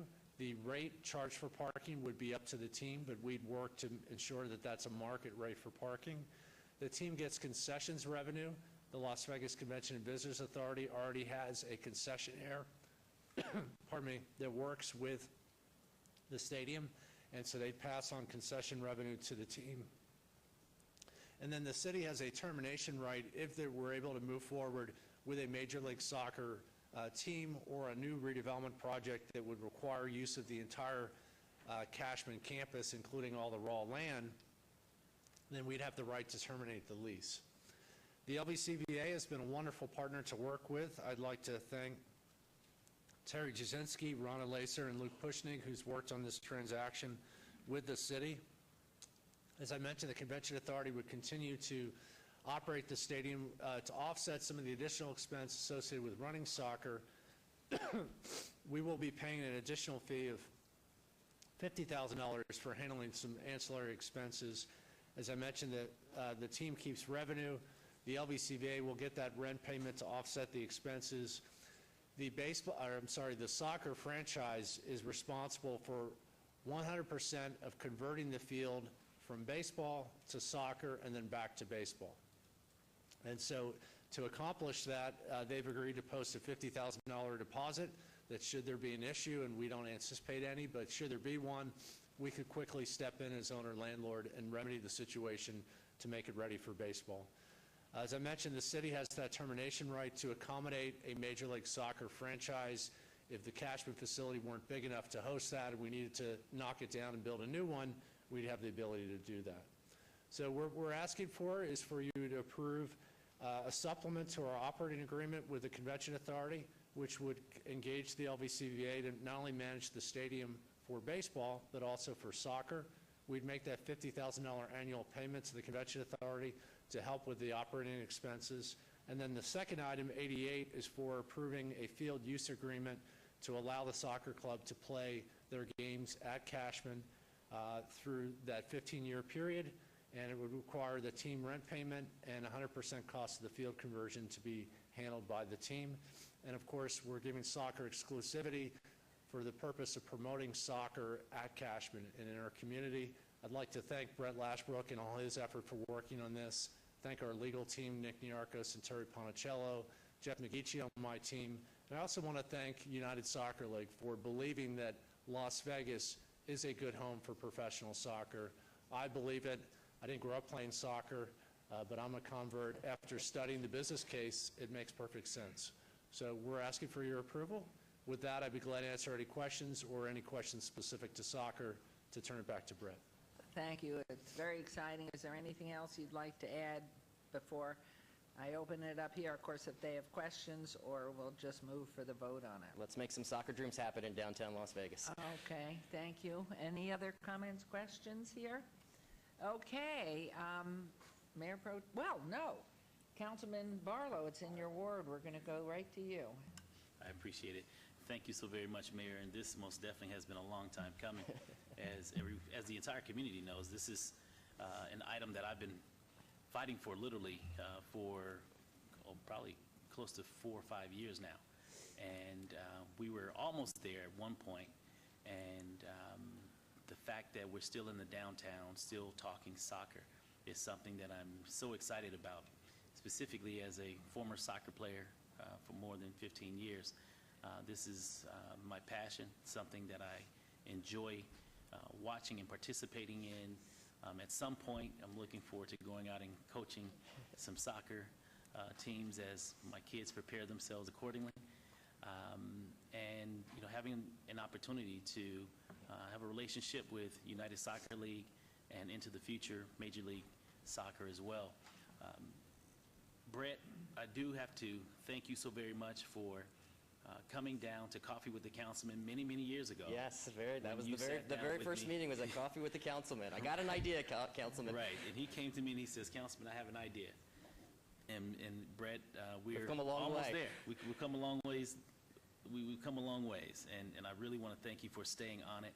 Thank you. Because there were so many people coming at me, and at the time, didn't know who to choose or how to decipher who was real and who was not. And the fact that you stuck around and the fact that you continue to have those conversations and show up to Coffee with the Councilman and have my ear and meet with staff members as I directed you accordingly, and of course developing the relationship that you have with the mayor and other council members. Where we are today, I couldn't be more elated at the opportunity of what's presented before us here at the dais. I do also want to thank Key Reed, who's a good friend of mine and of course a good friend of yours as well, for steering the ship on the outside as well as the inside and providing that level of consultation and guidance as well. Of course, the Las Vegas Convention and Visitors Authority, I know that with the conversation surrounding the 51s, no one really knew how to navigate a conversation of having a dual participation on the footprint of the Cashman Field facility. And I'm glad that we were able to work through that. And so my hat is off to the legal team and everyone involved from the Las Vegas Convention and Visitors Authority. I want to personally thank you for your assistance, and of course the Economic and Urban Development, Mr. Nick Niarchos, Bill Arndt, and your entire staff, as well as the city attorney staff here, at the City of Las Vegas for your participation in making sure that we had all of the I's dotted and T's crossed. Soccer is the largest growing sport internationally, and Las Vegas most definitely is prime, ripe, and ready. We have the Las Vegas Knights, we have the Las Vegas Raiders, and now we're going to have the Las Vegas Neons. I think this is just going to be an awesome, awesome experience because it only sets us up for the National Basketball Association as well as the Major League Baseball, right? And leading the charge with USL, setting the table for Major League Soccer, I think is just awesome, an awesome, awesome opportunity. This most definitely is an added value to the amenities that currently exist in the downtown community. And so for that, I know firsthand when you talk about the march to the stadium. When I was in Denver, Betsy Fretwell and I marched, right? I believe it was the, what is it, the team in Denver, not the Rockies. The Rapids. The Rapids, the Denver Rapids. And then we traveled over the Colorado Rapids. And then we traveled to Oregon. And I believe they're the Timbers. The Portland Timbers, correct. Portland Timbers. Yes. And that was amazing because it was at least 10,000 people parading from the bars into the stadium. It was a complete march, and I looked and said, I would love to see something like this happen in Las Vegas in the close proximity to all of the downtown resorts, as well as the East Fremont Entertainment District, the Arts District. I mean, it's the perfect distance for something like this for people, thousands of people to traverse to Cashman Field, and specifically as Jorge Cervantes and David Bowers and their team basically designed and reconfigured the Las Vegas Boulevard Bonanza Gateway entrance, really making that a beautiful entryway from downtown to Cashman Field as far as the new aesthetic look of what we're bringing forward down the cultural corridor. I think is going to be an amazing, amazing experience. The long-term vision, this has always been a long-term vision of mine to maintain a professional presence, a recreational presence at Cashman Field, and having the USL team before us here today to basically backfill and provide that level of protection and backstop as the 51s make a determination as to what they're going to do in the future. I think this is a great alternative to what's yet to come. And so we are well on our way to a great experience, and it is just my hope, my prayer, that this mayor and council will be able to support my motion for approval of this item subject to all conditions, and that will be my motion at this time, Mayor. On 87 first. On item 87. Okay, thank you. There's a motion on agenda item 87. Please vote and please post.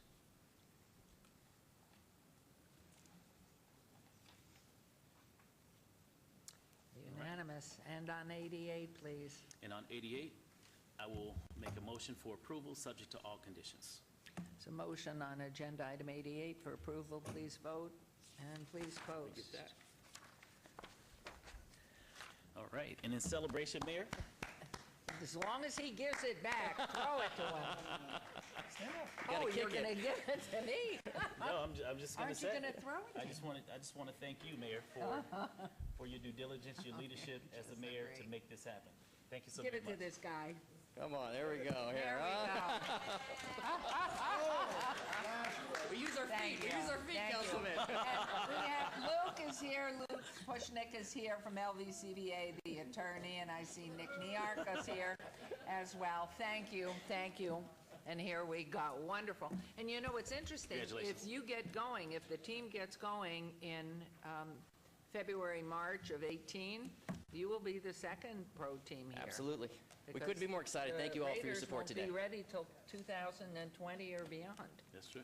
So we know at Cashman we can do it. Thank you. And please give me back my soccer ball. I'll give it back right now. Thank you. Okay. Congratulations. Thank you. Thank you. Wonderful. We're thrilled. Okay, agenda number 89, discussion for possible action to approve settlement of Rosendo Octavio Zibbiati Bermudez against Las Vegas and Raymond Leslie Family, case number A-16-741794-C, 8th Judicial District Court, $65,000 Tort Liability Fund. Mr. Jerbick or Ms. Your Honor. Monticello? Yes, There we Terry are. Ponticello, Assistant City Attorney. Your Honor, this is a settlement of a personal injury matter, and everything is in order, and we ask for the City Council's approval. Okay, there is a request for approval. May I have that as a motion, Mayor Pro Tem, to approve on Agenda 89? Move to approve Agenda Item 89.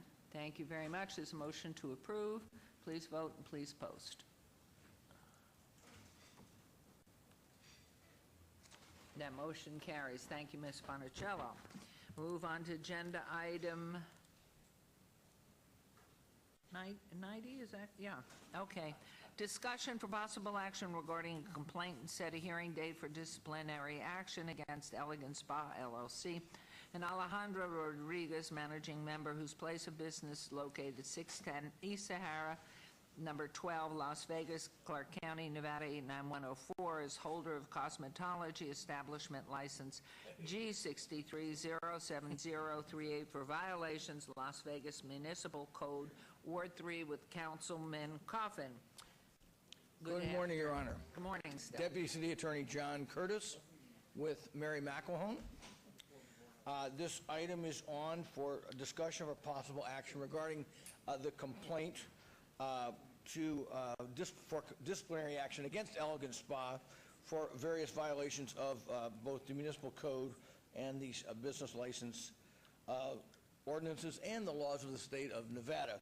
I'll allow Ms. McElhone to outline some of the allegations in the complaint and then ask the council to approve the complaint for disciplinary action and to set a hearing within 60 days of the date of the approval of the complaint. I'll turn it over to Ms. McElhone. Thank you.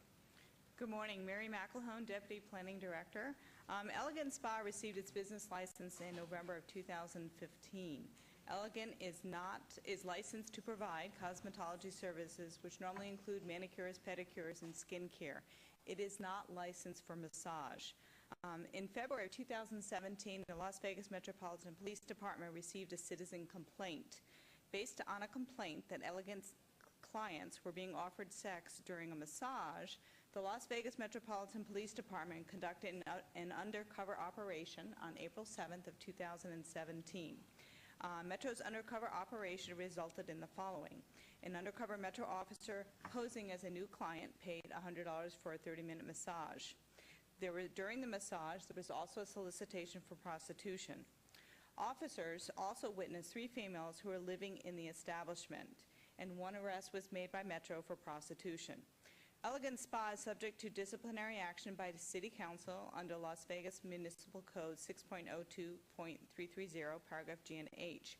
Based on the findings of Metro and City license officers, Elegant Spa operated outside the scope of its approved cosmetology license and is in violation of the City's business licensing code by offering massage services. In addition, Elegant Spa is promoting, causing, allowing, and enabling a public nuisance by 1, allowing its employees to solicit acts of prostitution, and 2, permitting its employees to reside inside the establishment, which is zoned for commercial use and not approved for residential use. Staff is recommending approval of the complaint and to set a hearing date of September 6, 2017. Your Honor, on behalf of the City Attorney's Office, we recommend that the council issue the complaint for disciplinary action and set a hearing date within 60 days of today's date. Thank you. Thank you, Mr. Costas. Councilman Coffin, please. Your Honor, thank you. I think we should accept the city attorney's advice and set up a hearing date for September 6th and issue any action requiring notice of complaint and so on has to be done. Is there anything else that needs to be contained in the motion, Council?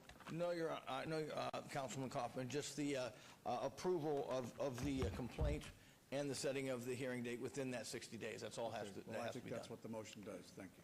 Okay, thank you very much. There's a motion as recommended by Ms. McElhone and our attorney, Mr. Costas. Please vote and please post.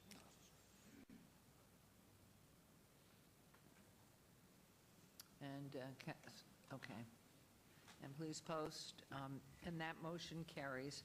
I appreciate it very much. Thank you. I am Thank you. The going hearing to- date will be Thank September you. 6th, Your Honor.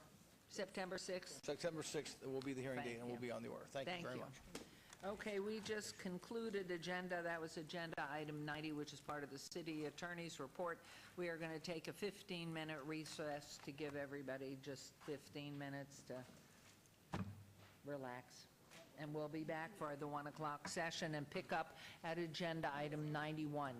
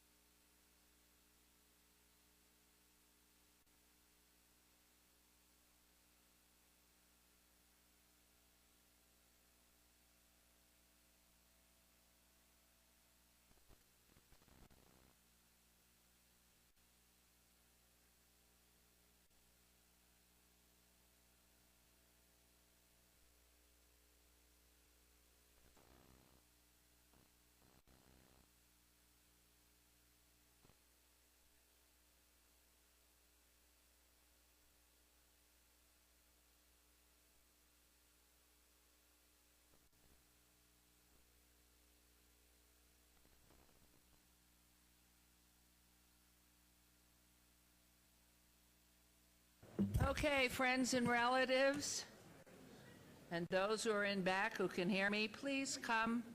We need one more. Oh, he's here. We are back in order. The recess is over, and we're going to start with number 91. Discussion for possible action regarding the Neighborhood Partners Fund. NPF Board recommendations to allocate $74,710 for 20 neighborhood projects from our general fund, reference to all wards. And there's our fabulous Mr. Harson. Good, you're not on. Good afternoon. Now you're here. There you are, and you are. I'm Steve Harson. I'm the director. And this agenda item is to go over the recommendations for the 2007-18 board recommendations as it relates to our Neighborhood Partners Fund. I don't know if our screen's going to pop up, but I'll go ahead in the interest of time. The Neighborhood Partners Fund program is a program that encourages neighborhoods to get active in their roles with working with their neighborhoods. The projects can include a variety of programs that they bring to us.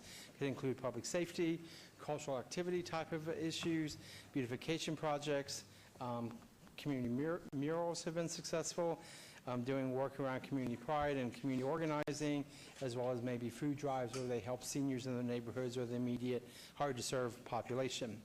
The program grants up to $5,000 to a neighborhood every year for as far as one request. The funds must be matched by the neighborhood through cash, volunteer labor, donated supplies or equipment, or professional services, and a combination thereof. The program has been a very popular and successful program. It's been with the city for 19 years. Total over the 19 years has been a $4 million investment. That's a $1.1 million investment through our city's general fund, but that has brought to the community or to the city $2.9 million in community investment, where they have actually, through blood, sweat, and tears, financials or whatever, making things happen in their neighborhood. This year, the NPF board is recommending 20 neighborhood projects to be funded. So our allocation as part of this is $74,710. The community match they're bringing to the table is $210,331. This whole process is done through an NPF board. The 13 members board is approved by the mayor and council or appointed. They sit and have regular meetings. These are the members that represent 2 individuals from each ward and 1 representative from the mayor who actually deliberates and puts the recommendations together. So with that, I'm going to bring Larry Schultz, who is the NPF board chair, one of your appointments. He is going to actually give the recommendations of the board's final review. Wonderful. Good afternoon. Good afternoon. How are you? Thank you, Steve. So it's good to be before you again, and I'd like to get started, first of all, by thanking the mayor and the council, because you're the source of the funds that go back to the community that help the people that live here to improve their lives. So I want to thank you for that, because that's pretty important. Without you, there's no program. Could I also ask you just for a little brief process, because we have 2 new council persons Yes. here, and they would like to know how you go through this process and how the money, you decide that, please. Sure. This is my 3rd year on the board, okay? And in addition to that, by the way, I'm the Parks and Recreation Commissioner for Ward 6, so I'm happy to serve the city. The way this works is every year, starting roughly in February, applicants, which are community organizations, it could be... Excuse me, hold on. I have to get a hold of my councilman right here, who... So if you will stop talking to the beautiful council lady on your left, he is being kind enough to go through the process of explaining. Okay. This is, okay. So Please, actually, I'm you sorry. 2 fellows, Wait, no, and the down bulk of the here. projects are in your 2 districts. And Councilman Soroka down here. Yes, So I that already said end hello and to this him. end, please. Yeah. Sorry. Okay, so around February, there's outreach public education programs where the staff from Steve's department goes out, and what they do is they communicate the program specifics, the scope, the nature of the program, the elements, what's required to induce people to take advantage of the program. And obviously, we want as many organizations to take advantage as possible, because it's really helpful to them it's all about improving quality of life and improving the city of Las Vegas. And from that, they then fill out applications, and Steve and his team help the organizations fill out qualifying applications. And the critical thing is they have to provide substantiation, documentation. They have to provide in-kind donations, whether it's labor, cash, donations, whatever. And what's important is these packages have to be substantiated, because at the end of the day, we're spending public money. And so we have to make sure they're qualifying packages. Once they do that, the board then, which is appointed by all of you here, and the respective staffs of each of you, which participate on the board, convenes roughly in the June timeframe. And then we, if we have any new board members, we give them orientation, and then we go ahead and we deliberate and we review all of the applications. We invite the organizations, a number of them are here right now in the audience, and they basically come in and make oral presentations that are limited to about 10 minutes each. And during the oral presentations, the board members ask questions, make sure they understand the program, where the money's going, what the benefits are. And based on that, after about 2 hours roughly, maybe up to 3-hour meetings, we finish the deliberations, and then we meet in private as a board, and then we basically decide how to allocate the funding that's allotted to the program amongst these different organizations. And I want to thank Mayor and Council again. Thank you for allowing more funding this year. Last year we came up short, and some people had to get less than what they expected, but this year things were a lot better, and I'm sure as soon as that word gets out for next year, we'll have even more demand and more requests. But it's a good thing, because we're giving back to the communities. So with that, then, we wrap up our deliberations, and then I'm here today to present it to you. So does that do it? Please, that does. Thank you. Any questions, Mr. Soroka or Councilwoman? Cool? Okay, great. Please then proceed. Okay. So again, thanks to you, and thanks to the rest of the council. Thanks to Steve and his staff. I also want to thank Terry Ponticello over here, because she's guided us very well. She's made sure my background's in corporate America, and I've been in business. You do things a little different than you do in city government, but she's been extremely helpful in guiding us and providing a lot of value to the board as our council.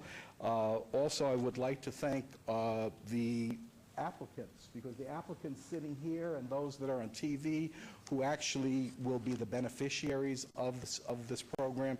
This is really where the rubber hits the road, and they've actually done a lot of work. And also, last but not least, I want to welcome and thank our new Ward 6 City Councilwoman, Michelle Fiore.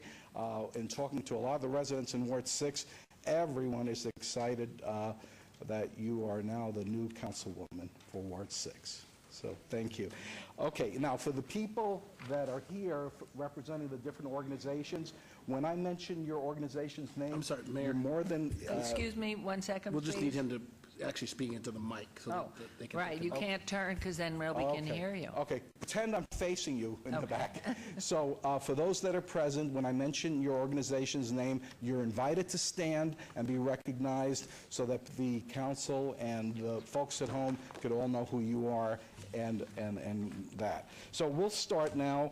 With that being said, we'll start and go through the slides. We have 20 projects. And some wards have more projects than others, but that's okay, because, it changes every year. It depends on who applies. And I'm sure next year it'll be different. So let's start with Ward 1.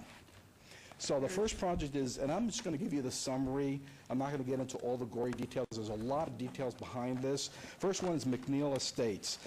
This is actually a community gathering celebration. It's been going on for a number of years. At least 500 homes participate in this, and then others from outside the community, this is Ward 1, others from outside the community also participate. And the whole thing here about neighbors knowing neighbors is to basically create a sense of greater neighborhood, and also that leads to better security and better, reduction of crime, and just improves conditions and all that. So I understand this is a great project, and we're happy to recommend support. Moving on to Ward 2. Ward 2, we have 2 projects for Ward 2. The first one is the Rock Springs Vista, and I know Rock Springs is here today, and that's a lighting project. We frequently, there's 33 buildings, we frequently get lighting improvement projects, and lighting in the city of Las Vegas at night equals reduced crime. So we are very big on supporting lighting projects. The first two projects... Chairman Schultz, Terry Ponticello here. Could you please read the award amount? That was Yes, the award grant amount. that I was... was just about to do that because I realized I didn't do that, but thank you. So for going back to McNeil's $4,000 that we're recommending award. Rock Springs, we're also recommending the same amount of $4,000. Now moving on to Scarlet Canyon. This is a project that involves the front entry redesign. It includes landscaping, new locks on the pedestrian gates. They have 73 homes, and we're recommending $2,500 for that project. And then moving on, now moving on to Ward 3. So Ward 3 is a popular ward for projects. That meets the hit parade. We have 7 projects for Ward 3, but that's where a lot of the need is, so that makes sense. So in Ward 3, we'll start with the Las Vegas Arts District. This is actually a project that's been ongoing for a number of years. This is a mural project where they paint large murals on the sides of buildings and all that. And we're glad to feel, we feel we can support that with about a $5,000 recommended award. And that's 5 murals. And we actually had the ability to meet with the artists when we had the oral presentations, and it's kind of an exciting thing, so it improves that area. Moving on then to the next Ward 3 project. Am I going too fast for you? No, that's fine. Okay. No, I you're good. value your time, but I go at a clip. If I go too fast, oh, Michelle's getting speeded up. Okay, so moving on then to Crestwood Neighborhood Association. This is also another interesting project. We're recommending $5,000 for Crestwood. This group, and these are a bunch of sharp people. They came and they presented, and they actually have crime problems in an alleyway, and they've come up with a solution which involves these ring floodlight cameras. And I don't know if you've seen how these things work, but if somebody enters a motion zone, the cameras come on, floodlight at them, and then they could actually, whoever's on duty in the association can actually say, what are you doing here? And there's two-way communications. And if somebody's doing anything bad, they press a button and a large siren goes off. And so they're going to get several of those as part of the project. They're also going to do other things as well. So I think that's a real meaningful program. And it's also a good use of technology, which is nice to see. Continuing with Ward 3, we have 2 projects from Diamond Head Villas. The first one is lighting and safety involving 8 buildings, 32 units, and also cleanup and painting. And I think we have some representative here from Diamond Villa as well. We're recommending $3,000 for that project. And back up just because I don't want Terry to get mad at me. Crestwood, we said $5,000. Okay, so we've got that covered. Now, the second Diamond Head Villas Phase 2 project is pigeon exclusion. What does that mean? Well, this is an older facility. They have an infestation of nasty pigeons, and you all know what nasty pigeons do. And that's very unhealthy to the residents, literally right outside of their windows. And that's not a healthy thing. So they've come up with a way to get netting put in around some air conditioning units so the pigeons can't get up in that area and keep them out of the way. And in reality, this is also a health project, because having, opening your window with all that yuck outside your window, that's not nice. Okay, so for that one, we're recommending $4,000. Okay, next one, and I think you've heard this organization before, again in Ward 3, is Hunt Ridge Neighborhood Association. For Hunt Ridge, we're recommending $4,000. And that's a cleanup project. It involves landscaping, ground cover, and other miscellaneous cleanup. And that's a $4,000 recommendation. Again, continuing with Ward 3, we have the Stupak Neighborhood Success Team.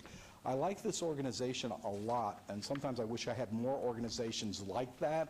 This is really something that the Police Athletic League partners with local residents. They have about over 200 children participate in the program, and it's physical fitness, it gives them activities, it keeps them out of trouble. And these are young kids. We've had the kids come into our board meeting, and they're an absolute delight.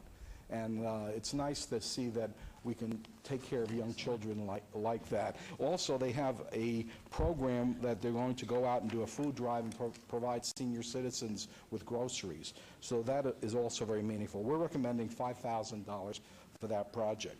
The last project in Ward 3 is the Sunrise Neighborhood Association. This one is also specifically very meaningful to me as well. Do we have anybody from Sunrise here? No, okay.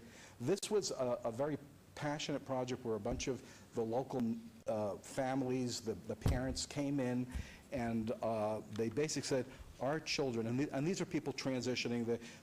These are some, the English is not so good. Their native language is Spanish, but they're trying to transition and trying to improve the lives of their young children by having them study, learn English better, have more focused time by having these dedicated areas in the school grounds, where they have benches and they have shaded areas, and just to improve the students and have time where the parents and the teachers can spend time in these very nice areas with the students, and there's a lot of caring there. So we're recommending for that project, we're recommending $5,000.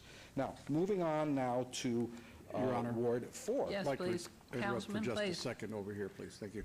Thank you for that presentation. You can remain at your microphone if you like. Oh, they're here? You stay at your microphone. That'd be all right. You can. I'm sorry. Stay at your microphone. Oh, It's just, I wanted to thank you for recognizing that the older parts of town need this kind of support. They just don't have homeowners associations, which are used to a strict set of governing rules. They have officers in place. They, for whatever that is, they do have a structure. And whereas in the neighborhoods, we have to find people to run for office. We have to find them to stay in office after they've tried it for a while, and continue to have meetings and things like that. So when they can get together and create a project and it passes muster, that is a huge accomplishment. It is much more really of a grassroots organization and solicitation for assistance than any you can imagine. So I do appreciate the additional number of awards to the older part of town. Thank you very much. And Maria on your staff has been very helpful to them, and I could just sense the connection, and she's been a real helper, so that's been real positive as well. Yes, she is, very much so, and I'll be sure to pass on those good words to you.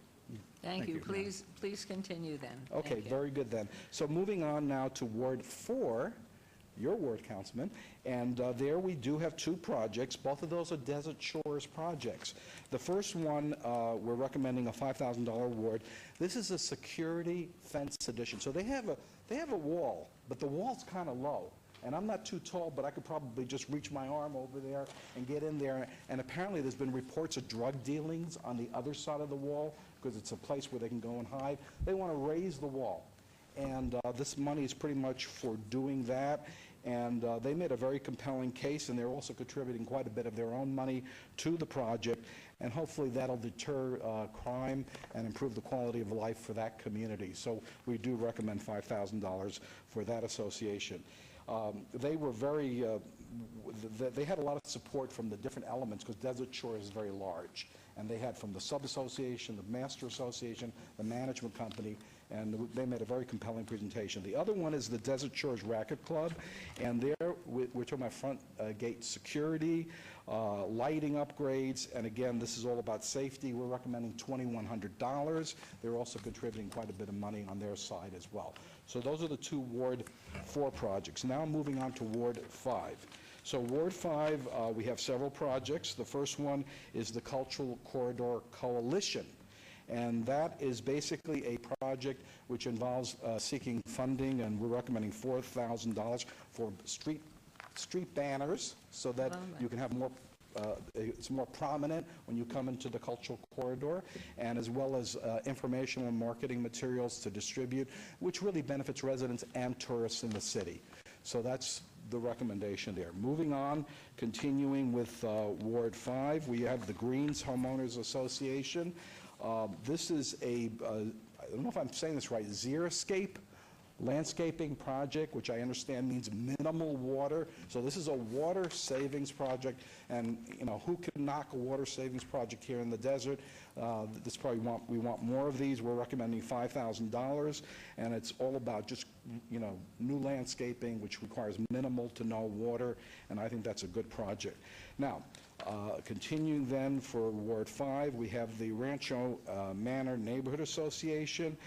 That's a beautification, community engagement. They're going to do some wall painting, landscaping, barbecue celebration, again, to promote getting to know each other, reducing, you know, enhancing security, and that's what it's all about here. The more neighbors know each other and the nicer the neighborhood, the more secure it is. And for that one, we're recommending $5,000. The next one is the West Woodland Hills Twin Lakes Community Group. This is a neighborhood watch program. Again, crime reduction is the intended target. They are going to acquire and install about 30 neighborhood watch signs and video surveillance signs and 3 camera systems. So they didn't ask for that much, but we recommended $1,610. The next and last one for Ward 5 is the Westchester Manor HOA project. This is a community that has what I would consider to be minuscule street signs, and their reported condition, and they made a compelling argument that when people come to the neighborhood, nobody could see what street they're on. Everybody goes to the wrong street because the signs are just not visible. They're not like the rest of the city of Las Vegas, which has better visibility. So this would be helping them to replace these street signs, and they again didn't ask for that much, so we recommend $1,500 for that group. Now, last but not least, did I skip any in Ward 5? I don't think so. Okay, next, but certainly last but not least is Ward 6, and we'll start there with the Kensington HOA. Kensington is located up in Providence, and that's the most northwest corner there, and they need a common area power and lighting project. They're one of the communities which is unusual in Providence, but not unusual in the Northwest, where there's no lighting. But they want lighting in the front entry, again, to deter crime and all that. And so, again, with that one, we recommended $3,000. Next is Ponderosa Estates. Ponderosa Estates, basically, they're called the Light Up Project. Basically, they want a monument, 9 lampposts, solar lights, by the way, to conserve on energy, and we're recommending $4,000 for that one. Last is Rio Vista Estates. This is basically painting block walls surrounding about 100 homes, and they didn't ask for much. We're recommending $2,000. So in a nutshell, our allotted budget is $80,000. We're recommending the expenditure of $74,100, which really we didn't feel compelled that we have to spend every dollar what we're given. This is what we felt after serious deliberation. This is what we felt as a board made a lot of good sense. So with that then, again, thank you, Mayor, thank you, City Council, because you are the source of the funds. Without you, this wouldn't even exist. Well, Okay? we want to thank you for all your hours, all your efforts, all your work, especially these 3 years, and for the team that works with you and all the applicants who spend hours, I know, pulling together the concepts of what they wanted to promote. It's a great endeavor. And I'd like to ask you, Mr. Harson, now, does the money that was not allocated, does that stay in the fund for allocation next year, or do we lose that funding? What we will do is, sometimes things come up during the year, so there's no incidentals. We can use that piece of money to help close some gaps that may occur. So it's a good little cushion to continue on. But every year, part of the new budget, it's an $80,000 commitment to this program. Okay, thank you. Any comments, questions from council? I would entertain a motion then to approve the, I guess to just make a motion to approve the fund allocations. That's it. Move to approve the fund allocations for the Neighborhood Partners Fund as itemized in item number 91. Thank you. There's a motion, please vote, and please post. It's great. It's always fun to give money away. Wonderful. Thank you. Thank you very much. Thank you. Okay, we will now move into agenda item 92. R31-2017, discussion for possible action to approve a resolution adopting the name Sammy Davis Jr. as an honorary street name for that portion of Industrial Road located within the city's jurisdictional boundaries in Ward 3. Councilman Coffin. Good morning. Good afternoon. My name is Josh Elliott, and first of all, I would like to just say a word of appreciation to the mayor, who I love her husband. Mayor Pro Tem, I just love her husband, and I'm not. But those two guys, when I say you two ladies, it's just a soft spot come in my heart. And I want to say congratulations to our newest city councilwomen, and our new city councilman. As you understand, we're trying to get a street named in Las Vegas in honor of Sammy Davis Jr. And I want to bring something back to you, your attention, that happened in 1953. And I'll never forget that because that's the year I was born. Sammy had just came to town, the Rat Pack town. They're having a good time. They're just overwhelmed with what's going on in Las Vegas. All the room rates are up 200% or 300%. We were in Las Vegas, and it's a great time. But the problem we had was when Sammy came off stage, and he was standing in the showroom, and he was sweating, and he had to go to the restroom, he had to do this and the other. Someone told him, what makes you think we're going to allow you to go outside? Now, I left a few things blank for a reason, because it's not necessary to say, but one thing that happened that was really interesting, Frank Sinatra happened to be standing beside Sammy when he heard the guy tell him to go outside. He made the statement, I know this man Sammy. Mr. Casino host, I don't know you, but I know this man Sammy. Mr. Casino manager, I don't know you, but I know this man Sammy. He's a good man, a very good man. And if he can't stay here and perform here and sing here, then I won't. For some apparent reason, that had a heavy weight because we stopped segregation and discrimination here in Las Vegas to a recognizable degree by the statement of Frank Sinatra. Now, with that love that Frank and Sammy and the rest of the members of the Rat Pack had, with that love, we were able to rid the city of that. And I think it was the beginning of the civil rights movement, because from that point, we were where we are today, to recognize one of the greatest men that I could possibly think of. And only thing we were asking is that we extend the name Sammy Davis Jr. from Sahara Overpass, which is where the county ended, into the city. Now, one thing that troubles me, when I read out of this petition, it says that the name Sammy Davis Jr. as an honorary street name for that portion of Industrial Road located within the city's jurisdiction. Now, one thing I know about the city of Las Vegas, I've been here 50 years. This is a great city. To only have that portion of Sammy Davis Jr. is what do we call it? A figuratively portion or a resolution portion, because we're not going to give him the full authorization that the county gave him. We don't give that here, or am I under the wrong impression? Is this temporary? If it's not temporary, how do we redo this? Why don't we go ahead, Councilman Coffin would like to make some comments first, so Yeah. he will explain that. Excuse me, Thank Josh. you. I think, first of all, I probably should have grabbed the microphone real early, but you came up and have made a good presentation so far. But Josh, as I explained to you in our office some time back, one of the reasons we could not arbitrarily and imperiously, so to speak, change the name of the street is because the ordinances of the city of Las Vegas have a process to change a name of a street. That has to be gone over, including permission from property owners, compensation to property owners for expenses incurred when you change the name of a street. Now, this is the third time I've done this, so I'm getting pretty good at it.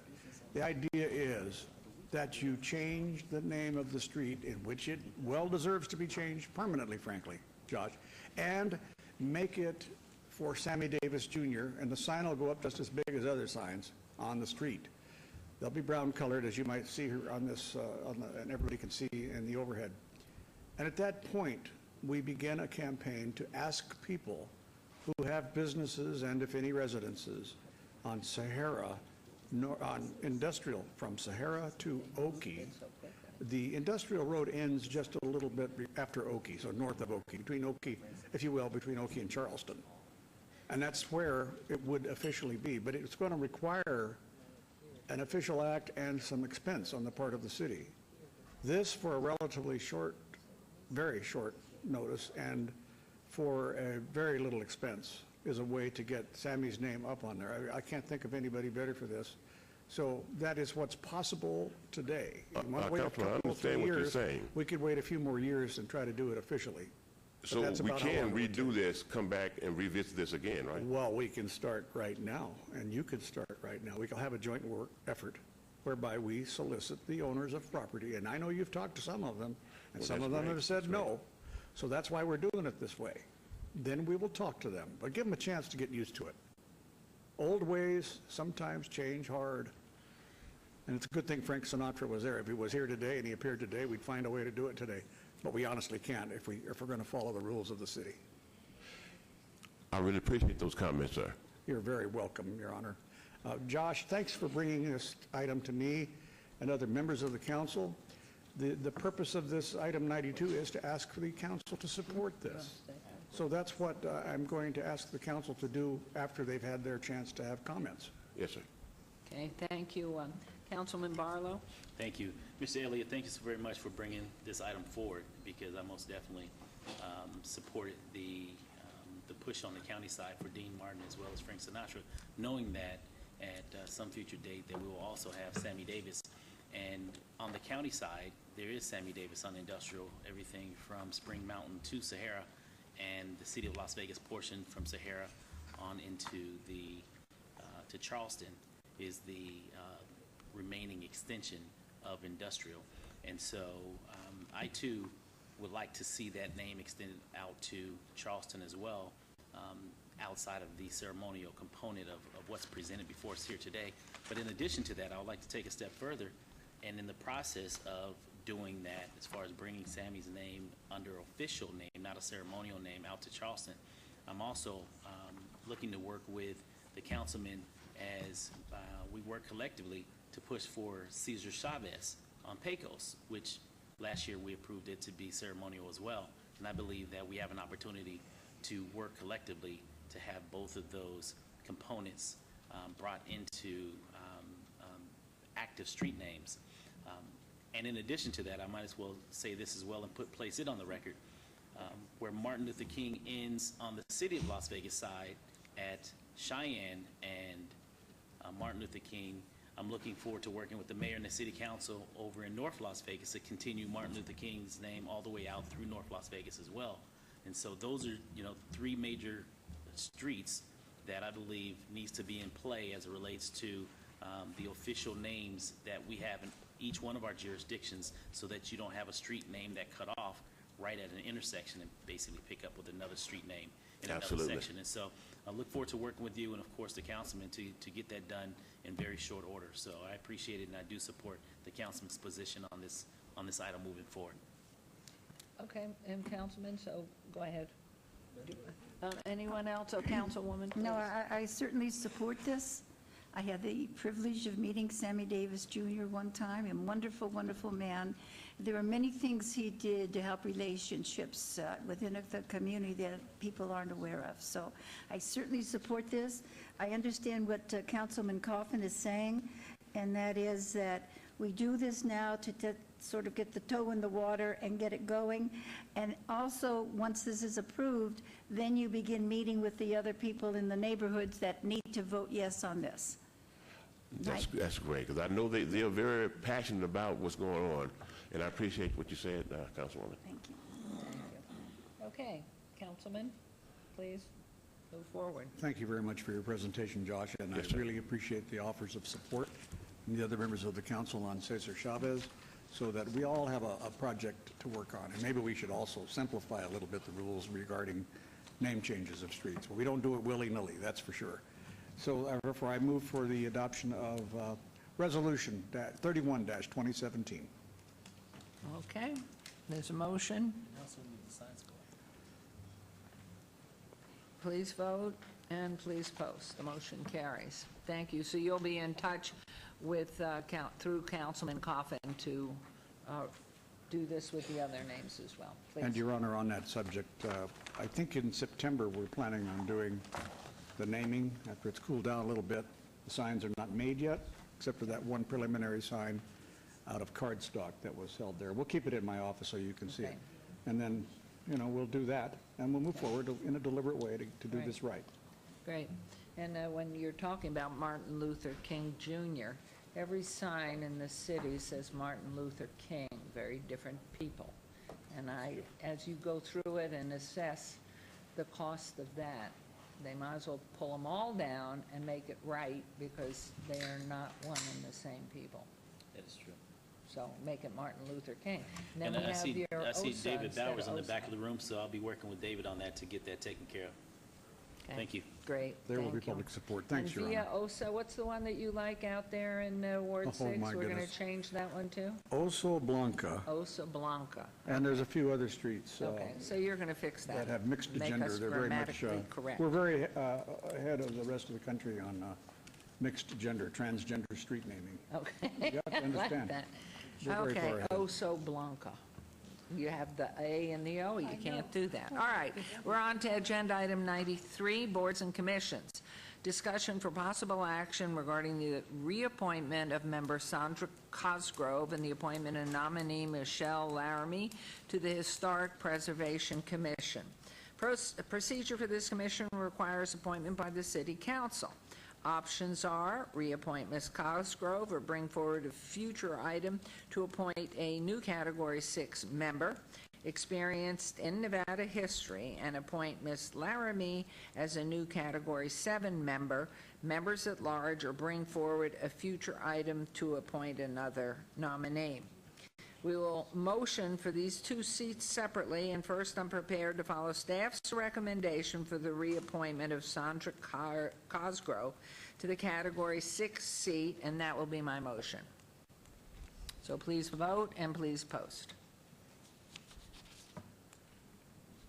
And that motion carries.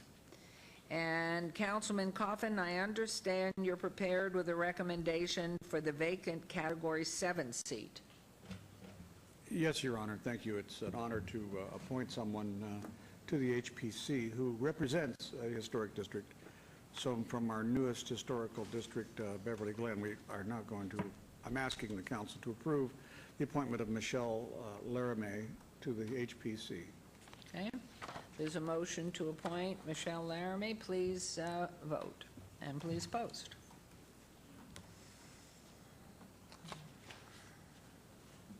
And that motion carries. Thank you all. We're on to 94. Discussion for possible action regarding the appointment of a member of the City Council to the Southern Nevada Regional Housing Authority to be in compliance with Senate Bill 183 of the 79th, 2017 session of the Nevada Legislature. Effective July 1st, the City of Las Vegas will now be represented by one member of the City Council as well as one tenant commissioner. Misha Hooks shall continue to serve as the City of Las Vegas tenant commissioner, and she has been serving. And the appointment of the City Council of a member from our City Council, I would like to nominate Councilman Barlow, who has held this position in the past and has the predominant number of low housing cost residences in his neighborhood. So I would like to put forth the name of Councilman Ricky Barlow of Ward 5 to hold this position, if you accept that. I accept. Thank you. I accept. Thank you. If you'll please vote and please post. And so be it, you are on. And so the calendar, hopefully you'll follow up and get that full calendar. Right. Okay, agenda item 95, discussion for, we did that. It was the first thing. 96, thank you. Discussion for possible action, the appointment of council members to various City of Las Vegas and other jurisdictional boards, commissions, and authorities. And so where do they find them? We just sent out to them all the different boards? Yeah, we'll notify the outside. Okay. But who has the list? Is the backup list the biggest one? The one I didn't bring it. Who has it here? Hold on. We'll trail this. Sorry, my faux pas. Okay, we'll go on to, so we'll go back to, 96. All right, so we're on to 97. Okay. Recommending committee bills eligible for adoption at this meeting. Bill number 2017-26. Councilman Barlow, would you like the bill read? Yes, Mayor. Thank you, Your Honor. Thank you, Councilman. Bill number 2017-26 is an ordinance to re-adopt the municipal code provision making state law misdemeanors, city misdemeanors if committed within the city. Move for approval. There's a motion to approve agenda item 97. Please vote, please post.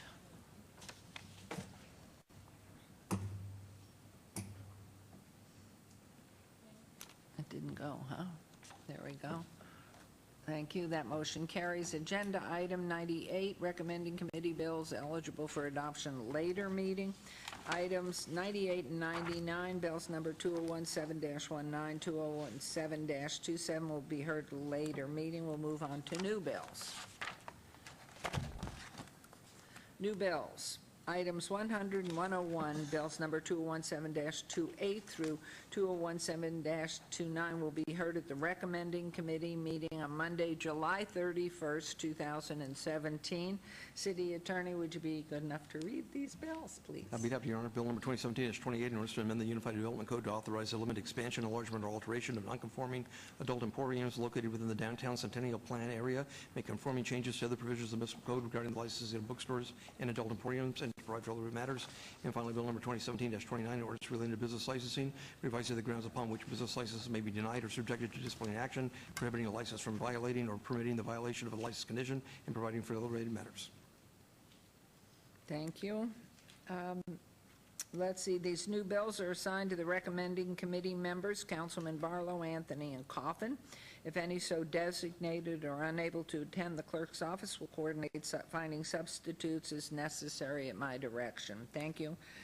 We will proceed on. That was the morning session. For those of you who had to wait, I'm so sorry. And now we are going to move on to planning consent. And we will come back to 96. This is agenda item 102 for possible action. Any items from the afternoon session that the council staff and/or applicant wish to be stricken, tabled, withdrawn, or held in abeyance to a future meeting may be brought forward at this time. Mayor Pro Tem. Item number 109, public hearing applicant on Clear Channel outdoor sign. The request by the applicant to abate to August 2nd, 2017. Items number 112 to 1 through 117 relating to a Terrible Herbst application. The applicant is requesting abeyance to 8/16/2017. Item number 125, a public hearing on EAB Investment Company, abeyance to 8/16/2017 requested by the applicant, and I move to have this approved. Thank you. That's the motion, so please vote and please post. Motion carries. Agenda items 103 and 4 on the consent agenda are considered to be routine, recommended for approval by the Department of Planning. May I have a motion to approve the consent agenda items 103 and 104? Move to approve agenda items number 103 and number 104. Okay, there's a motion. Please vote and please post.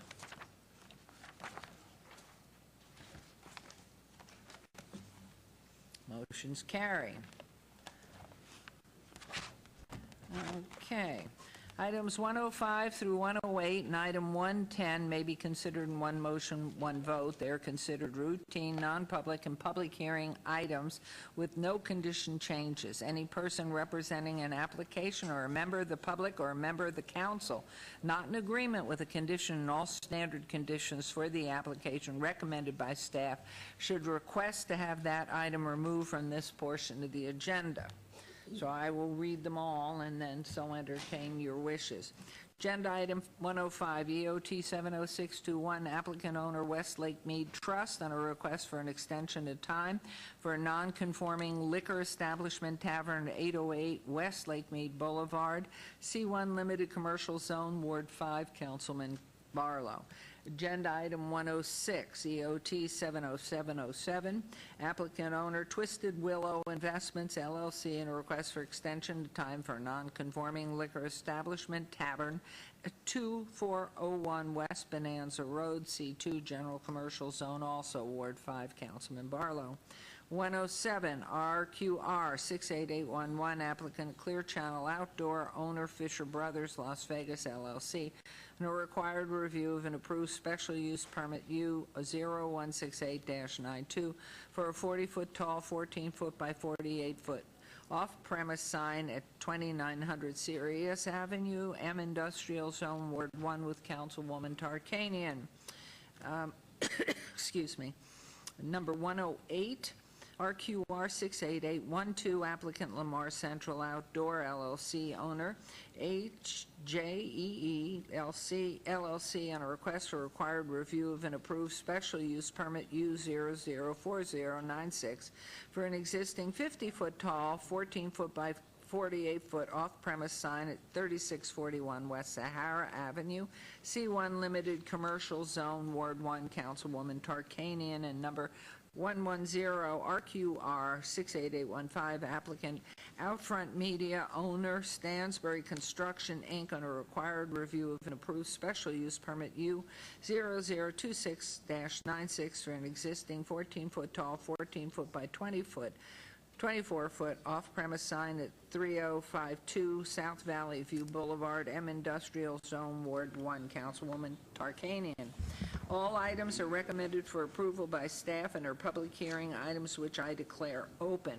Is there anyone wishing to be heard on any of the items 105 to 110?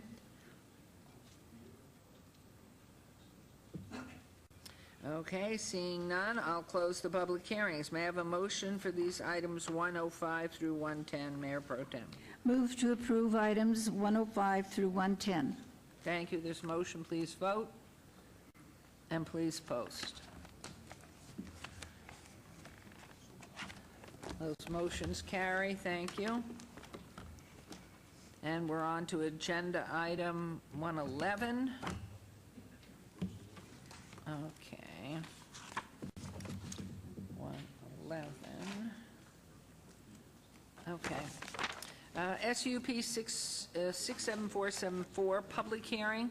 Applicant owner, the Sylvia Brune Family Trust, for possible action and appeal of the denial by the Planning Commission on a request for a special use permit for a proposed bed and breakfast in use with a waiver to allow one guest room where two is the minimum required at 2508 Kalita Court, R1, single-family residential, Ward 1, with Councilwoman Tarkanian. Planning Commission and staff both recommend denial. This is a public hearing. I declare it open. Is the applicant or representative present? Okay, Mr. Summerfield, hello. Good afternoon, Mayor. The applicant is requesting a special use permit for a bed and breakfast inn at a single-family residence. The use requires a minimum of 2 guest rooms. However, due to the parking on site being limited, the applicant is requesting just one, so a waiver has been required that staff does not support. The use will be located within a residential subdivision, which is within 660 feet of 2 currently approved short-term residential rental uses.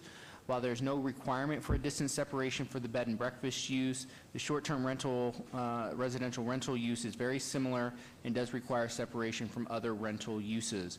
The establishment of this commercial use of a single-family residence at the proposed location is too intense for surrounding residential uses. Therefore, staff recommends denial. We do have one added if approved condition. An added if approved condition would be that the approval of the bed and breakfast use shall be limited to one bedroom. Thank you. Thank you very much. I do have a card here from Gerald Duncan. Are you here? Please come forward, and even though I mentioned your name, would you state it again for the record and then give your comments, please? My name is Gerald Duncan. I live at 1716 Adra Court, which is in Rancho Bonito. It seems like the sense of the community was pretty clear with the passage of Councilwoman Tarkanian's ordinance. My understanding is bed and breakfast is no longer a use. It seems like the ordinance struck that out. Secondarily, the use for which the property might otherwise be qualified is within, based on my working with the city's GIS system online, it looked like it's about less than 300 feet property line to another short-term rental. So since the sense of the community has been to get rid of the bed and breakfast, and it's not less or not more than 660 feet from the nearest short-term rental, I would argue that, or I would certainly like to see this denied. If I might, Mayor. Thank you. Councilwoman, please. First, I'd like to tell you that this application for the bed and breakfast came in significantly before our vote. Right. So the lady can go as a bed and breakfast because at the time she applied, that occurred. It would have been legal to do it that way, right, and there would have been no problem. However, there is a problem in the number of neighbors who have objected, and I have mentioned this to her.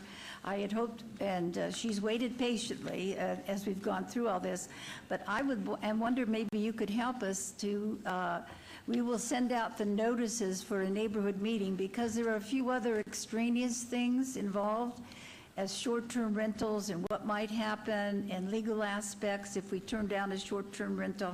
You know, I just need to have a meeting with all of you and go through all of that.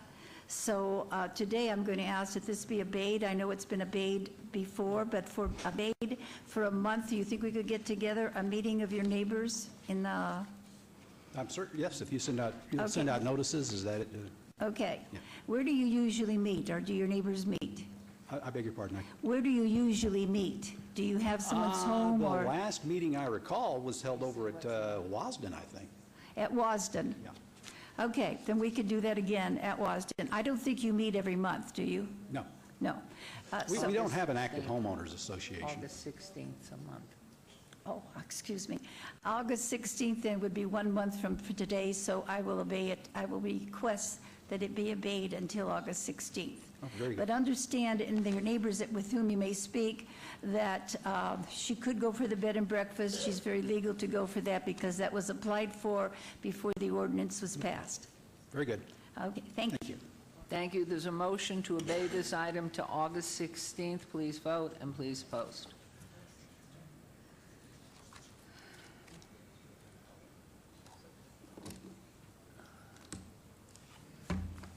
And post, please. And that carries. And now we'll go back to agenda item 96. Your Honor. Okay, yes, please. A question on Counsel. terminology. Maybe legal counsel has to help on this. Okay. We Mr. have a situation now where we truly got rid of the category bed and breakfast. I'm sorry, But that doesn't I'm sorry, mean- Councilman, I'm having a little trouble Let's start hearing you. again. What'd you say? I'm having a little trouble hearing you. We removed the term bed and breakfast from our ordinances, but we still have the equivalent of bed and breakfast. We have short-term rentals that are occupied by the owner. Correct. Which is the traditional B&B. I wonder if people will still be allowed to advertise a B&B because it's just so culturally embedded that, how can we say at STR with an owner-occupied STR, welcome. That's going to be something we can't control is how they actually advertise their short-term rental. So they can advertise as a bed and breakfast or as a, whatever they want to, mini hotel, whatever it may Okay, be. all right, just so that somebody doesn't run afoul of that. All right, thank you. Councilman Coughlin? As we were going through the short-term rental information before we voted on the ordinance. That question did come up, and it was decided at that time that you could put operated as a bed and breakfast, even though you were a short-term rental, you could put that on your advertising or something like that included within your name. And that's how people were doing it that were bed and breakfasts from before, even though it's a different rule now. Thank you very much, Councilwoman. Okay, thank you. We're going back now to agenda item 96 with recommendations. And is it best just to read them all or take them individual by individual? Read them all. In the past, Your Honor, you've read them all, and if somebody wants to call one of them out separately, they have. But I would recommend Okay. just read them all unless somebody's got an issue. Okay, so everybody's hearing, here we go. Councilwoman Lois Tarkanian as Mayor Pro Tem, which we've already done and accepted. Then her other assignments, which she has been seated on now for how many years you've been on Regional Flood and Transportation? 7. To continue on Regional Flood Control District and Regional Transportation Commission, and then continuing on with the Las Vegas Springs Preserve. Those are her assignments. As recommended. For Councilman Barlow, we have already voted him into the Southern Nevada Regional Las Vegas Housing Authority, but he has been seated now for 3 years on LVCVA. No, 2 years. 2 years. Las Vegas Convention and Visitors Authority, where he currently sits, to continue there. The Centennial Commission, the Metropolitan Police Committee on Fiscal Affairs, the Nevada League of Cities, where he's also on the National League, Southern Nevada Enterprise Community Board, which is in Ward 5, the Southern Nevada Health District, and the Yucca Mountain Nuclear Repository Commission, where he will be sitting newly there. His new appointments being the Southern Nevada Health District and Yucca Mountain.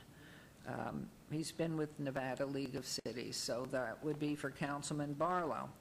For Councilman Coffin, he's the City of Las Vegas Audit Oversight Committee, the Centennial Commission, which he already sits on, new to the Southern Nevada Health District, and then continuing on with the Southern Nevada Water Authority and the Yucca Mountain Nuclear Repository Commission. For Councilman Stavros Anthony, new to the City of Las Vegas Audit Oversight Committee, but continuing on with the Metropolitan Police Committee on Fiscal Affairs, and then as an alternate to the Southern Nevada Regional Planning Commission and alternate also to the Southern Nevada Water Authority. And for Councilwoman Michelle Fiore, these are all new appointments, and I have copies of these for all of you. You don't have to write them down. I see you're poised. Workforce Development, which actually has a formal title of Chief Local Elected Officials Consortium, but in reality it's Workforce Development, which is critical for youth and for developing the workforce. Oversight Panel for School Facilities, Southern Nevada Regional Planning Coalition, and then as an alternate to the Southern Nevada Health District. And for Councilman Steve Soroka, Debt Management Commission, Nellis Civilian Military Council alternate, and Southern Nevada Regional Planning Coalition. And then mine is, as I already sit, Centennial Commission.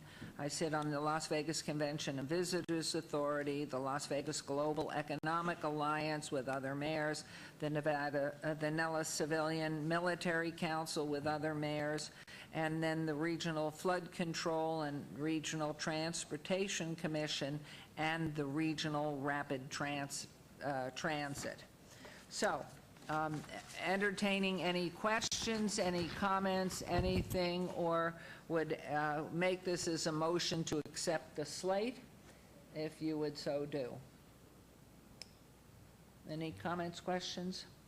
Okay, so if you would please vote. Yes. And that's Councilman Barlow. Yes. And he's down there? Yes. Okay. And so just And Councilman Anthony had accepted the assignments I'd given him, but I don't think you can vote in his place, but just... tell him he's on Workforce Connections too, just because he wasn't here to vote. Yeah. We can make him chairman of some things, too. All right, so please post. Thank you. And that motion carries. Thank you very, very much. And I have what we can do here.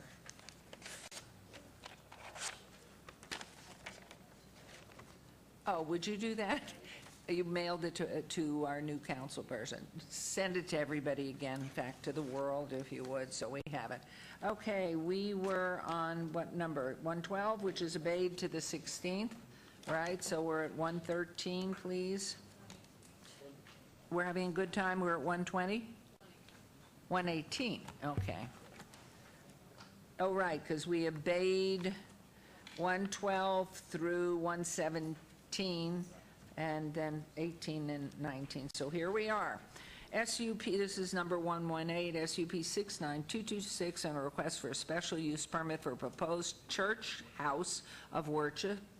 And 119, SDR 69227, a request for a site development plan review for the conservation of a multifamily residence to a proposed 3,184 square foot church house of worship. The applicant owner is James Jr. and Elizabeth F. Bracey on .25 acres at 330 North 9th Street, R4 High Density Residential Zone. The Staff and Planning Commission recommend approval of both items, which are in Ward 5 with Councilman Barlow, and are public hearing items which I declare open. Is the applicant or representative present? Hello, hello. And if you'll announce yourself for our record, please. Name and address. All right. Good evening, Council. Pastor James Bracey, Jr., Nice to see you. 330 North 9th Street, Las Vegas, Nevada, 89101. Wonderful. Nice to see you. And you, Gary sir? Carlson, architect, 6440 Bristol Way. Wonderful. Okay, and let's hear from Mr. Summerfield. Briefing. Our attorneys are briefing, forever briefing. Okay, would you like to address 118 and 119, please? Yes, ma'am. Sorry about that. The special use permit was previously approved by the City Council in October of 2000 and subsequently extended in 2003, 2004, 2006, and again in 2008. The previous entitlement expired in 2010 as no building permit was ever issued for the Church House of Worship conversion. As the proposed use meets the minimum requirements for a special use permit, the site is suitable for a house of worship, and this use can be conducted in a compatible manner with the surrounding land uses. Therefore, staff recommends approval with conditions. Thank you. Thank you, Mr. Summerfield. This is a public hearing. Anyone wishing to be heard on either of these items? Okay, I'm going to close public hearing. Thank you very much, Mr. Summerfield. Mr. Barlow, Councilman. Thank you. Thank you, Pastor Bracey, for meeting with me, I guess it was last week? Yes, last Wednesday. The question that I have is what I posed to you in relation to the vehicles that were parked on the property. What is the status today as it relates to the vehicles that we spoke about? It was completed Monday. We removed them all by Monday. Okay, so everything's removed? Yes. Okay, and you are in, you agree with all the conditions that have been set before you, and that has been communicated from our planning staff? Yes. I'm sorry? Yes, Councilman. Okay, and so as it relates to the feeding, can you walk me through the feeding component? Because a number of your neighbors and business owners in the area were concerned in relation to the process in which the feedings take place at your church. I'm not sure if that's what they're called, but I know that you communicated to me that you have collaborated with 3 Square, if I understand. Yeah, and they yes, sir. deliver food for families, for members of your church, as well as surrounding neighbors in the community. Can you walk me through that process? Because your neighbors are very concerned about the aftermath of that feeding event. Yes, sir, Councilman. We have spoke with the people that we feed, and prior to our feeding, and as they come through the line, and we've informed them of the consequence of no longer being a feeding program if they don't be a little more cooperative in the area as far as littering and things of that nature, because we let them know that there had been a problem in the area with owners and realtors speaking against it. Matter of fact, I think it was Brian Knapp and his wife and maybe another realtor that was concerned about it. So, and I got with Brian Knapp about it, and I told him if he was any longer discouraged or upset about it, and thought it continued to be a problem, that he and I would get together a little more in addition to what we already have, because I was unaware that there was a problem until I think it was May 9th when we had the meeting. When do the feedings take place? How often is it? We used to do it weekly. Sometimes if there's a fifth Wednesday, we do it 5 times, but we discontinued that, I think, about 2 years ago. So now we feed every second and fourth Wednesday. We give out tickets from 9:30 to 11:30, and then they come back at 1 o'clock. We do that trying to dissuade the line and the amount of people that, would be gathered at one time. So 9:30 to 11:30, they get their tickets, they come back, and about 1, line up in numerical order. By 1:15, 1:30 at the latest, we start, and we go to 3 o'clock. And these are families in the surrounding community that comes to pick up? Well, yes, but the thing is, most of them are what would I say, families with 2 to 3, and most of the people come from out of the area because, we try not to put a limit on who we're going to feed. Because if there's a family on the other side of town that has a family of 7 or 8 people and they're in dire need of food, then we don't want to turn them away. Our objective is to feed those that are in need. Okay. And with the concerns that have been brought forward from your surrounding neighbors, what is it that you can do to help curb some of their concerns as it relates to some of they mentioned trash that's left behind, as well as individuals sitting around eating food on the curbs? I mean, are you serving hot foods or are these packaged? Packaged. Okay. Box food. Well, what I've been doing lately, I've been more or less policing the area myself. Matter of fact, I think it was when we fed last Wednesday, my wife and I, we have a little crew that check the area, and anything that's still there, we make sure that it's taken care of. Matter of fact, on Thursdays, I go back down after the feeding, and I make an additional dump run if I see anything that needs to be taken. So I box up everything that Wednesday, trash or whatever, and then that Thursday, I'll make a run to Republic Service.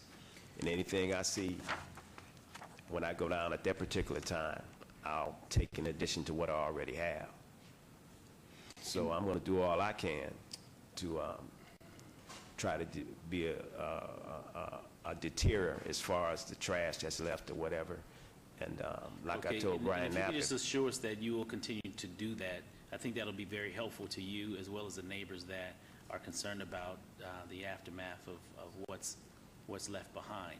And so we'll continue to monitor that from a code enforcement standpoint. How long have you been at this location as far as the church? 2000, and we've been feeding since 2008 through 3 Square. We have like a $500 monthly budget with 3 Square. Okay. All right. Mayor, if there's no further questions, I'm ready to take action. I believe Councilman Coffin may have Thank you. a few questions. Thanks. I wanted to just ask you, Reverend Bracy, do you live at this property? Do you live at this property? No. I abide at 1523 Gabriel Court in North Las Vegas. Oh. So no one resides there? No. How often do you have services? Sunday, and then we have Bible study on Wednesday, and we have choir rehearsal Tuesday and Saturday. Okay. So we're down there. If we see any problems, we definitely try to rectify it. Okay. I have no objection. Thank you. Okay, I Ready? think that's it. Yes, please go ahead. Okay, so on item number 118, I'll move for approval subject to all conditions. Thank you. There's a motion to approve 118, subject to all conditions. Please vote and please post.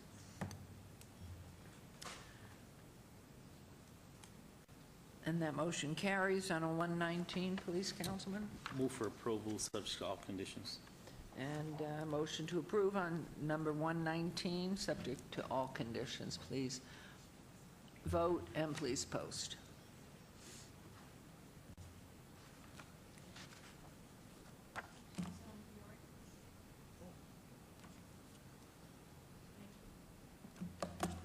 And that carries as well. Good luck to you. Thank you very much. Thank you very much. Okay, agenda item 120, SUP 69676, public hearing, applicant Ona Venza Bracken for possible action and appeal of denial by the Planning Commission on a request for a special use permit for a proposed bed and breakfast in use with waivers to allow guest parking, not to be screened by 6-foot-tall fence or dense landscaping, and to allow the use to be located on 39-foot right-of-way where 50 feet is required at 309 Arnold. And this is R1 single-family residential zone. This is in Ward 5 with Councilman Barlow. Both the Planning Commission and staff recommend denial. This is a public hearing, which I declare open, and the applicant, hello again? Hello, Council. You are present. Yes. And so let's go starting off with Mr. Summerfield. Mr. Lowenstein. Good afternoon. Peter Lowenstein for the record. The proposed use does not meet the minimum standards set forth for bed and breakfast. The establishment of this commercial use is too intense for the surrounding residential uses.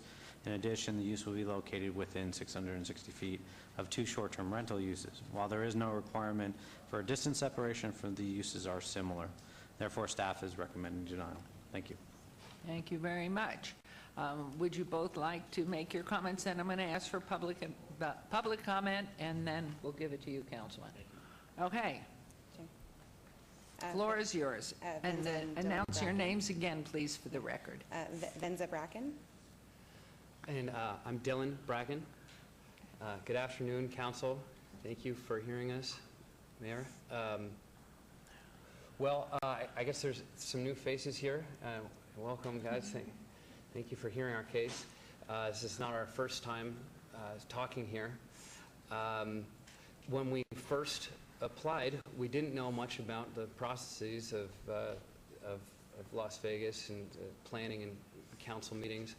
But as we met with everyone and started working out our plan, what we realized was that the best foot forward was to ask for advice of the different council members and of people in our community, and that's basically how we've developed our plan, which is a bed and breakfast that will be used in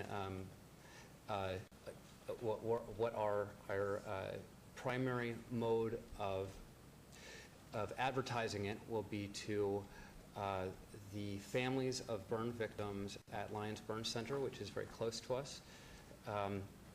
We're about a block and a half away from the medical district. And we also have been working with the Ronald McDonald House, and they would like to give us their overflow and expand into our place.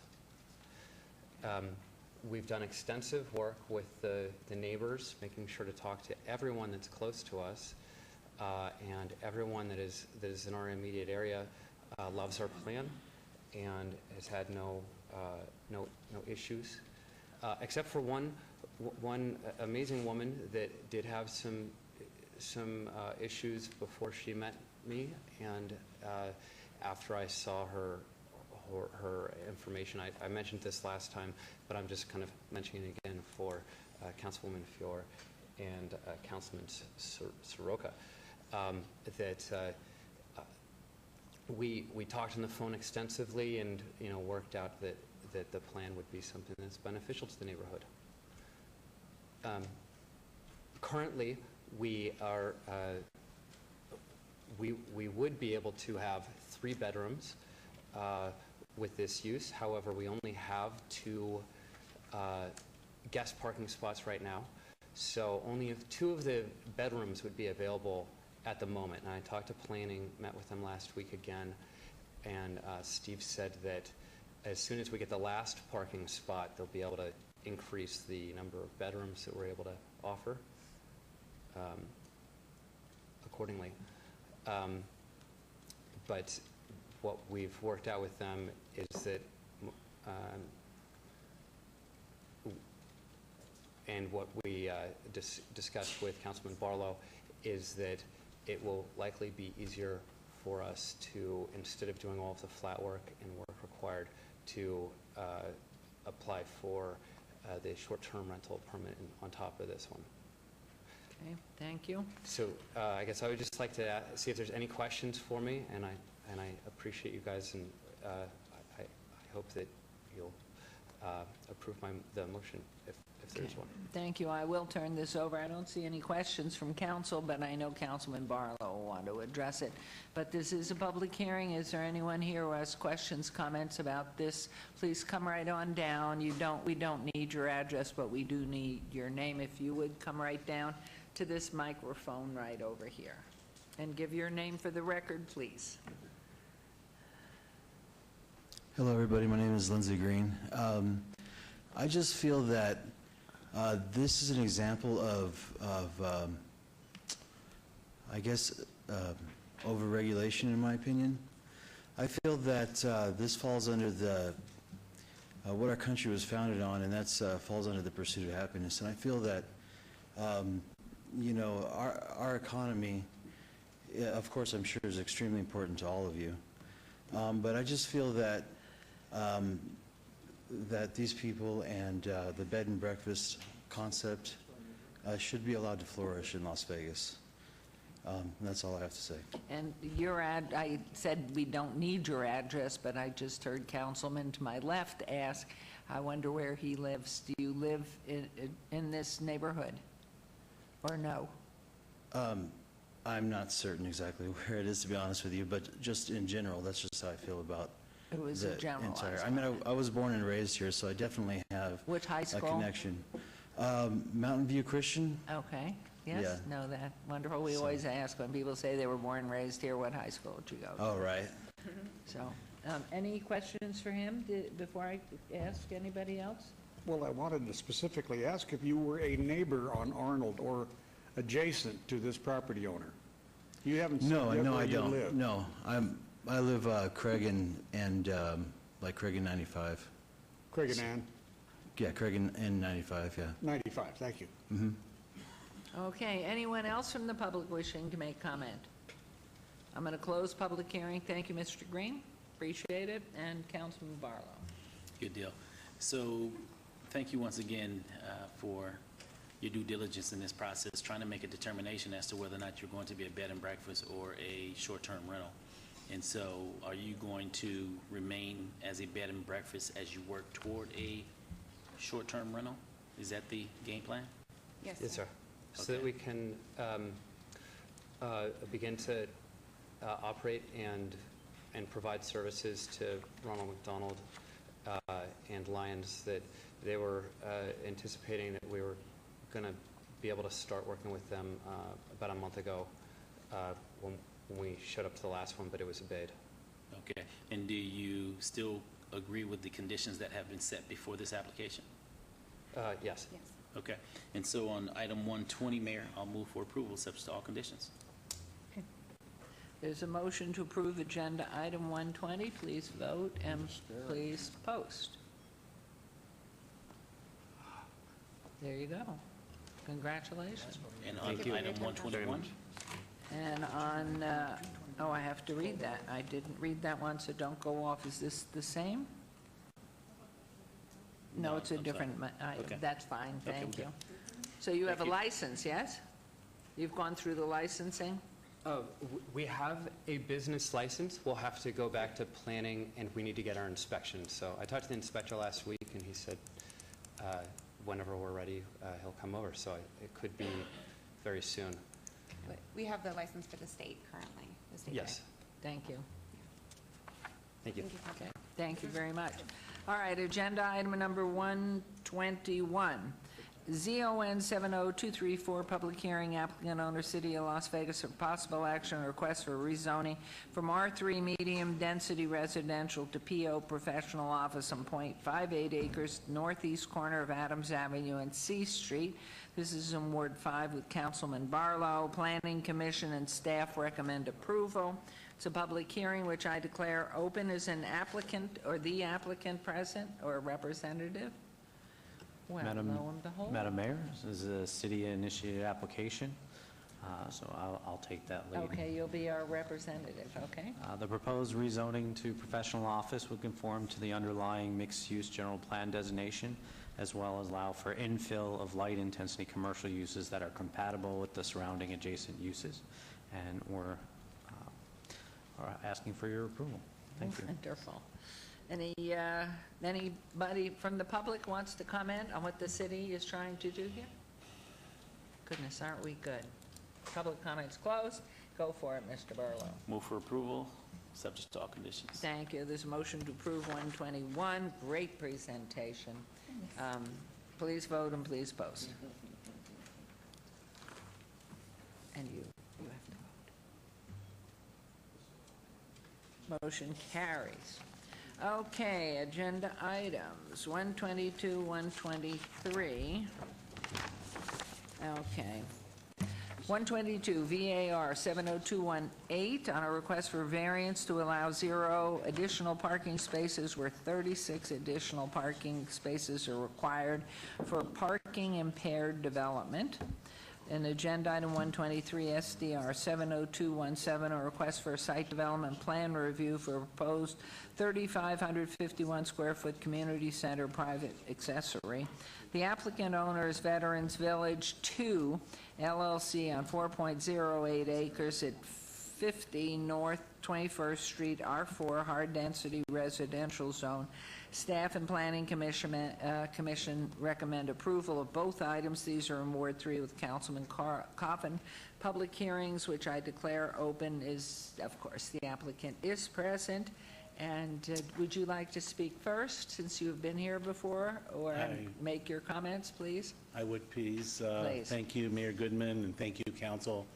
Arnold Stock, 840 South Rancho Drive, Las Vegas, Nevada, 89104. The owner of this property. I'd like to welcome first Councilwoman Fiore and Councilman Soroka to the City Council. This is a great city, and we're glad you're here. This is a part of a master plan that we have developed over the last 6 years. What you see on the map here is 4 developments. Our first development is at 1150 Las Vegas Boulevard South. Many of you on the council have seen and have visited this development. We have been partners with the city since inception. That is a 24/7, 365 operation. We house about 150 people a night. Veterans Village number 2, which we'll come back to, which is the subject parcel, is 204 units, which is we're in partners with the city on, and has been open for 7 months now. I'll come back to that in just a second, and thank you for allowing me to go through this quickly because they all relate to each other. Veterans Village number 3 is at 114th Street, which is also in downtown Las Vegas. We are an escrow on it. It's going to be an assisted living facility for people that veterans that cannot live independently any longer or need a period of time to recover, and for veterans that have traumatic brain injury or other disabilities that they can't function anymore independently. And Veterans Village number 4 is 2028 Fremont Street, which is right across the street from 21st Street location, which will be 60 units. It's another motel conversion. That completes 4 developments in downtown. which goes back to the Functional Zero program, which really brought together, it was an initiative of the Obama administration and HUD and the VA, which really brought us together, and through the auspices of the City of Las Vegas and the mayor, brought us all together and really gave us the opportunity to work together.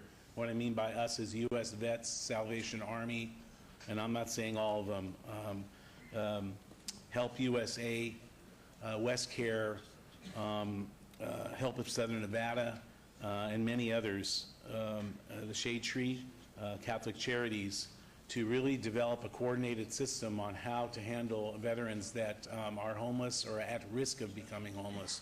The at-risk population now is the one that we're focusing on. And so out of that came things from Veterans Village, such as White House visit to the previous administration, and we have had 2 briefings with the current administration because we believe that we have developed a solution to really help veterans get off the streets and stay off the streets, and to live a life of independence and self-sufficiency. So thank you for allowing me to take you through that. The total will be about 478 units of housing, which is, if you're going to solve a homeless problem, you've got to build housing and develop housing with intensive supportive services. If I may jump in, Mayor? Please. Because this is a very good intersection, Mr. Arnold. Yes, sir. I mean, Mr. Stark, Arnold Stark. When you mention in order to solve homelessness, you have to build housing. How much housing, if in fact we had the ability to in fact address the homeless issue in our community, what would be the count, the unit count for housing for homeless in Southern Nevada?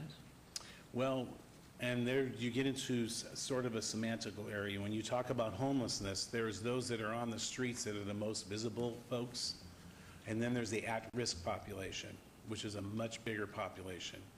So, you know, my estimate, and I hate to throw numbers out, but I'd say we need to build a minimum of 7,500 units and or develop and or rehab 7,500 conversions in the valley to start making a dent in the problem.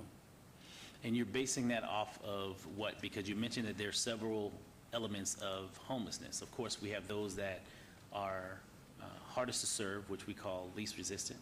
Correct. Service resistant. We have those that are mentally ill, and then we have those who are just sheer down on their luck, who are inside of our homeless facilities, who are looking for resources and job skill sets in order to get back out to be productive citizens again. And so therefore, that 7,500 unit count, would that encompass what demographic? All demographics, and the reason that I say that, Councilman, is that I think we have a really good handle on what's known as the count. We're open 24/7, 365. We're like an emergency room for social services. We see people every single day. It doesn't matter what time it is. And so I base that number on the people that are on the streets and the different populations. And by the way, Veterans Village is not just, our crisis center is not just for veterans. We serve anybody that needs help and can make those connections with the other agencies. So we need to be adding to the housing stock that we don't have, like for people that are chronically mentally ill, specialized housing. And so that number comes from all aspects of housing: emergency shelter, transitional, rental housing, and home ownership. Thank you for that. I appreciate it. And let me just put a plug in for you also, because I had an opportunity with my staff and I to visit the Veterans Village downtown Las Vegas. And that is a wonderful facility that you've been able to collaborate and pull together in Ward 3. And what you have there is something most definitely that is an element of solving the homeless housing issue by duplicating that in other jurisdictions as well. And so I really want to thank you for a job well done on that project. I appreciate that very much, but we could never do it without all the other agencies and reaching out to businesses, which I'm going to get to in very, very brief comments, I promise. I know it's been a long afternoon and morning. Thank you for that. When we took over the Veterans Village 2, which is the subject parcel and the what's before you today, we had 204 units. The project was full. There was only 2 veterans there, and that was 7.5 months ago. And today we have 175 veterans there. So what's before you today is a crisis intervention community building. We're a 3-square provider. It'll have a food pantry. It'll have a multi-purpose room in it, and it'll also have a memorial to our veterans. And our partners, this project is being fully funded with no taxpayer funds at all by the WIN Foundation, by Penta Building Group, by the Plumbers Union, by and a bunch of other local companies and trades. We're going to break ground on this. Hold on one second, sorry. We will break ground on this project on September 5th. We'll lay all the foundations and all the work, and on November the 1st, we're going to do a quick build, and in 9 days, we will open the facility on Veterans Day, and everybody is invited to this. If you approve this facility, and also I'd be totally remiss without thanking Councilman Coffin and his staff. We're very excited about this, and this is a way to build buildings and to get facilities built locally and with our own private sector funds. Be glad to answer any questions that you have. I'm wondering if you are using the Toro mobile facility for health, for health care visits, or what do you have planned, or what is already in place, and especially 2, 3, and 4? Thank you, Mayor. I just sped up my presentation, and it's definitely in my notes in the interest of time. Toro is definitely a partner of ours.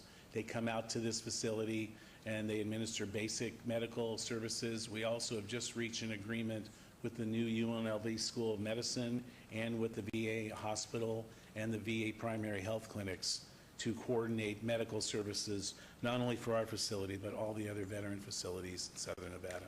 Excellent. Yeah. Excellent. So before I turn these over to Councilman Coffin, anybody from the public wishing to make comment on these 2 items, please come forward. Your usual wonderfulness. This is great. I mean, it really is how you continue to do this. How about any from council? Okay, Councilman Coffin. Thank you, Mayor. Arnie, thank you again for this presentation. It's hard to believe you're going to be up at 4 units pretty soon. This is wonderful, and as you know, I've lived, I only live a couple of 100 yards away from Veterans Village number 1. That's right. And the men and women who live there are a stabilizing influence on the community. That is something that many of them had a structured life, and part of the reason they fell apart frequently outside is because they lost that structure.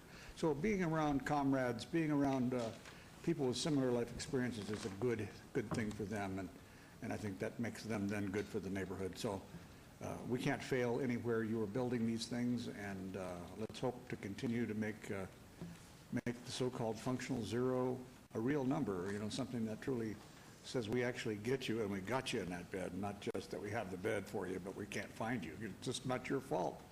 Trying to get them there is the problem. So I move for approval of item 122. Thank you. There's a motion to approve agenda item 122. Please vote. And please post on that.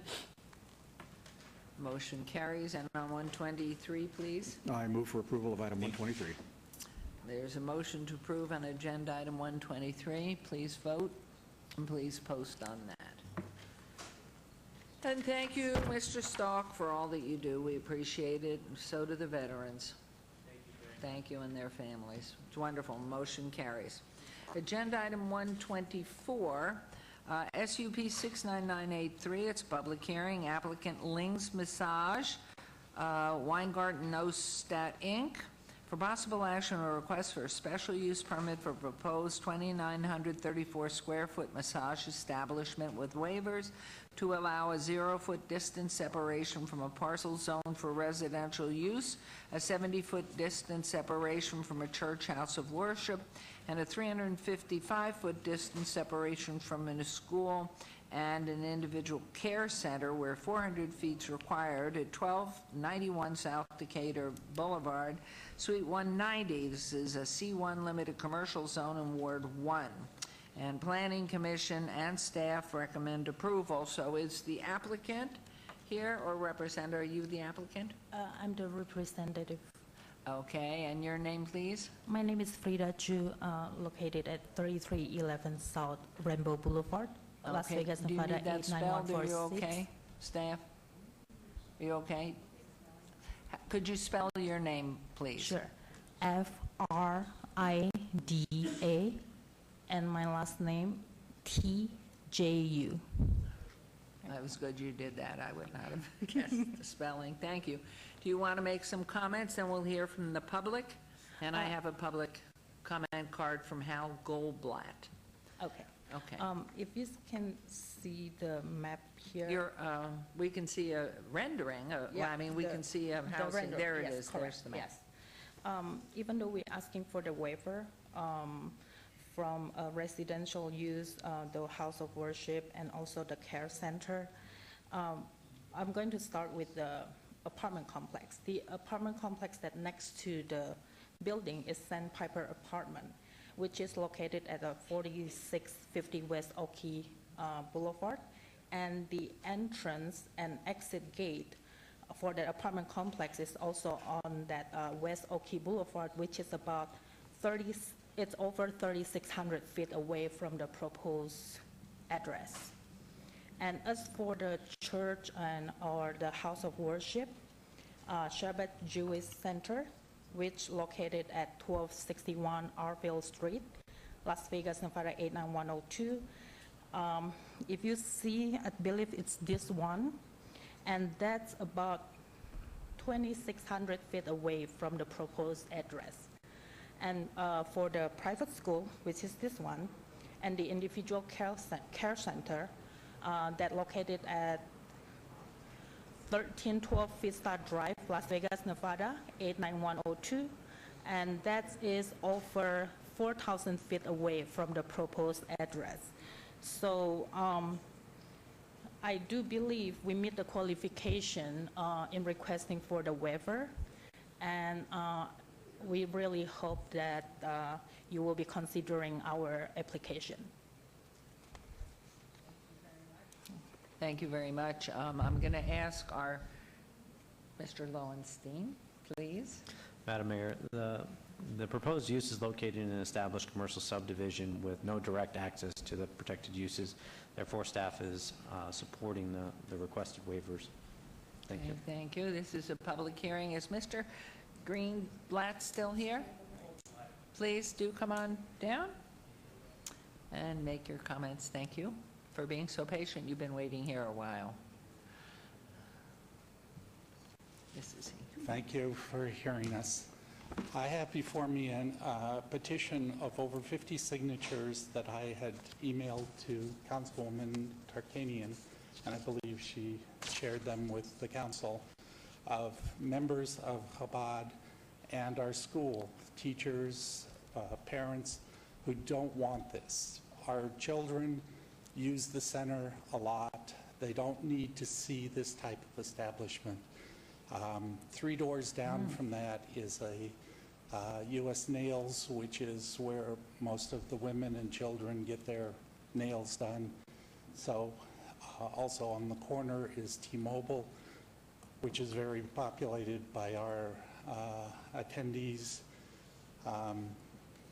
So we respectfully request that this be denied. There's plenty of places around town that are close to a house of worship or a school that they could locate in, and we would hope that the council would consider that. Thank you. And could I trouble you to repeat your name for the record? I'm so sorry. Hal Goldblatt, Thank you. And I live at Royal Crest, which is very close to the proposed property. Thank you, Mr. Goldblatt. Okay, anyone else from the public wishing to be heard? Sure. I will close the public hearing then, and any comments, questions here before I turn this over to Councilwoman? Okay, Mayor Pro Tem, go. If you look up in your backup, there, according to my count, are 36 comments made, and I'm talking about in our blue books. Of those 36, there is not a single person writing in support of the massage parlor. And there are obviously then 36 who are against the massage parlor. This area is an area frequented not only by the Chabad children, but by a lot of other children in schools nearby. And we've had so many troubles with massage parlors that I am going to disagree with staff, and I am going to move for denial on this, and that's because not only the 56 names he's talking about, I'm talking about the others that are in your blue book, and in the fact I know that area so very, very well, and there really are lots of other places you could have a massage parlor. That is frequented, you know, they have a juice place there, they have the pet store there, they have a lot of different things that attract children and young people, and also related to the fact that again, I didn't hear from you beforehand, and I don't think the neighbors did either, but you're asking not for 1 or 2 waivers, you're asking for 4. And I just, if you think that that fence that you pointed out, you probably would think that it would keep other people out of there. It doesn't. We've had many, many instances where they go over those fences. And so I move for denial. Okay, thank you. There's a motion to deny, so that is your motion, and please vote. Mayor, And yes, question on the motion. please. Question on the motion. Is this a new application at this location? Yes. Okay, and have they had any issues in the past? They haven't been there. They have I'm not saying been there. from any other location? They haven't, as far as I know, operated in our ward in the past. I'm doing this more on the location than the applicant. I just, you know what happened recently, the 4 that we had with massage parlors, we've had another couple coming up. I just don't want to take a chance when you have so many children and so many others there. So what I'm hearing also, and I don't mean to interrupt you, Councilman, but Councilwoman is recommending the denial based on that choice of location, perhaps as another location that would not have the same foot traffic, children, all the issues, which are her reasons for denying at the location, not the applicant. So this is based on the location. Find another location away from schools, children, the foot traffic that you're getting. And Councilwoman has just said, it's not about the applicant, it's about that particular location. So I'm going to go back to you, or was that? I just don't think it's compatible myself. I don't think it's compatible for not only where it's located, but for what happens in that area, compatible to what happens pertaining to schools and churches and the other. Even though the location where, the shopping center where it's located, it's like have fully walls around the area. You know, I know you would think that, but I've been over 10 years in that Ward 1, and I can almost tell you every fence they go over. I can almost tell you which blocks they'll kick out and then climb over. Unless it's an extremely high wall, I don't count on that. So, yes, even though. Okay, you're the only one that hasn't voted. And please post if you would. And so that motion carries there. And so find another location. You're not being denied by the applicant. It's just that location. Find a different location, and it might be different. It's not meant to be you. It's just that particular area and compatibility for what functions there within the community of that particular area. Okay. Thank you very much. We'll move on to agenda item 125 has been obeyed to the 16th of August, so we're on to agenda item 126, it looks like, through 132. So, here we go. 126 is ZON 70263, and a request for rezoning from R4 high-density residential to C1 limited commercial and related item. 127 VAR 70264, a request for variance to allow 307 parking spaces where 364 spaces are required, and related item. 128 VAR 70265, and a request for variance to allow 0-foot front, corner, and corner side yard setbacks where 10 feet is required, and a 5-foot side yard setback where 10 feet is required, and a 5-foot rear yard setback where 20 feet is required on a 1.05 acres northwest corner of Lewis Avenue, Maryland Parkway. R4 high-density residential, proposed C1 limited commercial. Number 129, which is SUP 70266, a request for a special use permit for a mixed-use development related item.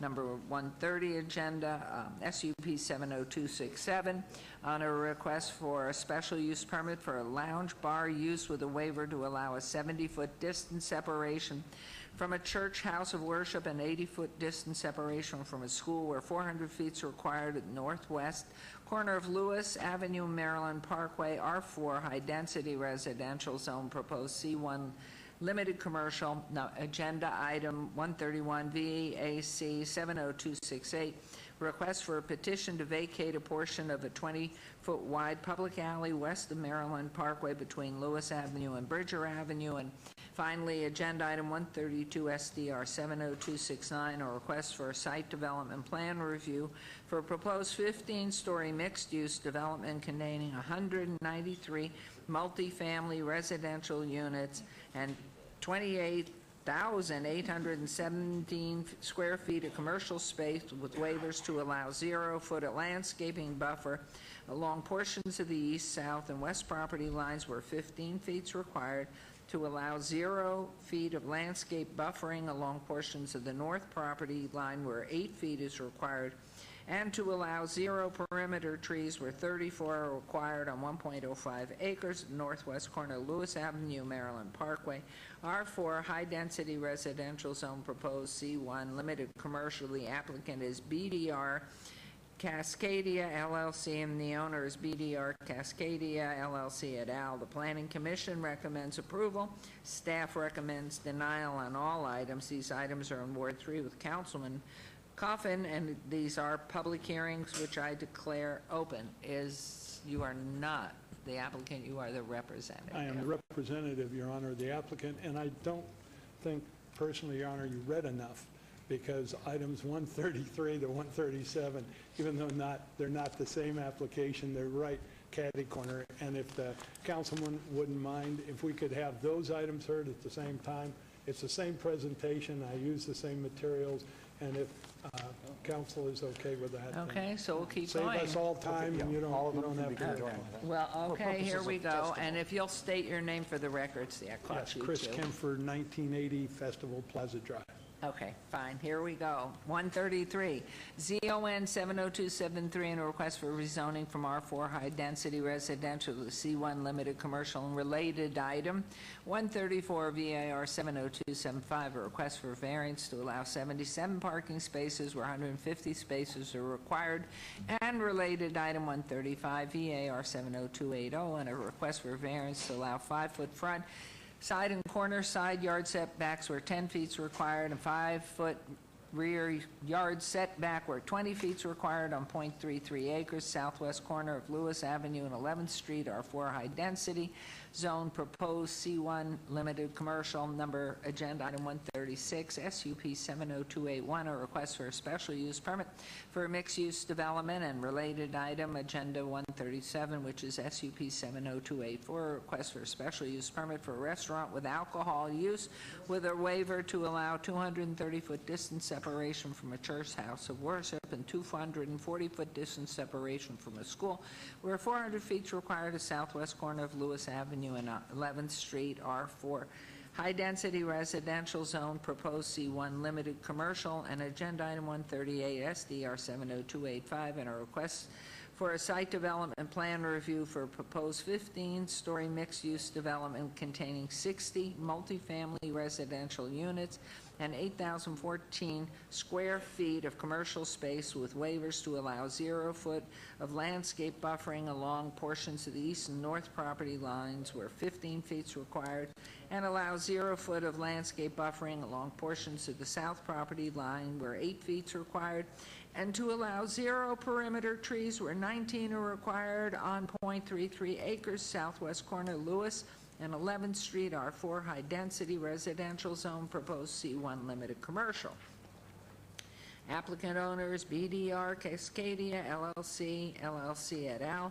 The Planning Commission recommends approval, and the staff recommends denial on all items. These items are in Ward 3 of Councilman Coffin, and these two are now public hearing items which I declare open. So, do we start with you, or do I turn to... Let's go with Mr. Summerfield. Very quickly, Your Honor. The proposed rezonings are not consistent with the vision for this area as outlined in the downtown master plan. This area is envisioned to retain its current low-intensity office and multifamily character and serve as a transition between the Founders and East Fremont urban hubs along the Maryland Parkway corridor. Those are where we had anticipated, based on the visioning, for the more intense commercial and mixed-use character to occur. The proposed C1 district for both projects would also allow for certain uses and development standards, such as unlimited building heights, that are too intense for this area. While mixed-use development is generally encouraged within the downtown core, the scale of the proposal is inappropriate for the area, which is predominantly developed with residential and professional office and other low-intensity uses. The need for setback variances and landscape waivers also are evidence that the site is being overbuilt and not appropriate at this location. In addition, with regard to the SUPs, for the lounge bar, there are 2 churches and 2 schools within 400 feet of the proposed lounge bar use, underscoring, again, the intensity and inappropriateness of the project for the area. These 15-story towers would be out of scale with the surrounding single-story and low-rise developments that are in the area. Therefore, staff recommends denial of all requests. Just to be clear, in the second group of projects, items 133, 138, the special use permit for that request is for a restaurant with alcohol. Additionally, there are waivers for the distance separation for that one as well, that staff doesn't find appropriate. Okay, Thank you. Thank you. And do you want to, shall I do public hearing? Why don't I do public hearing and then you can go? Your Honor, Yes. I have a question. Should we group the public hearing into 3 sections, or in essence, Well- we have like 3, we can discuss this entire thing, I believe, with a continuity as a group, all of them, but when you get down to special groupings here, we may have to have separate motions. You I'm know not what, I sure. think maybe that's, Some obviously, Mr. objections may Kemper has lived arise. this, so maybe you have a sense, I'll change that and not hear from the public till after. So would you respond to Mr. Coffin here, and No, what's our I best think way? Your Honor, Councilman Coffin, I think what you're suggesting was give the whole presentation, then it's got to be voted in segments, we can do that. I think so, Chris, if we could do it that way, because these 2 towers are really almost conjoined, and the neighborhood issues are the same. I think it makes sense for us then to expedite the meeting. Okay. So not have to repeat the presentation several times. Thank you. Go for it then. Then I will. Good afternoon, Your Honor, members of the council. Chris Kempfer, 1980 Festival Plaza Drive, here in Las Vegas, on behalf of the applicant. First of all, Your Honor, I would like to thank Councilman Coffin for his input and advice from the beginning and throughout this process. It was very much appreciated, and thank you very much, sir. Now, this to me is an extraordinary project developed by extraordinary young men. Daniel Reisberg, whose vision this is, and from whom you will hear a very short presentation, was born and raised in Las Vegas and spent much of his time in this particular section of town. This is the town that, or part of town that he loves, and that when he went to California to go to college, he always had a vision of coming back and doing something in this area that meant so much to him. And he and his partner, Ben Fenton, who is also here, both are here, purchased these existing apartment buildings on Maryland Parkway and Lewis, and on Lewis and 11th. They did not purchase the property and these buildings with the idea in mind of keeping them the same. They had a vision of something that was greater than that. They retained Craig Galati and his first-rate architectural firm to develop a plan that I'm going to show you shortly. And his vision was to create attainable housing using a mixed development process that brought different cultures together to create the diversity that he thinks is so important. Can you talk with the microphone? I'm having a hard time hearing you. Okay, I'm sorry. All right. Okay. I've noticed that it's the older I get, the harder it is for me to project. I don't know why that is. But, okay, I will speak up, and I apologize for that. Anyway, the vision that Mr. Riceberg had, that his business partner, Mr. Fenton, clearly bought into, was to create an attainable housing project that would bring cultures, different cultures together and create diversity that he loved when he was a young man here. And so that was the purpose of retaining his architect to design something that would be attainable.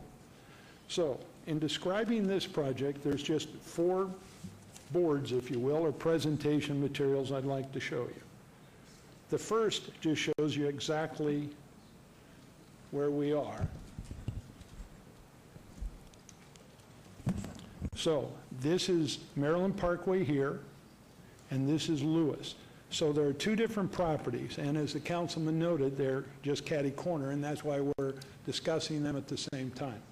This is property 1 on Maryland Parkway and Lewis. Property 2 is on Lewis and 11th. So those are the 2 properties. As you can see, property 1 is an appreciably larger parcel. Now, the second map just shows where other hubs of mixed-use development have been created. As you can see in this area here around the Huntridge Theater, the Fremont East Hub, and again, these are the properties here. But we've created mixed-use hubs in other places because of the importance of putting residential together with commercial to provide those people who are in those residential developments with commercial that is near them and can be utilized by them. I do want to point one thing out, because one of the things we talk about is a parking waiver. This right here is the transit corridor. And as you can see, it runs right next on Maryland Parkway, right next to property number 1, and is very close to property number 2. The third is a zoning map.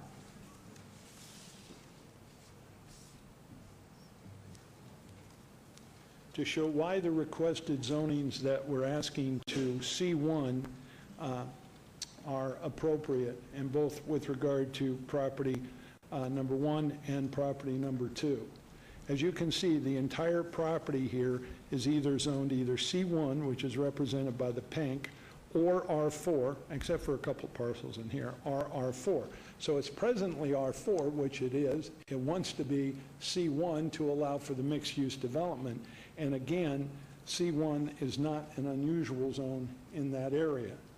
And they need the C1 because there will be, and I will get into a little more detail, because again, the mixed-use nature to allow some of the commercial that is needed to make this a success.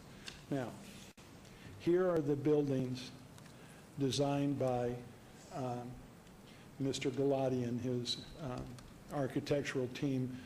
Lance Kirk was intimately involved in that, and he's in the audience as well for any questions. This is property 1 that I'm pointing to on Las Vegas, on Maryland Parkway and Lewis, and this is property 2 on Lewis and 11th. Now, with regard to the project on Lewis and 11th, you can see that the parking is provided below, and the residents are provided above that. Now, these are the residents to which, hopefully, Mr. Riceburg's present tenants will return. And that brings me to a point I wanted to make with you.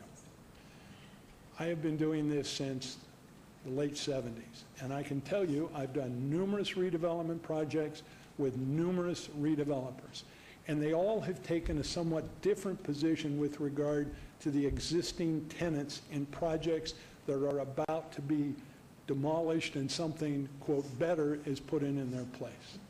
I've seen them say they're on their own.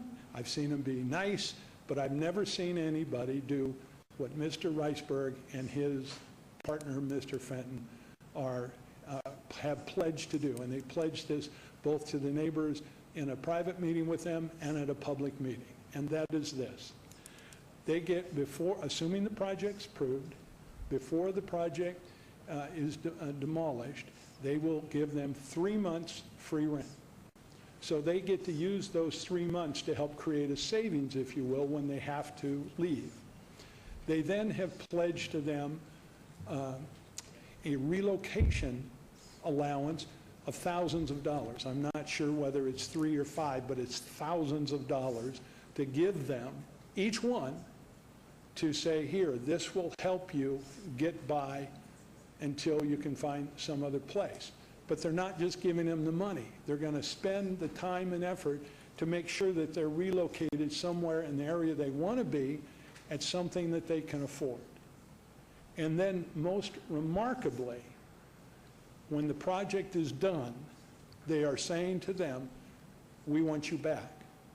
But not at what we're going to charge everybody else. We want you back at the rent that you're paying in the building that you were paying when it was demolished. So you just don't see a lot of that. You know, unfortunately, these people are a lot of times just dismissed. And that's not what these gentlemen are doing. So the issues, let's talk about some of the issues. We've heard that these are beautiful buildings, but they're too tall for the area.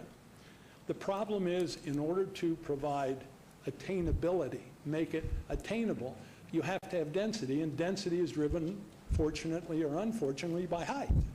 And in this particular case, the height is not arbitrary. It's designed to allow these places to be attainable places for the people to live. We have been told that as beautiful as it is, it belongs on Fremont Street. The problem with that is that's not the area that he chooses to redevelop. This is the area that was special to him when he was young. This is the area that he wants to do something with. Now, are there parking waivers involved? Absolutely, that's true. But in this area, cars are not really the general mode of transportation. In fact, with his present 57 residents, 22 have cars. That's 38% of the residents that now live in his property have cars. So I don't know if those percentages are going to hold, whatever, but even if they hold to a half, you know, it's still appreciably more parking being provided than is going to be needed. Further, as I pointed out, Maryland Parkway is an area where it's designed to be a public transportation corridor, so that's going to help. It's going to increase the ability and the desire to use it. And as the councilman suggested, there are areas there that have not been developed yet that can be used for overflow parking if, in fact, any issues arise. So we think we can address that. The C1 zoning does create commercial uses. There's no question about that. But again, it's those commercial uses that make this a desirable mixed-use project. One of those uses is a medical clinic that he intends to put in there to be used not just by his tenants, but by the neighborhood. And now that brings us to the other commercial use, and one that has one of the waivers. This up here in yellow is a restaurant with a lounge. It's going to be open to the general public who can take an elevator into it. It's also going to be open to the residents. But by the way, once you're in there, you have to have a key to get out of there if you're going to go back into these residential areas. Otherwise, you go up and down through the elevator. But you need to have the zoning to create that. That will help provide additional amenities for the building and also assist with the commercial that is necessary in a mixed-use development. Now, it is true that there's a separation requirement from church and school that is necessary here. But that separation is generally, you're concerned about a separation that is more lateral than it is vertical. In other words, this may be only 80 feet away from a church or school, but it's 150 feet or whatever that height is also away. So it's not, what you're concerned about when you have a separation issue is that kids are walking by a use that's a privileged use, or kids have the access to a privileged use, and that's not at all what we have here. So I have asked Mr. Reisberg to be very brief, and he promised me he would. So I'm going to ask him to say some words. I would like to say that all of us are here. Should you have any questions or comments, including the architect, if you have specific questions on anything, the Planning Commission recommended approval, and we would respectfully request your approval as well. Thank you. Thank you very much. Hello. My name is Daniel Reisberg, for the record. I did grow up in the area. I went to Temple Beth Shalom. I went to the Hebrew Academy when it was on Maryland Parkway in Oakey. And adolescent years, I guess I went to the Hundreds Night, spent a lot of time there, and of course the Boulevard Mall, spent a lot of weekends there. So this community does mean a lot to me. I spent a lot of time just hanging out, getting my cultural identity in this area. Along that Maryland Parkway stretch, which is extremely close to Fremont, I feel is where the real locals are. It's just how I feel. When the opportunity came about to purchase those 5 properties, those 57 units, we rolled the dice. We took a chance to see if this project was actually viable. And to our surprise, not only do the tenants pay rent every month, they've proven themselves to be, have pride in themselves and pride in the community. They far exceeded our expectations. By the 4th or 5th of every month, we have all our rents, which gave us the courage to go ahead and move forward with this project. The diversity is huge. We have to create diversity in order to make it work for the locals. The diversity is created with the attainability. So by bringing back the current tenants for the price they're paying right now, we have a bunch of different income levels. So I want the guy who's living in my place now making $15,000 a year, living next to the girl making $90,000 a year who's the marketing director at Zappos or whoever it is. By being next door to each other, they'll have to engage neighborly. With that engagement breeds culture, right? So with culture breeds inner growth, and with inner growth brings community, right? Community from within, that's real community. And that's what I believe will make this thing work.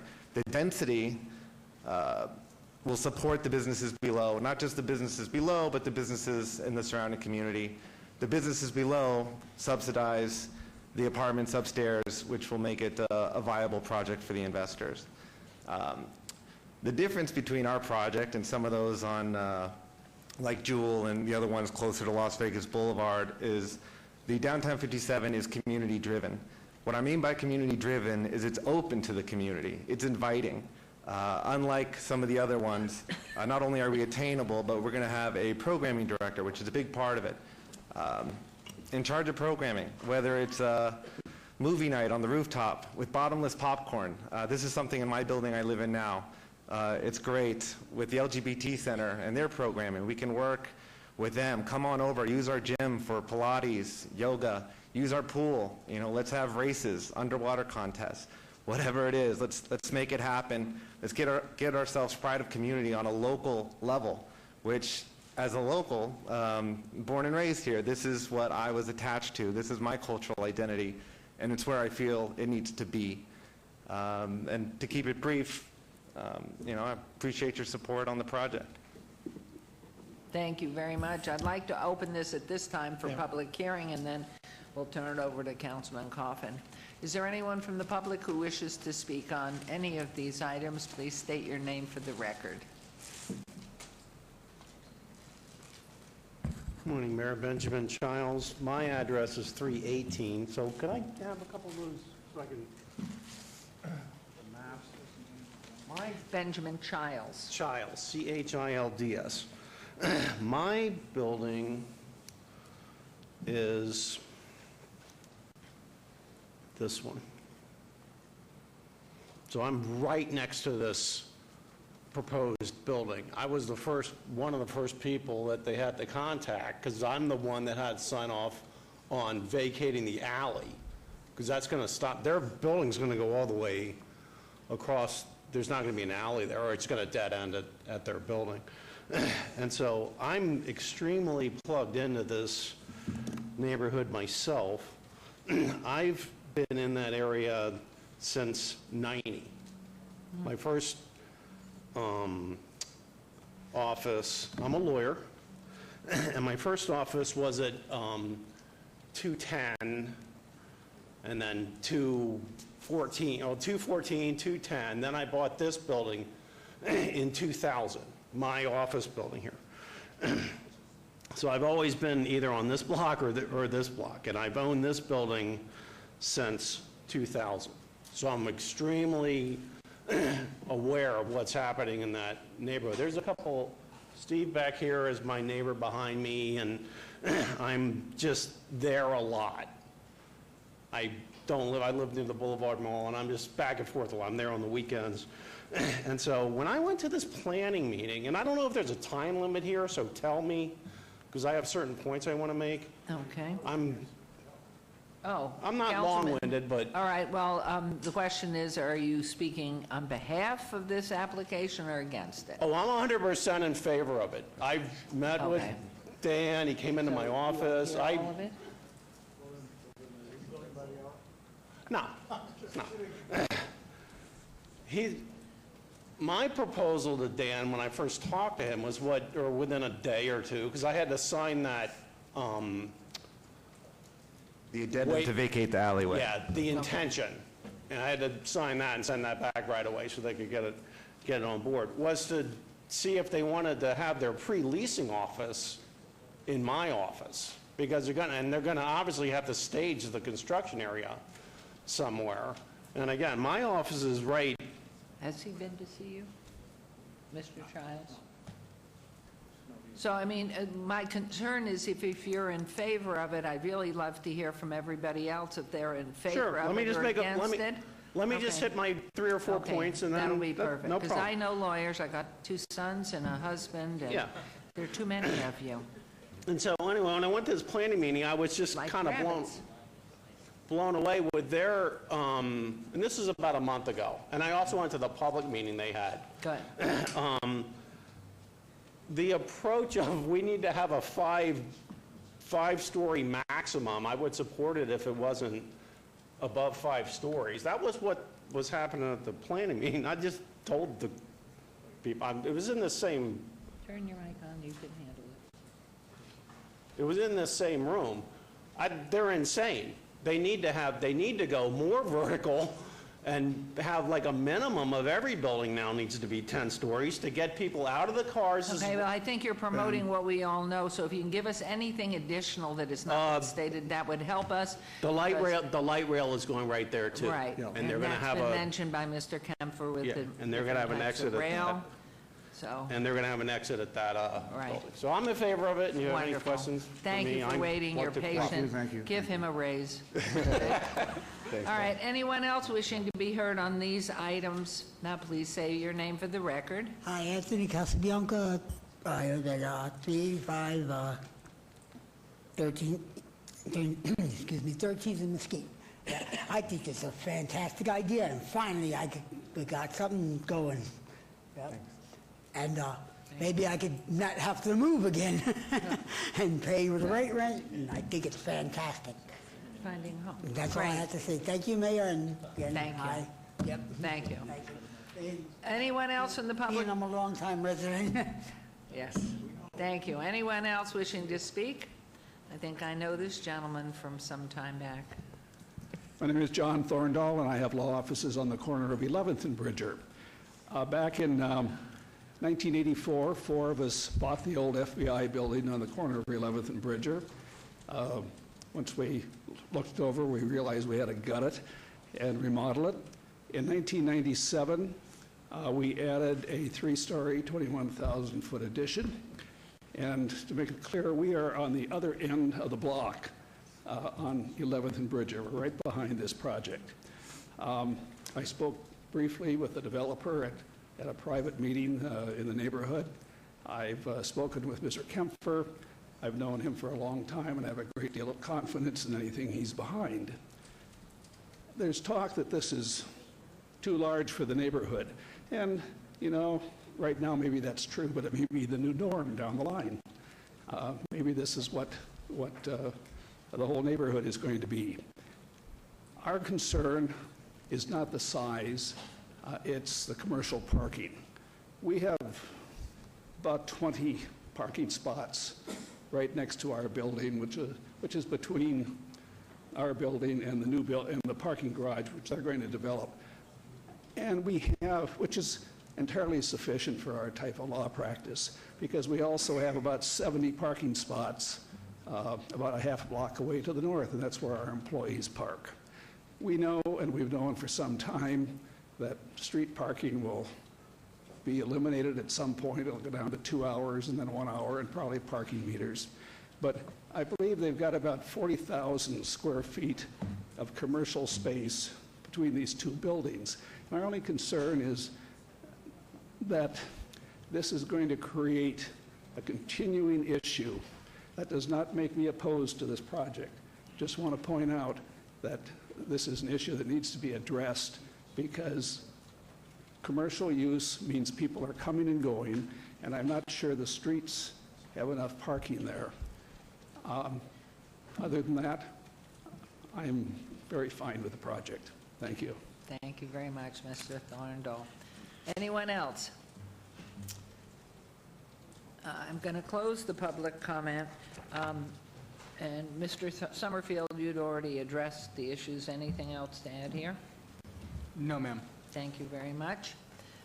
Anything more that needs to be added, Mr. Kempfer, before I turn it over to the gentleman two down to my left? No, Your Honor. Ready to roll? We're here to answer questions. Okay. Any questions from any council members here?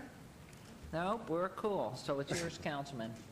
Thank you, Mayor. We've had representations made here today. We want regarding the security, the safety, the future of the existing tenants, so we want to make sure those are made part of the record. And maybe those were made part of the Planning Commission record, I'm not sure, but let's just say, let's make them both. Let's make sure the Planning Commission record is also part of this record today, Mr. Summerfield. There's Laurel or Hardy? Which one?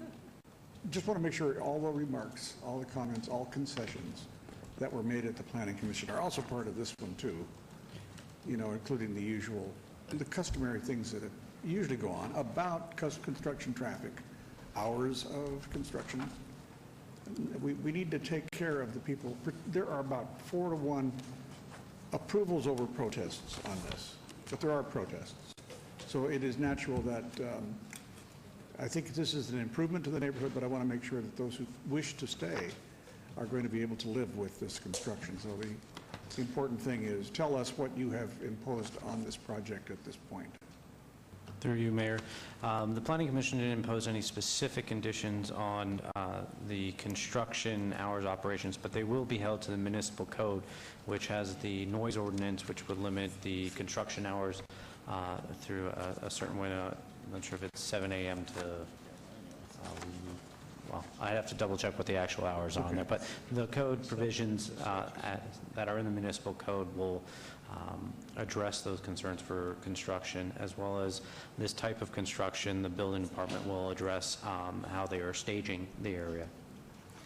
Okay, and if, Mr. Kempfer, if your client feels the need to accelerate construction at any time, deviate from the usual construction hours, then if they would make sure to have a neighborhood meeting to make sure that we have people there in agreement with you.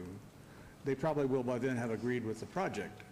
So you want, I know they want to get it done fast just because they don't like the mess, but it's important that you have these periodic neighborhood meetings in there, because these folks, some of them have lived there 50 years. And those old duplexes and fourplexes, they go back. I'm going to tell an old folks story again. The mayor kills me, but this is a lot of stuff here, Mayor. I went to grammar school there in 1952, 53, up through 57 at that St. Joseph's, which is just real close. My daughter went to grammar school right near there at the Lutheran school across the street. So we have history there. And like Reichsburg, I grew up and played in the same areas that he did. I lived in Huntridge as well. So we're on the same track here. It is time for new housing stock. There is a need. Those houses, those fourplexes and duplexes are all 55 to 65 years old. And so they're getting harder to maintain. And so what I think is going to happen here is there will be some annoyances and some grievance, some griping. But on the other hand, the property values of all of those other parcels of land are going to increase substantially because of this. So that is one of those kinds of little bouquets you like to throw to somebody who isn't really in favor of what you're doing, that in the end it's going to put money in their pockets. I think it's compatible. It is inevitable because of the age of the housing stock and also the inevitable increase in population downtown. And it's a mobile population, as you pointed out, and that is why some underparking is okay, because more and more people downtown are using bicycles besides their 2 feet. So I think for those reasons, you know, it makes sense to allow this change. It may bring more change, and change is always hard for some people. But they've already gone through a lot of it downtown, and I think those who have gone through it, they appreciate what's happening. And we need those beds, not just for the businesses that are down there, but to keep rents reasonable. Otherwise, without the beds, rents are going to go sky high. So we can avoid that by permitting this. And I think aesthetically it's good. I think that the uses, including the alcohol use, will be harmonious. But I think that you just make sure that the violations are low. You don't have calls for service from the police, all those things that are normal in the course of business as things develop. That's a very good idea, Your Honor. If I might, that's a very good idea to have updated neighborhood meetings to let people know what's going on. The only time I've ever seen hours asked to be extended is like in the summer if you're doing a pour and you want to get it poured earlier rather than later. So, but that's something you work with the neighborhood with, and you tell them what's going on, and it's never been a problem if you work and do it diligently. So, that's correct. Thank you. And you also have an architect on the team who lives in the area. Sure.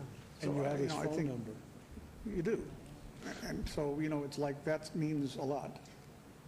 Like you and I and he, we care about the old downtown.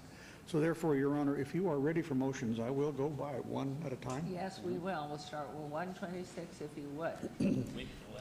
Okay, Your Honor, I move for approval on item 126. Okay, there's a motion to approve on 126. Please vote and please post. And keep your fingers on the dial because we have a lot of them. Councilman Anthony, there we go. Motion carries on 127.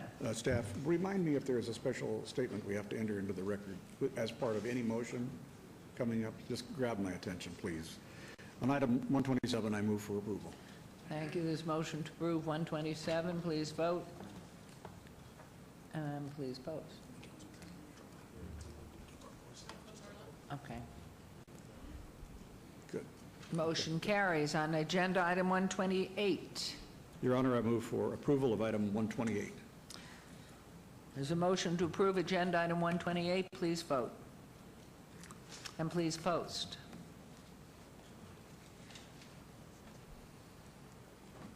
By the way, Your Honor, the architect I referenced is Lance Kirk. Okay. You don't Thank need to you. put your contact information up for everybody to see.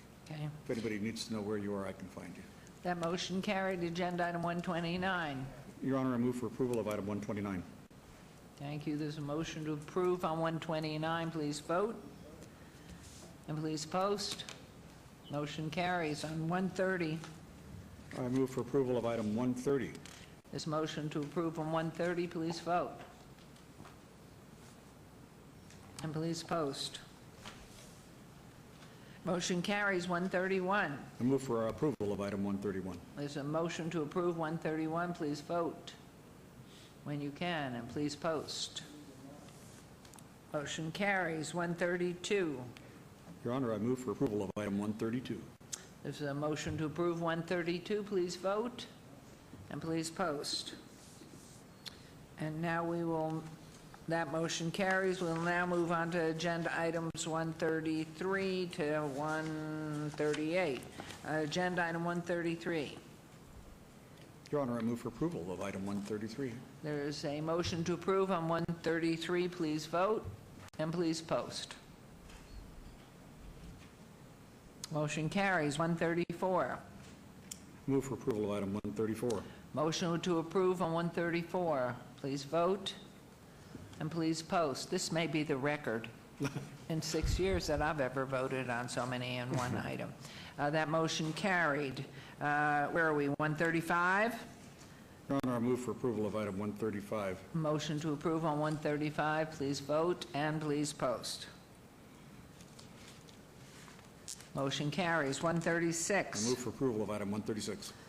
There's a motion to approve 136. Please vote and please post. Motion carries. And on 137. I move for approval of item 137. Motion to approve on agenda item 137. Please vote and please post. Motion carries. And on finally 138. Your Honor, finally, I now approve for item, I move for approval of item 138. And there's finally a motion to approve on 138. Please vote and please post. And if that one was denied, they should all be shot at dawn. Perfect. Congratulations. Thank you, Move Mayor. forward. Thank you, Sorta City nice. Council. And, Your Honor, let me take a second to welcome the Colonel and Councilwoman Fiore to the council, and good luck, God bless, and enjoy it. So, thank So you. remember his face. If you don't, we'll see it, lots of it. Thank you. Good luck. Okay, agenda item 139. Oh, goodness, we have moved the whole page. Look at that. VAR 70236, a request for a variance to allow 51 parking spaces where 57 spaces are required. Number agenda item 140, SDR 70237, a request for major amendment to a previously approved site development plan review SDR 3132 for proposed temporary development to add 3 modular buildings to an existing private school, primary one. The applicant owner is Rainbow Dreams Educational Foundation et al. On 2.15 acres at 950 West Lake Mead Boulevard, CV Civic Zone. Staff recommends denial, and the Planning Commission recommends approval of both items. These are in Ward 5 with Councilman Barlow, and are public hearing items that I declare open. And is the applicant or representative present? Yes, you are. Hello, hello. Hello, welcome. Well, I guess I should say thank you for having us. I'm so happy to be here, and welcome to the new councilwoman and new councilman. And you are? Diane Pollard, 1860 Jasmine Joy Court, 89117. And the founder of? Rainbow Dreams Academy, a charter school. We're expanding to 8th grade. And so our modular units are needed to, because we've outgrown our building, and we would plan on building real soon, but not right away. Wonderful. And sir, you are? My name is Benjamin Snape. I'm a representative of KME Architects. Wonderful. Wonderful. Okay, Mr. Summerfield. Madam Mayor, the applicant is proposing the addition of 3 modular buildings that will house 4 classrooms for an existing private school. Title 19 allows for temporary development for a period not to exceed 3 years, with the opportunity to extend that approval for an additional 3 years. The additional classrooms generated by the modular buildings will result in a parking deficient location in which no additional on-site parking is being proposed. As there's no physical deficiency on the site that would warrant a variance, the hardship is self-imposed, and therefore staff recommends denial of both the variance and the site development review. Thank you. Thank you very much. A little private tete-a-tete here.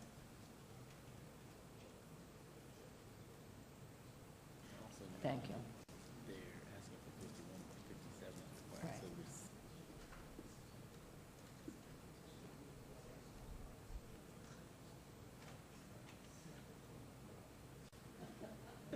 Okay, this is a public hearing. Anybody wishing to be heard on this item, please come forward and state your name for the record.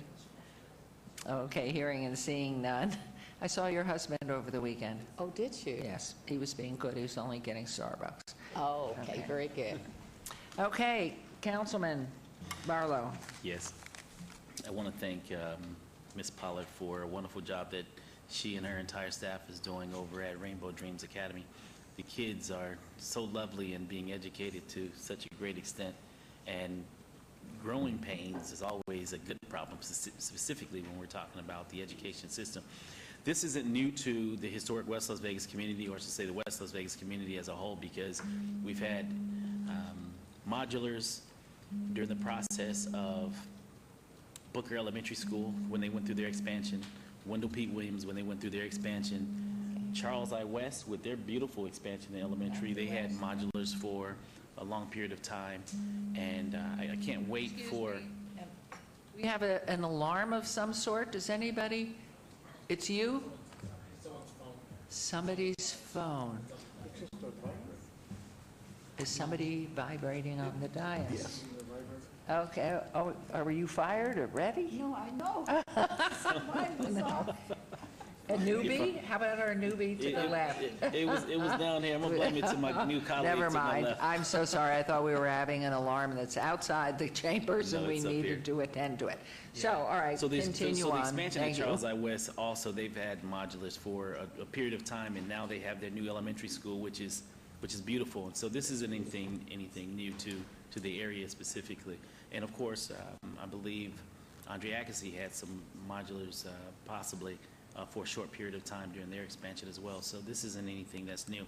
The parking requirement, it's required according to code, 57 parking spaces. You're asking for 51, which is totally fine. A 6 different parking space difference is not a big deal, being that we're talking about an elementary school. In addition to that, the mayor mentioned that there's a lot of smart cars on the road, as well as those little minis, so they can actually share one parking space. So I'm not sure how true that can be, but anyway, I'm okay with it. And so for that, I'm going to move for approval of variance 70236, Mayor. Okay, there's a motion to approve agenda item 139. Please vote and please post. Do you need to read 140, or have you read that already? Yes, I read everything. Thank you. And on this SDR, are there any SDR 70237. anything that we need to? No, please call. No, everything's in order.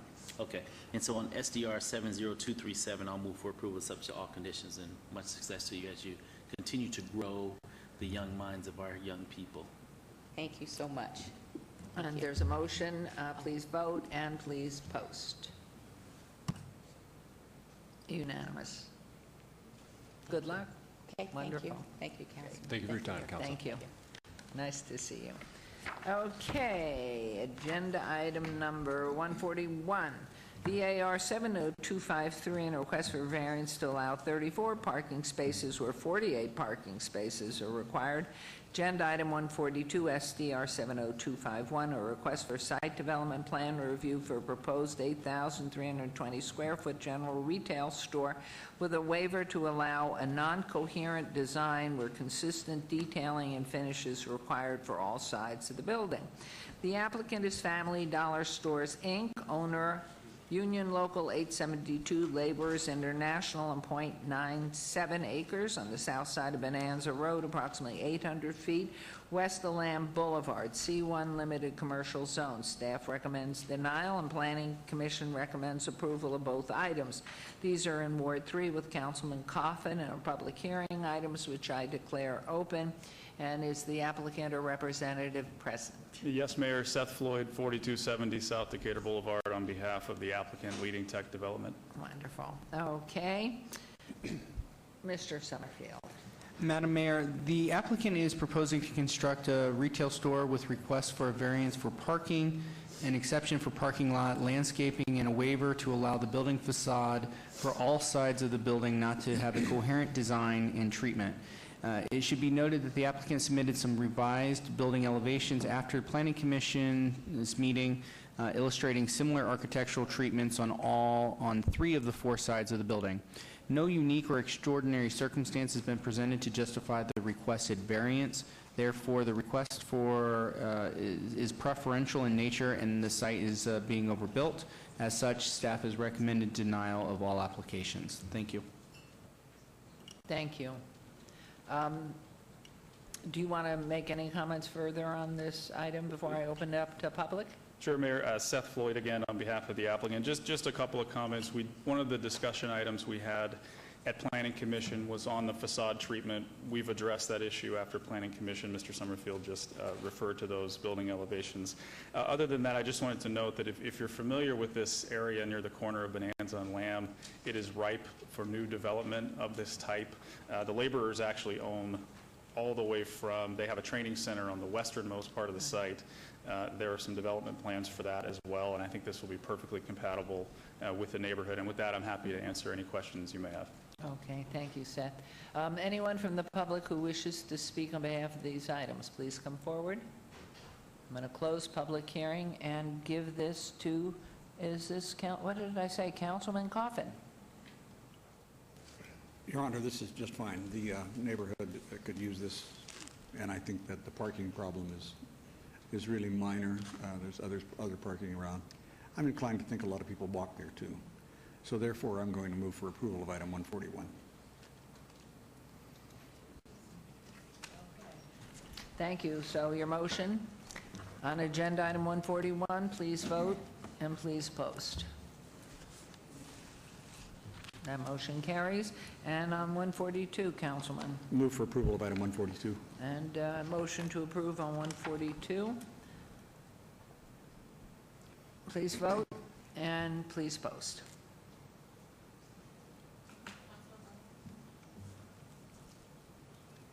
And that motion carries. Thank you. Thank We you. saw the laborers local, some people here this morning. Yes. So they'll be pleased. Tell them you did a great job. Thank you. Okay. Agenda items 143 through 145. 143 SUP 69672, and a request for special use permit, proposed 3,015 square foot tavern limited use. 144 SUP 69674, and a request special use permit for a proposed 6,869 square foot liquor establishment tavern use with waivers to allow a 80-foot distance separation from an existing liquor establishment tavern and a 1,158-foot distance separation from an existing church house of worship where 1,500 feet is required, and 145 SDR 69675, and a request for site development plan review to add 6,869 square feet of floor area to an existing 7,488 square foot commercial space with facade improvements. The applicant is Fremont Food Emporium, and the owner is wrong. The owner is HS Family LP at 310 Fremont Street, C2 General Commercial Zone. Planning Commission staff recommend approval of all items. These are in Ward 5 with Councilman Barlow. Public hearing items, which I declare open. Is the applicant or representative present? Yes. Good afternoon, Mayor, members of the council. Stephanie Allen, 1980 Festival Plaza, here on behalf of the applicant. With me today is our summer law intern, Rhonda Papp. She's a senior at Gorman High School, so she's been helping me on some of the research with this case, and I said she could come up here. Okay, and no, wait, I present. have to turn to Councilman Coffin because he's an alum. Turn to him. Where'd he go? Oh, my goodness, we don't have to hear about his days at Gorman. So, is he really gone? Yes, he's gone. Let's move. Okay, sounds good.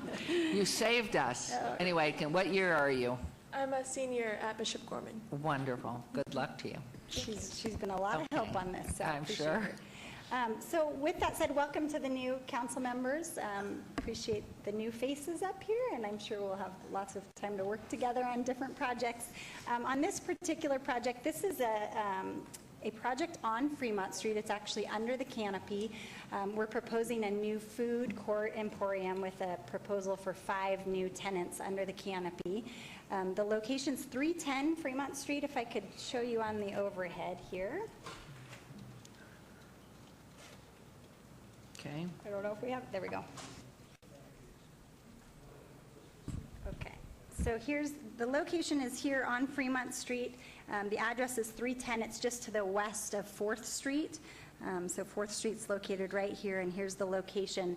It currently is being operated as the El Portel gift shop right now. It does have some history. It was the El Portel Theater years ago, back in the 1920s and 30s. It was operated as a theater, and currently, as I mentioned, it's being used as a gift shop on Fremont Street. Also with me, I'm not sure if they came back in yet, are my clients, Mr. Barry Moore. Mr. Moore has done a number of tavern uses throughout the Las Vegas Valley for years and years in Las Vegas, and Mr. Hammer, Jim Hammer, is also here. He's a partner in this deal. Mike Villione, who is actually the operator of one of the proposed tenants, is in Ireland, so he couldn't be here today, but I'll get into that when I get into the uses that are proposed on the property.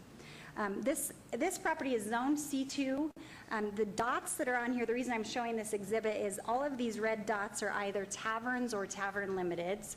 Up and down Fremont Street, as we know, that's a tourist attraction for many users that come to Fremont Street for the experience, the overall experience, the canopy experience, and as you can see, there's a lot of uses on up and down Fremont Street that allow either tavern or tavern limiteds. 2 of our applications relate to that, so I'm showing you just because it is a use that's compatible and consistent with a lot of other end users that have been approved on Fremont Street. Currently, this is what the outside facade looks like. It's the El Portel Indian Arts and Crafts gift store. This is what's currently existing and operating. The property owner will maintain ownership, and our clients will have a long-term lease on the property to operate the food court, as I mentioned. Before I get into the actual application, though, I would like to say at the Planning Commission, the Nevada Preservation Association, Miss Heidi Swank and her group came to Planning Commission and said even though this isn't on the historic registry, they wanted us to work with them and see if we could preserve some of the history of the site. One of them being this sign that's currently located on the property, and then some of the interior, there's some interior remaining historic features in there. We will work with them. We did work with them and met with them a couple of times over the last week or 2, and we've actually crafted a condition that we've shared with Mr. Lowenstein that would guarantee to them that we would continue to work with them to preserve what we could within the property and on the exterior of the property. So we appreciate them working with us on that. This is what's currently before you. And obviously there would be some changes to the exterior should it be approved to incorporate some of the history. But this is what is currently before you and proposed. As you can see, there's proposed 4 tenants on the bottom for the food court. They have under contract Evening Call, which is Mr. Villione's company. Evening Call is a frozen daiquiri themed establishment that exists on the Strip. They have 4 or 5 locations on the Strip in the casinos, so this would be the first one that would be coming to the city of Las Vegas. Crystal Burger, they've already got under contract and signed up as well as Cane's. They're negotiating for a coffee end user, not necessarily Java Bean, but some sort of coffee end user as well as part of the food court. Upstairs, what they're proposing is a tavern limited that would have a full-service restaurant. Mr. Moore has had a number of taverns throughout town, and he always does full-service restaurants along with alcohol. There'd be an opportunity to sit out on the balcony so people could enjoy the Fremont Street experience. I know Fremont Street's putting some renovations into that show and the overall experience, so this should be a nice addition for people to sit outside and enjoy the Fremont Street experience. And then the proposed sign would be an LED sign that you could incorporate and tie into the show if we were able to make that work. So you'd see part of the show as part of the LED sign. I know there's been a lot of discussion with Fremont Street on Our application, we have 2 applications for Tavern Limited. One is for the evening call on the lower floor, and one is for the upper level end user. I'm not sure what this council is ultimately going to do. If we had a preference or had to narrow it to one of them and withdraw one of them today, we would prefer to keep the evening call Tavern Limited, and the reason being our client owns that business, and that's a guaranteed tenant for this food court, so we would like to have that Tavern Limited approved should this council decide to reduce it, and then we would go ahead and withdraw the upstairs Tavern Limited. But I know it's in the discretion of your council. Ideally, we'd like both approved, but I know there's a lot of moving parts here. So with that said, I'm happy to answer any questions. I know there's some folks here to speak on it, I think in opposition, and I'm happy to answer any questions. We'd very much appreciate your approval. Now, is this new ownership totally new ownership or continuing ownership? Continuing ownership, our clients would be a long-term tenant for the property. And are your tenants participants in funding at the Fremont Street Experience? They would be willing to do that. When we sat down with Fremont Street back in February, we did offer that, and that offer remains on the table. We'd be happy to contribute as part of the association. I know the safety of Fremont Street's important, and that's where those funds go to make sure that the Fremont Street Yeah, remains it's the safe. maintenance and the safety issues, so that was Yes. one of my questions. Yeah, that. So let's, yes, let's please start right here, and then we'll go make open public hearing. Madam Mayor, this project is located in downtown Casino Overlay District within the Fremont Street Experience. The applicant has proposed to construct a second-story rooftop deck in addition to the existing building. The ground floor would be operated as a restaurant and tavern limited establishment. While the rooftop deck originally was proposed as a tavern, but was agreed upon by the applicant to lessen the intensity to the IA Tavern Limited. At the time of the submittal, the Fremont Street Experience had issued an approval letter to the applicant for all the proposed exterior signage and aesthetic modifications. However, the Fremont Street Experience subsequently rescinded its approval. The site development plan review therefore acts as an appeal of the Fremont Street Experience determination under Title 11. Staff finds the proposed uses to be compatible with those of the surrounding uses and recommends approval of all applications. If approved, staff would like to add and amend the following conditions related to SUP 69674, which is item number 144. The first being all alcohol beverages shall be consumed on the premises and no patron shall remove alcohol beverages from the premises. And the second condition being the tavern limited establishment use shall be limited to the second floor only. And to amend condition number 2 to say conforms to all minimum requirements under Las Vegas Municipal Code Title 1912 for tavern limited establishment use. Thank you. And has the applicant agreed to those conditions or only partially at this point? At this point, partially. The first added condition, I believe, yes. The amended condition, yes. The second added condition, that is still up for discussion. Okay, thank you. Okay, let's have anything before I hear from the public that you want to add? The only thing I would add is, first of all, we appreciate staff's recommendation of approval and then working so closely with us. We very much appreciate that, and Planning Commission's recommendation of approval.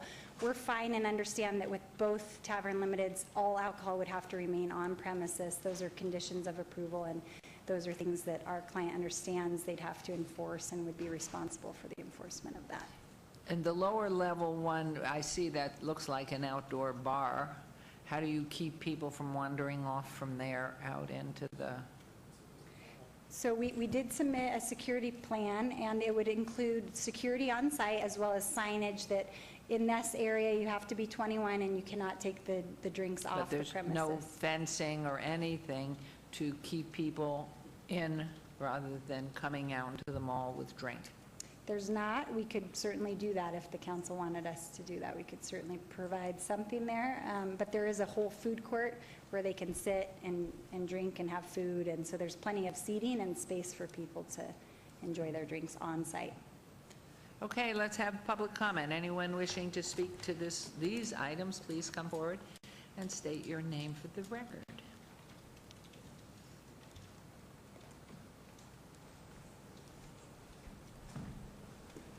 Hello, I'm Clay T. White. I am the vice chair of the Historic Preservation Commission, but today I'm just here as a citizen. I have no objection to the business whatsoever. I am just agreeing with Heidi Swank's group that we want to preserve the integrity, the historic integrity of the building. I am all in favor of the increased revenues downtown. I want to see those boom. So I have no problems with it whatsoever. I am just hoping that I know that they said they would. I just want to be sure that that happens, that we really, and there's a lot of history. We are accustomed now to what's happening at the Mob Museum, what's happening at the Neon Museum, and I think if they maintain the historic integrity of that building, that it can boost their business. Thank you. Thank you. Hello, good afternoon. My name is Michelle Laramie. I'm with the Nevada Preservation Foundation, and the address just fell out of my head, 330 West Washington, 89106. And as the applicant mentioned, we also don't oppose the proposed use. We think that adaptive reuse is very important in preservation.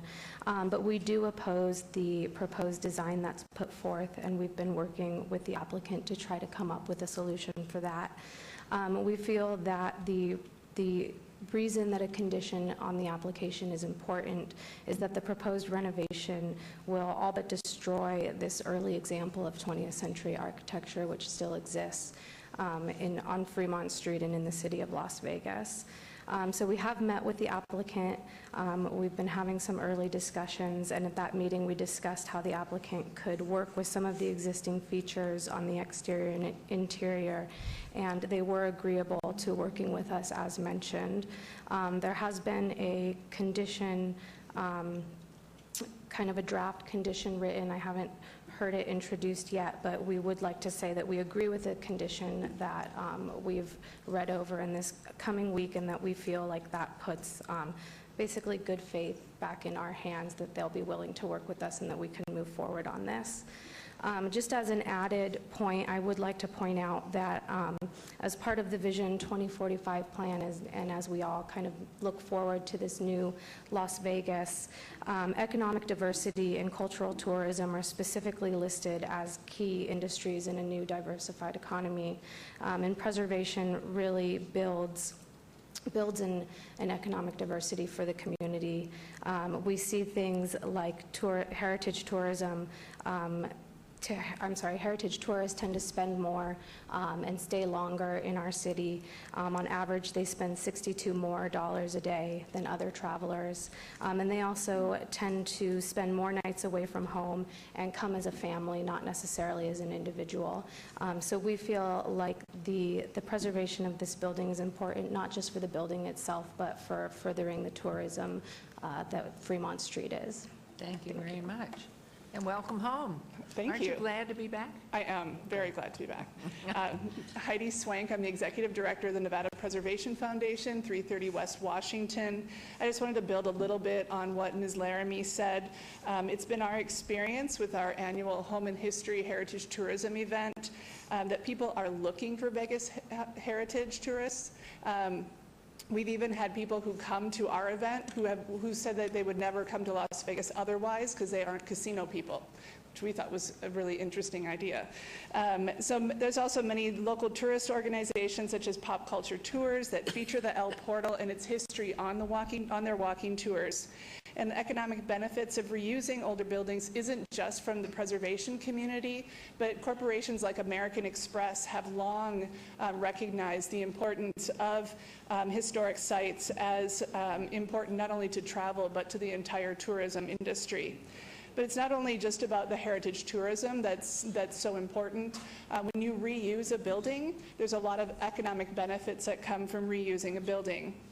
We know from the National Trust for Historic Preservation that reuse reduces the amount of time a business can get up and running by about 18% overall, and that renovated historic properties' values appreciate significantly more than new construction or unrenovated historic properties, and that rehabilitation is almost always cheaper than a new building. And so by retaining the L Portals features, and the cost should be significantly cheaper than the current proposal. On the overhead, I do have a photo that was supplied to us of the L Portal Theater when it was a theater, and we had the opportunity to go with Miss Allen and take a look around to see what was still there. And if you see the beams in the ceiling, those are still there. The stage is not there anymore, and the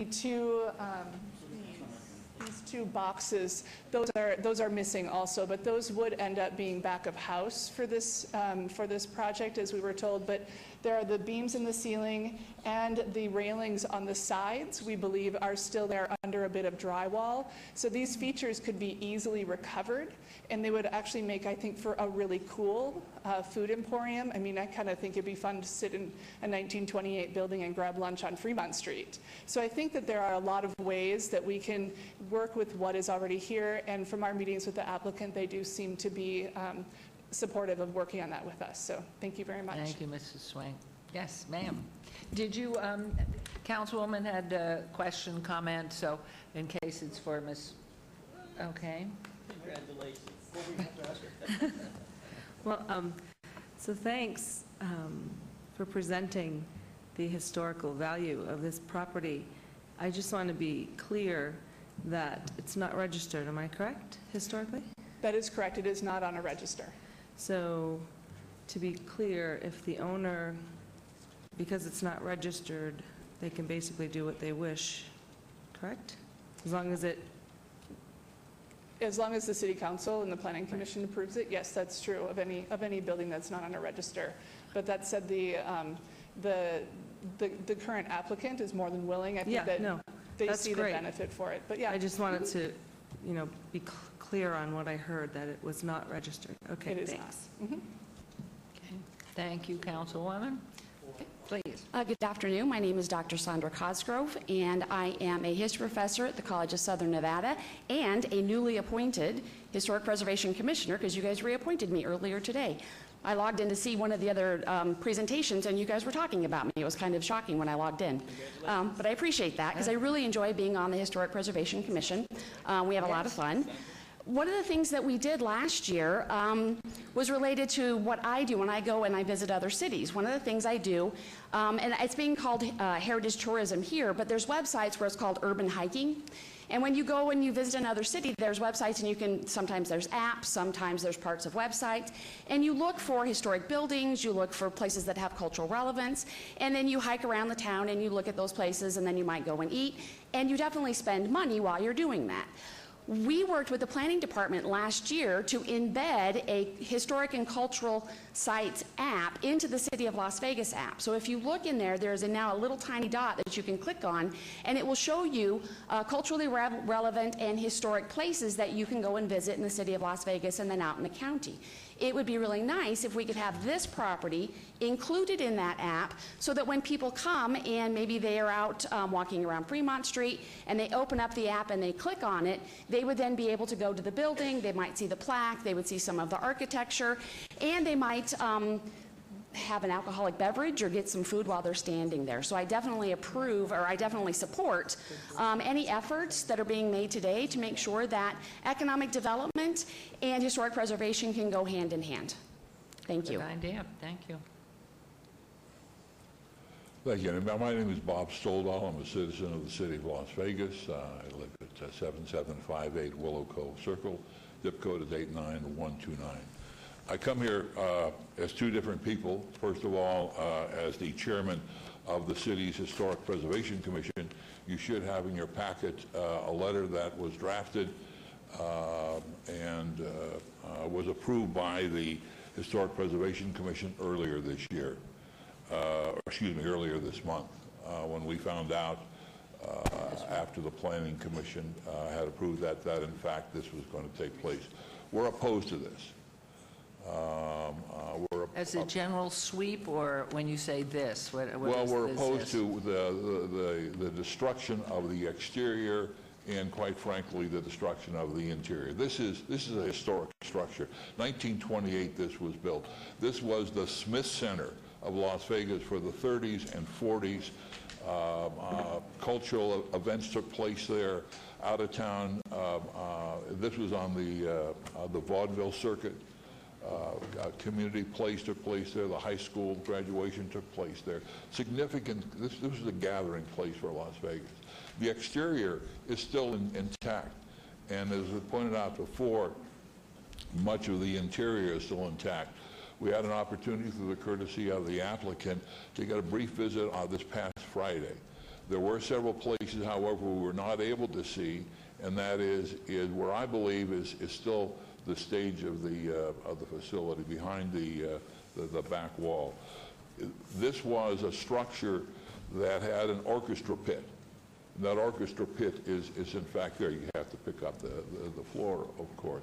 What we're asking is that the council put this in abeyance until we've had a chance to develop an adaptive reuse plan with the owners or the people that are going to lease. That's what the Historic Preservation Commission voted for earlier this month. So that's one hat. On the other hat, I go to downtown a lot, and what's not missing is a place for people to buy alcohol. We don't need another place to sell booze on Fremont Street. It's already a challenge as it is right now. So that's my my family hat that I put on. Thank you. Thank you. Thank you, Mr. Stoldo. And by the way, as far as the register, that's really in most cases an honorary thing on the National Register and the State Register, and those have to be done by the applicant. This building would certainly qualify to be on the register, but that would be up to the owner to put it on. But you're correct. It is it's a private building. And so at the bottom line, with whatever the council or the zoning rules are, or the planning commission says, but beyond that, it is a private structure. Thank you. Thank you. Mayor, if I might, Mr. Stodahl, what was it you said within the building was from early on? You said the orchestra pit was still there. Now, we had someone else who told us that the two boxes on the side were not there. Well, as I don't know if we can put this back up again to see whether or not what you see on the this is looking north. We're looking north, and that's a full stage. The dressing rooms were behind that. The two things on the left, those are the pipes for the pipe organ. Those have been taken down, but we believe that to the left of that and to the right, that those areas are still available to us. The railings on both sides, kind of a facade. There was no balcony in this facility. There were loges, but there were no upstairs balconies. But the stage, you say, is still remaining? Pardon me? The stage is still there? I don't know. They believe, the current operators believe that it is not there. We had a chance to go behind, but then there's a wall, and we're able to peek through the ceiling, and we see that there's something behind there. We would still like to take a look at that, do a full examination of the structure to see, and then work with the owner for some adaptive reuse. Thank you. Yeah. Thank you. Thank you. And Councilman Soroka, if you have that letter, I don't know if our clerk has it. Let's just give them a copy so they, oh, you do have it. You may keep that if you wish, because we have copies. Thank you. Good afternoon. My name is Patrick Hughes. I'm the President and CEO of the Fremont Street Experience Company. I actually have something in common with Councilwoman Fiore and Soroka. They're Irish. Soroka, excuse me. They're Irish. Irish is one, but the other is, this is actually my first time in participating in an event with the council, so thank you for having me. This is an honor, and I'm pretty nervous, so just bear with me. I'm joking. Look, I'm here to speak on behalf of the Fremont Street Experience Properties, and for those of you who may not know, consists of the major casino operators.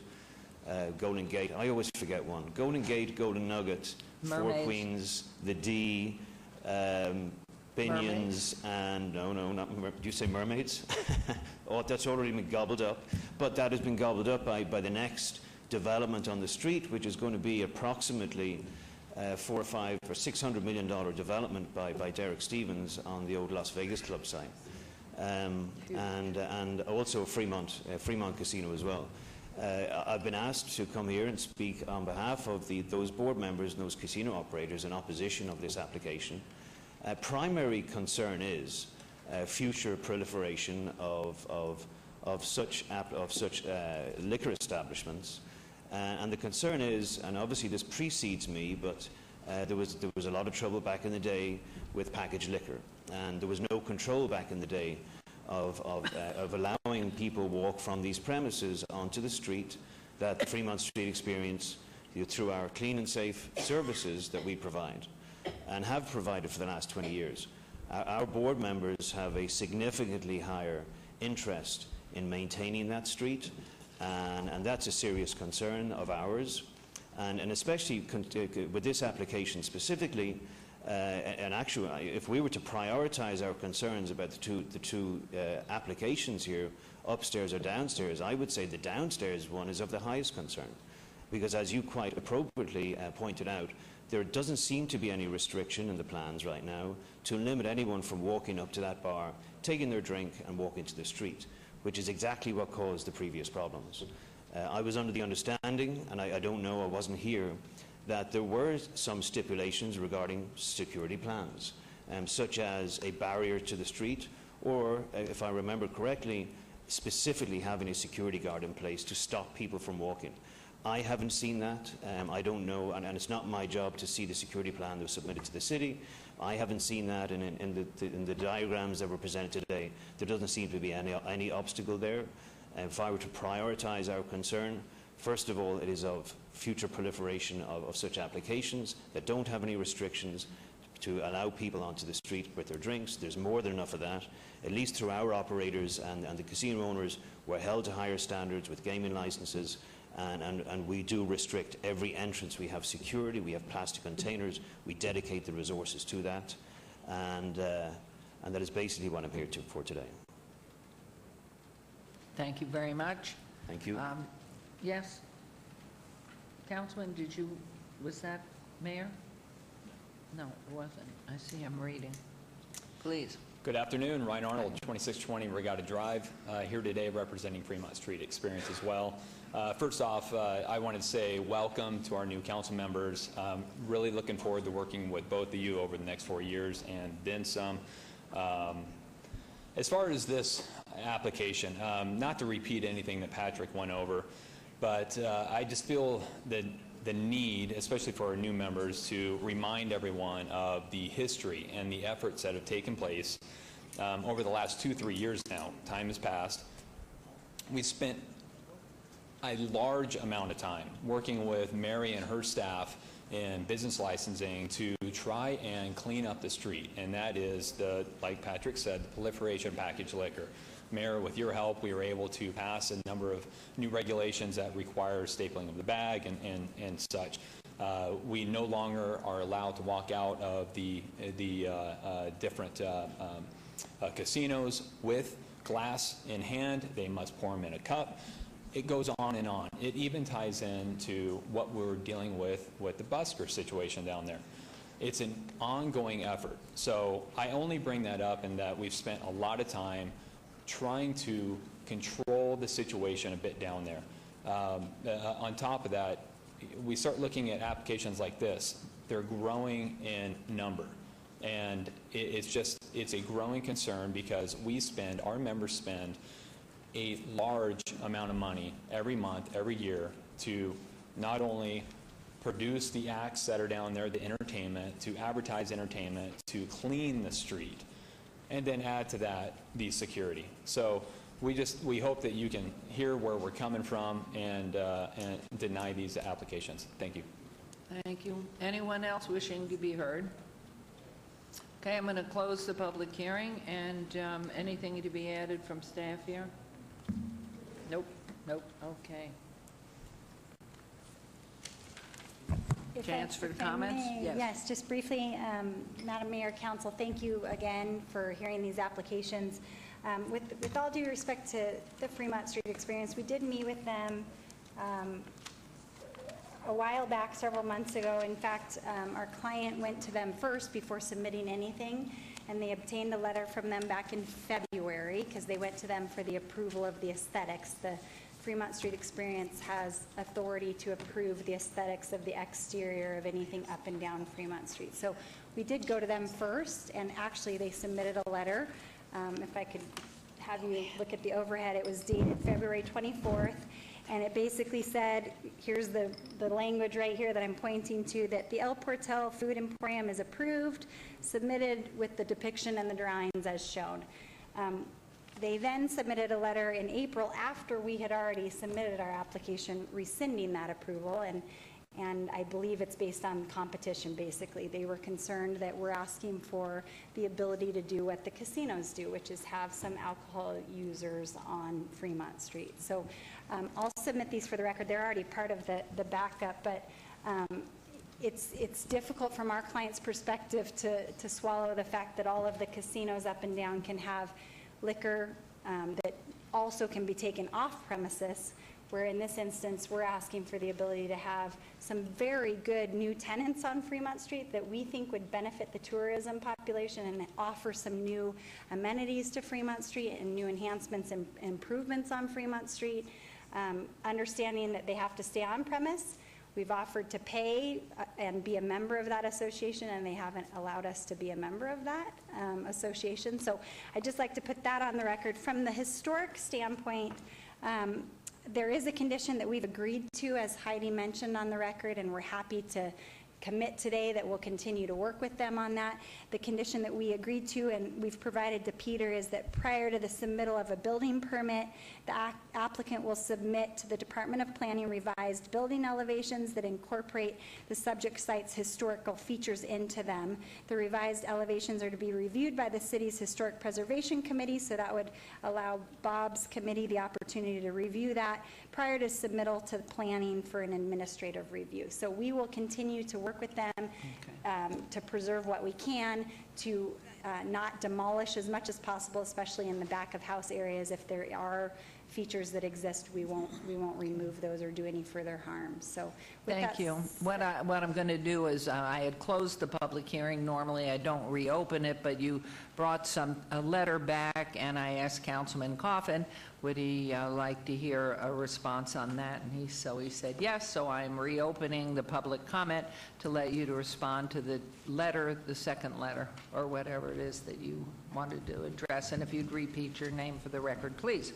Patrick Hughes, President and CEO of the Fremont Street Experience, 425 Fremont Street, Las Vegas 89101. Just in response to Stephanie's comments, and I'm sure you wouldn't say this without prompting from your client, because it really was ridiculous. But if you see in the letter, our retraction letter was specific in response to the applicants and the application, which, if you look at, if we have a copy of the application, it wasn't my application, but it was the applicant's, clearly stated in bold and underlined, and it's not verbatim, but almost stated that the Fremont Street Experience approved every aspect of this application. It was that statement that caused us to retract our approval of the exterior design review. The exterior design, and we wanted to reiterate that. However, the applicant never came back to the table to talk about that, nor to help us clarify or rewrite the application to the city. So I'm almost certain that the original application was submitted. It has nothing to do with competition, because the Fremont Street Experience LLC doesn't operate bars and casinos. I operate everything in the middle of the street. I was here earlier speaking on behalf of the casino owners. Obviously it's connected but separate, but in that letter specifically, that had nothing to do with competition. It was not my job to do so. So I absolutely take offense by that, because it's not accurate. Okay, thank you for your comments. And I think if there's anything new that somebody didn't get a chance to speak to. Okay, keep the public comment closed, and I'm going to turn it over to Councilman Barlow. Thank you, Mayor. I do want to thank Stephanie, you and your entire team, for coming and meeting with me on quite a few occasions, and also having an opportunity to hear from, if I get his name right, Chris Latier from the Golden Nugget reached out to me, as well as I spent some time listening to and meeting with Derek Stevens from the D, as well as Patrick Hughes, Ryan Arnold, Jay Brown, and I believe that was the totality of everyone that met with me as it relates to this particular item. Looking at everything that we've done over the past 4 to 8 years, roughly, in relation to the proliferation of liquor underneath the canopy, there was a lot of hard discussions and some hard decisions that were made by this council engaging the downtown property owners, specifically related to liquor. And the position of the council at that time, after we worked the work out to completion, was that we would continue to monitor and not allow for additional liquor to come underneath the canopy. In this unique scenario, I believe that there's an opportunity for, in fact, liquor to be placed underneath the canopy with specific restrictions that I believe will be, in my opinion, an equitable workout, being that you have those that are completely against any more liquor coming underneath the canopy, and yourself, or I should say your client, who's looking to basically repurpose and bring in amenities that I believe will be an added advantage for those patrons as well as the downtown properties, such as the food court that you're proposing. So I understand both sides, and basically having to be in the middle to legislate this and basically give everyone something. The position that I'm going to take today is I'm going to allow, before me today are 2 tavern limited, because when you originally came to me, you came to me with 2 tavern license applications. And I communicated to you all that I'm not interested in tavern licenses, because with those tavern licenses, gaming is attached to that. So I told you emphatically, no, I can't support that, okay? And as you approach Planning Commission, it was, the license was adjusted, or the application was adjusted to tavern limited, just to give a backdrop in regards to the conversations that we've had over the course of this period of time. Since then, opposition basically came in that I wasn't anticipating. And so therefore, I have to listen to that opposition as well and basically create a delicate balance. So I know what I agreed to originally with you and your clients, I have to adjust now. And so allow me to apologize now for this adjustment, but I believe that it will be the best workout for everyone, in my opinion, and hopefully for this council, contingent upon how we vote on this. So what I'm going to propose is that we approve 1 tavern limited, and I'm going to propose that that tavern limited be on the upper tier of the site, not the bottom. And I'll share with you why. The major concerns from everyone I've heard from, specifically the property owners, the gaming property owners, and FSC, and the conversations that I had with them through the workout with the bars and the liquor from a few years back, the fact that they were really concerned as far as people coming out onto the canopy and onto the floor space of Fremont Street with additional liquor. And so from their position, the proliferation of that, they have to push back hard, and they have. But you also mentioned that you would agree to having the liquor remain on site.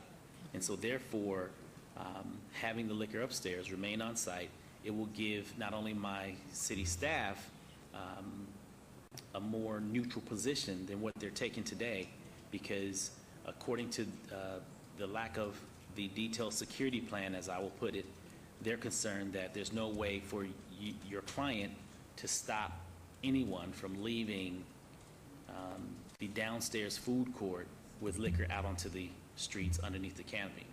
However, I believe that you can control it more so if you are upstairs to control someone leaving from upstairs with drinks coming out into the food court and then out onto the canopy. And so that's why I know your position would rather the tavern limited be on the downstairs, but I'm going to motion that we keep it on the upstairs.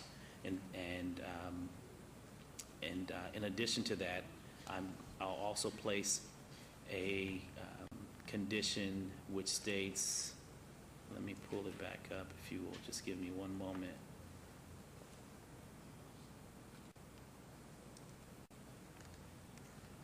The condition which states that all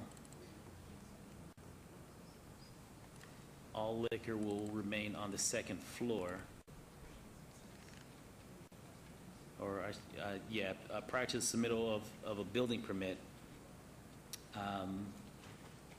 all alcoholic beverages shall be consumed on the premises, and no patron shall remove alcohol beverages from the premises. The tavern limited establishment use shall be limited to the second floor only.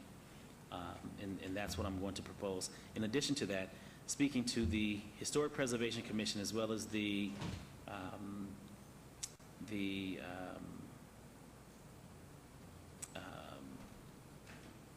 can't remember the other. What is it Nevada called? Preservation Association. The Preservation Foundation, thank you for that. I knew it was two of them. They had concerns also in regards to the historic value of the building. And when speaking to you, I also mentioned that, although I'm not going to push, right, but I know that they would like to push and basically see a blend of the old meeting the new, because Las Vegas for far too long has been known for the city of implosion, opposed to the city of historic preservation. And when in fact we have an opportunity to preserve some of the historical context as well as assets that Mr. Stodahl and Ms. White has brought forward, as well as Assemblywoman Swank has brought forward, I believe that there's an opportunity for us to create some historic value, and specifically in the downtown area, being that a lot of people like the nostalgia of old neon and various signage, and to include myself specifically, having been raised underneath, or not underneath the canopy, but on Fremont Street experience, and all of the historic value there, I think is significant. So if there's a way for you to mesh the two inside of your theme, I think that would be very helpful. And so for that, one condition that I would like to place would be, prior to the submittal of a building permit, the applicant shall submit to the Department of Planning a revised building elevation to incorporate the subject site's historic features into them. The revised building elevations are to be reviewed by the City of Las Vegas Historic Preservation Committee prior to the submittal to the Department of Planning for administrative review. So you don't have to bring that back to council. You all can basically work that out at the staff level. And I think that would be, that basically would take the onus away from us from having to deal with that. You all can basically deal with it at the staff level between you and your client. And so I'm not sure if you agree to any of that. I'll also give you an opportunity to withdraw one of the tavern limiteds, the downstairs, which is, I believe, item 143, or I can move for denial of that one, but I'll allow that to be your choice. Through you, Madam Mayor, thank you, Councilman, very much for meeting with us and talking through this. I know it has been a difficult application, and we appreciate and understand where you're coming from. I would prefer, if you're okay with it, that we just withdraw without prejudice item 143 rather than have that denied, and then I guess move forward with the other two applications, if that's all right. Again, no offense to Fremont Street. I think we just disagree on the facts of the case, and I certainly didn't intend to offend anyone by my statements, but we will certainly continue to work on this project. We'll continue to work with the historical groups to come up with something that's special for Fremont Street. We think that these uses are amazing and will be a good addition to Fremont Street, and actually an enhancement to what's already down there, and a little bit of diversity from just the gaming uses. So we'd appreciate moving in that direction if you're okay. Okay. And so on item 143, I'll go ahead and move this item to withdraw without prejudice. That would be my motion on item 143. Okay, there's a motion. Please vote on 143, and please post. Okay, and then Okay. I just want to make sure planning understands what you've done. Yeah, I'm going to walk back through it right now. That motion carried, by the way. Okay, and on item 144, let me go back to my notes here. On item 144, I would like to place on the record that two conditions, that all alcoholic beverages shall be consumed on the premises and no patron shall remove alcoholic beverages from the premises. The tavern limited establishment use shall be limited to the second floor only. And I place emphasis on the second floor only, that no use shall be, no alcohol use should be anywhere but on the second floor. And conformance to all municipal requirements under Las Vegas Municipal Code Title 19.12 for a tavern limited establishment use. And that will be my motion for approval with that condition for item 144. Any questions from planning here? Mayor? No, that's two added conditions and the amendment to condition number 2 as Councilman has read into the record. Okay. And do you agree with the condition? Yes, we do. Okay. And the Madam applicant Mayor? agrees with the condition? Which means that New Orleans drink cannot be served on the bottom floor. I'm sorry? That drink, that special drink whose name Oh, I they can't... can serve whatever they want on the second floor. No, but There's no restriction. I meant first floor. No. No, it cannot be on the first floor, only on the second floor, no alcohol on the All first floor. alcohol will be on the second floor. Okay, thank Right. you. I just wanted to be sure. Yep. Okay, and you have accepted those terms? Yes. Conditions? Okay, so there is a motion on agenda item 144. Please vote and please post. And that motion carries. And then on agenda item 145, Yes, and on agenda item 145, I'll move for approval with the condition of, prior to the submittal of building permit, the applicant shall submit to the Department of Planning a revised building elevation that incorporates the subject site's historic feature into them. The revised building elevations are to be reviewed by the City of Las Vegas Historic Preservation Committee prior to the submittal to the Department of Planning for administrative review. and is that only the exterior reservation? You are not talking about the interior then? But I think Mr. Stoddall was talking about For me, that's a interior, too. conversation for the applicant to have with the historic preservation. So so whether it be inside or outside, that's a conversation I believe should be between the two of them. Okay. Right. So if we could include inside and outside in the conversation as you continue with that. Certainly, we've agreed to look at both. I think what we would submit to the city is the exterior, but then the interior will certainly work with them. There's some beams and some not too many features, but there are some left that we'll try to reuse. Okay. Thank So you you. agree to that condition? Yes. Okay, so for that, I'll move for approval of this item subject to the conditions that have been placed on the record. Have I missed anything?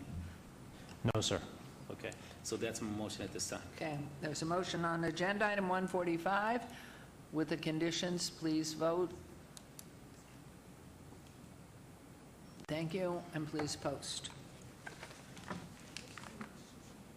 That motion carries. Thank you very much. Appreciate everyone's Thank you for time. coming down, everybody that's been heard on this, and thank you. And maybe Mr. Stoddall can help us get some pictures that could be put up there of the old one, of the old historical thing. Okay, now on agenda item our last agenda item, I believe it has something to do with marijuana, so I will read it, but I will not be handling the conversation. Mayor Pro Tem Tarkanian will, and it's SUP, this is agenda item 146, SUP 70160, public hearing, applicant owner MWLLC for possible action on a request for a major amendment to an improved special use permit, SUP 55272, for a waiver to allow one proposed freestanding sign that exceeds the 30-square-foot maximum allowed at 1112 South Commerce, M Industrial Zone, Ward 3, Councilman Coffin. The Planning Commission and staff recommend denial. This is a public hearing, which I declare open, and you are the applicant. Good afternoon. I'm representing the applicant. My name is Mal Hernandez, and I'm here to represent Commerce Park Medical on 1112 South Okay. Commerce Street. So at this point, I am going to be abstaining on this vote because I have a son that's involved in the same industry, so I'm going to turn this over to Councilwoman to go ahead and hear from the representative of the applicant, do the public hearing, and hear from planning. Thank you. Appreciate it. Could we please have you give us a background of this request? Yes, basically what we're requesting is, we're requesting a modification of a sign. The current location is approximately Can you have this gentleman put his 368. name and address? Could you wait one second? Could you give us your name, please? Oh, I did, okay, Mao Hernandez. Thank you. And do you need me to name the representation? Yes. My client? Okay, I'm here to represent Commerce Park Medical at 112 South Commerce Street. Okay. So basically here's the petition, the approval for a small monument sign located at the mentioned already address. Right now, our clients were approved for a sign that was 2 feet tall, 15 feet long, 30 square feet, and is located on the building, which is has a separation of 368 feet from the curb, from the sidewalk. Impossible to see it. So we're trying to locate a sign facing north, closer to the 12 feet from the setback from the property line, which will allow pedestrians and driving traffic to be able to see this sign. Here's a picture of the sign that we're petitioning to be approved. Not very large, but it is a little bit bigger than the requirements allow. Could I ask you, you do have signs on the building and everything that can see by? We have one sign on the building. I'm going to show you a picture. It's too small for anybody to see it with a naked eye from the street. It's right here. And if you see it, you can see in this picture, there's 2 vehicles that are almost nearly very hard to see. So the sign that is allowed is only 30 square feet, which is very... Is that allowed? I could ask over there. Is that allowed? That's the allowance for any person, the places selling marijuana, isn't it? I mean, isn't that what we came up with originally or not? Mayor Pro Tem, the current requirements are 2 feet by 15 feet for a 30 square foot maximum signage, wall sign, per street elevation. This application is a major amendment to request a waiver from that special use permit requirement to have a sign to exceed that 30 square foot requirement. So all of the other entities selling the marijuana are so far keeping within the restrictions of the signs, and this is a request for going beyond the restrictions that we have set up? Your Honor, if I may ask, if I may help this presenter on this, because I think I know where you're going. You're absolutely right, Your Honor. This is different than all the others. And one of the reasons is we've gone over this before. When we set these rules 3 years ago, you know, it was hard to tell who would be where. This is an approved location, but we didn't, and they didn't know, that we were going to say you couldn't put a sign anywhere where the customers could possibly see it. So that's why essentially, and especially because of the traffic, the work we're doing on Main and Commerce, it's impossible for them to be seen using the sign just on the building. It is literally 300 feet. The only concern I have, if we do this, we'll probably have everybody else that's selling marijuana come and want to have a sign because they'll say theirs isn't seen well enough. Would you allow me to say something? There is other dispensaries that have larger signage. There is a dispensary called Canopy on 1324 South 3rd Street. And I don't know if you can see it on my phone, but their sign is almost in size identical to ours, with the difference that is mounted onto the building, okay? There is another dispensary, NWC. They have a humongous pylon sign, probably going to be, the square footage is going to be 3 times larger than the one that we have, that we're petitioning right now. So, having said that, there was another dispensary that just got approved for a large sign package located on 2301 Las Vegas Boulevard. The signage hasn't been fabricated yet, but the approval was given to them. So we're not the only ones. Well, why didn't you put a bigger sign on your building? If they were allowed to put a big sign, why didn't you put a bigger one on your building? Because at the beginning, no one was allowed. these are new, they came out, I think they were approved this year in January to be able to do these signage. Okay, then if that's the case and it's now allowed, why don't you go for a bigger sign on your building rather than an additional freestanding sign? It's too far away. 368 feet will have to, it will have to be a massive sign for the public to be able to see it from the street. I mean, it's a large distance from the curb to be able to see it. I mean, we could do that, and I'm sure if I present it to my client, they will agree to it, but it'll have to be a monumental sign. Mayor? Well, let me just, I know this is Mr. Coffin's district.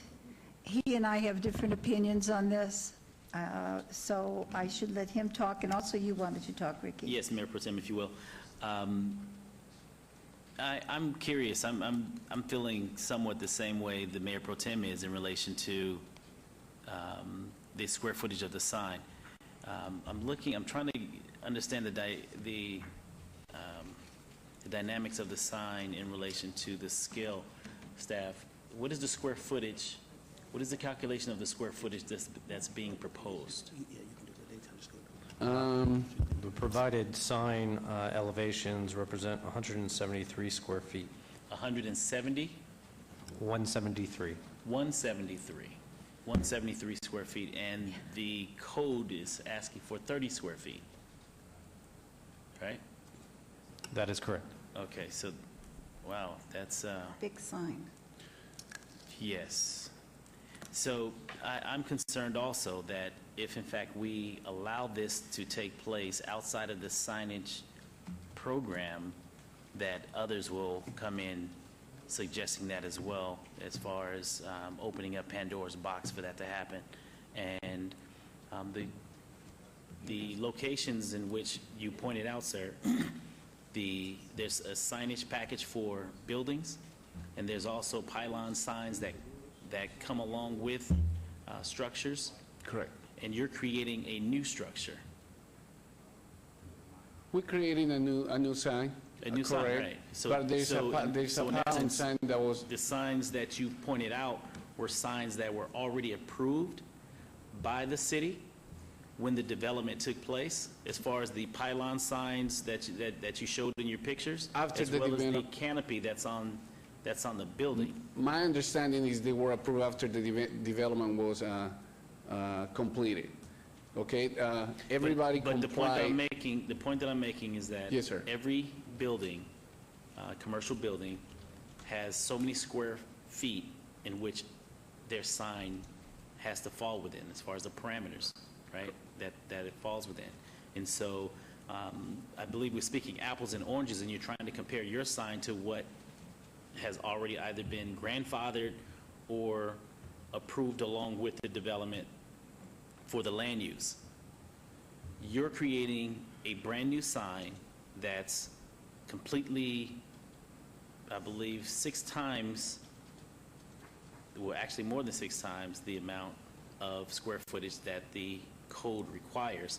And so therefore, I know that I'm not in a position to support what you're bringing forward, because it completely, expands way beyond what the code is calling for, specifically the location in which you're proposing to place the sign. So unfortunately, I won't be supporting the application. If you will allow me I'd like to... to ask a question, if I may, of our staff. Thank you. What changes did we make in the sign rules from the time they constructed? Of course, they got their permit under the old rules. They built the building, and they built the sign under the old rules. What changes have we made in the signage? Through you, Mayor Pro Tem, the evolution of the signage in regards to medical marijuana dispensaries was originally, it was a non-waivable condition that held them to a maximum of 30 square feet, like 2 feet by 15 feet for that 30 square feet. That was then subsequently amended to remove the non-waivable status, so now applicants can request a waiver through an amendment through the special use permit, and that is what currently is occurring. And then most recently, we removed the Downtown Design Review Committee's review of the elevations and signage. So that's no longer a part of the process for... Okay, so we've made a change in the signage rules from the time they built and they conformed to the rules then. Since then, we have changed the rules to allow, number one, very important, the appeal process. In other words, it used to be non-waivable. Now it is waivable, subject to the vote of the council. And then the reason why is because of special circumstances where you find that people have invested a lot of money. They take an old building, they make something nice, but it just didn't happen to be directly in the line of sight, because we always think of signs being visible from the right-of-way, but they're not always. And in this particular case, the building is more than 300 feet away. So yes, they have a conforming sign under the old rules even. It's small on the old building, but no one can see them. And so that is why they've come here for a waiver under the special circumstances that we allowed them to apply. It doesn't give them a special edge over any other person in the business. I think that would be a fair statement to make, if I'm not mistaken. So I wanted to make sure that we understand. We have additionally taken out the Downtown Design Review Committee input. We've all had these votes here in the last year in order to get real about what this has become and what it is. So it is not the same as it was when it was passed in 13 and when we finally got around to doing our regs and ordinances in late 13. Things change in this particular case. And things do change. All I see, however, is a bunch of regulations that we thought would be the best, and that our staff, which is an excellent staff, everybody says that, has seen sliced by slice by slice, like a round piece of bologna, as far as keeping it as strict as we needed to keep it. Now, he's the one who decided where he was going to have his place, and I don't know why he couldn't make it larger, as Councilman Barlow said, on the building, and I should now get to Mr. Starvis. The applicant, if I could just continue with you, Thank you. Mayor. The applicant should be I just wanna- speaking and not just the sign merchant. Excuse me? I was going to say the applicant ought to be speaking too. He's just, Well, I think, this guy makes signs. well, I'm sure he makes signs. I bet he makes really big signs. Yeah, I'm sure he does.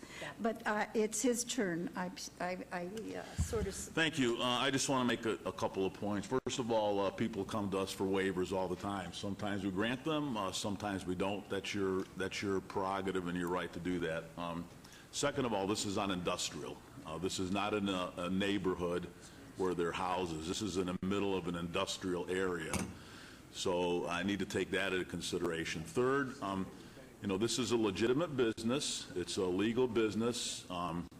They're coming to us for some help to make sure that they run their business correctly and they get their customers in there. And they believe they need an additional sign to be able to do that. We're I don't want to say we, but my opinion is we need to do what we can to help businesses promote their business so they stay open and they employ people and, they make a profit on their investment. So I don't see a big deal to allow them to put an additional sign in front of their business. So I believe Councilman Kaufman is going to support this. I don't know, but if he does, I'm going to support allowing these guys to put an additional sign up to help their business. I don't think it's that big a deal. Thank you. Yes, and I have to have a comment session here, too. The general comments from the audience. Yes. Councilwoman. Thank you. So, I was the legislator that passed the bill to have you guys actually have marijuana in this state. And I'm going to tell you that it's been eye-opening with all of the policies and procedures in the different counties and cities, and it's kind of been difficult for you guys. And as a businesswoman, and as this is a legitimate business, and as the rules change and our policies change, we have to evolve with them. So I understand your concern, and I like the fact that Stavros Councilman Anthony brought up the, I'm new, so I don't know all the protocol here. We were never allowed to say names in the legislation. Okay.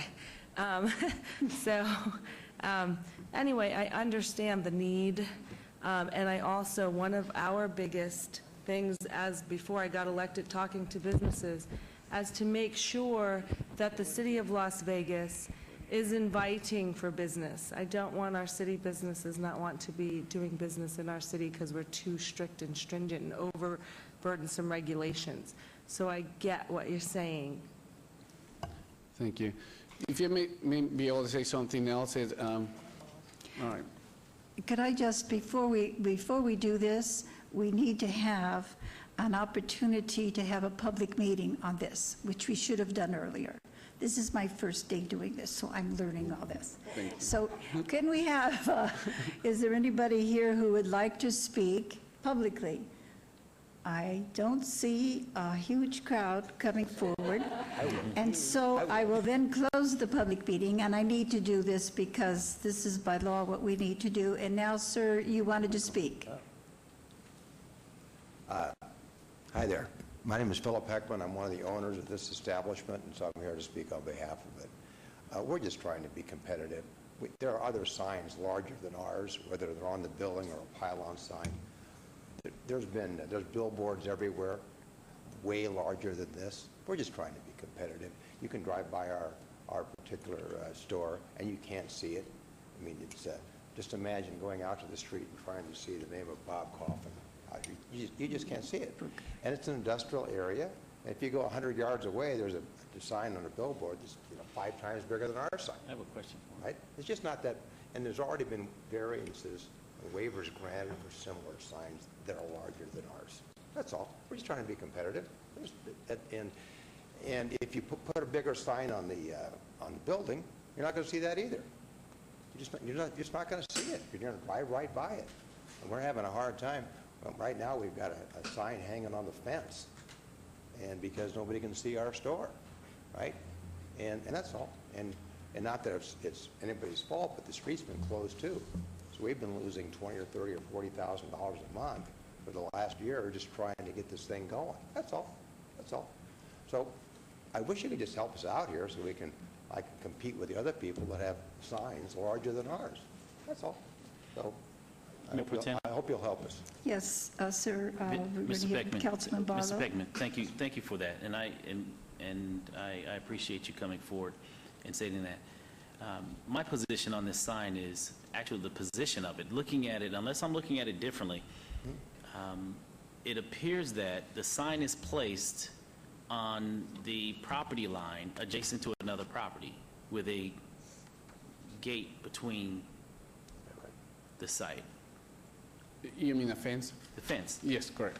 So help me understand as far as visibility. So it appears that are you trying to basically go above someone else's airspace, if you will, to capture visibility from another street, because it's not even facing the street. It's on the side of the parcel. So help me understand the position of the signage. Absolutely. If you allow me to, the airspace is in the property, okay? The sign is facing north. The reason why we're told that Commerce Street is becoming a one-way street. So where's Commerce Street in relation to the signage? If you look at here, the image is right here, right in front of the property. Okay. So and that's my point. Why, if Commerce Street is right in front of the property, why would you have it facing? And I apologize, I don't have the liberty of being on the ground right now, but I'm just looking at the signage. Why wouldn't the signage be, for example, on the frontage of the property facing Commerce, which makes more sense? Would that make a difference? I mean, from a signage standpoint, I would think it would make a difference. We're about 12 feet away from the property line right now. The reason why is because since it's only going to be, that street is only going to be running from north to south in one direction, we wanted to be able to capture all the traffic that are driving by and giving enough time for readability. If you have a sign and you're driving, usually you got 1 or 2 seconds to be able to read it when you're driving by, depending on what speed you go. In this case... So you plan on having signage, I'm assuming, on both sides, right? No, it's actually a single-sided since the street is going to run one way only. So the property on the other side will basically look at a blank space. Right. Where the And trucks are it parked. could be modified if that will make a difference to you guys. We could have a double-sided sign if will allow us to. See it. Pedestrian. We could do that, but nobody would, you wouldn't see it. No, I'm not suggesting you spend any more money, Mr. Peckman. I mean, you've already stated that you've spent enough. But I'm just trying to understand why that position versus signage facing the street where traffic basically going north and south will have an opportunity to view it versus the traffic that will be traveling just southbound. Well, because it's a one-way street. So that's why we. Then it makes sense. Okay. We only see it Then one you- direction. Then you've answered my question. Yes, sir. Sorry. Thank you. Is there anybody else on the council who, I'm sorry, I've got my back to you here. Anybody else wishing to speak on the council? All right. It's just on the location of the sign, it looks like since the traffic is coming only from the one direction, you moved it out closer to the street, just to clarify, because the building next door would block the view if you didn't move it as close as you did. It appears that way. Correct. Is that why you selected that That is location? correct, yeah. Okay, thank you. All right. Mayor Pro Tem? Would you like to make a motion? Thank you, ma'am. Yes, ma'am, I will move now for approval of item 146. All right. Everybody, please place your votes. Push your buttons or whatever. Whoops, excuse me. Whoops. That's a no vote for me. I pushed the wrong button. I like these 6-1 votes. It makes me feel so good inside. I don't think you're allowed to change after you vote. No, to me, it's going to open up a Pandora's box. I can just see how many people are going to come in my ward and ask me that.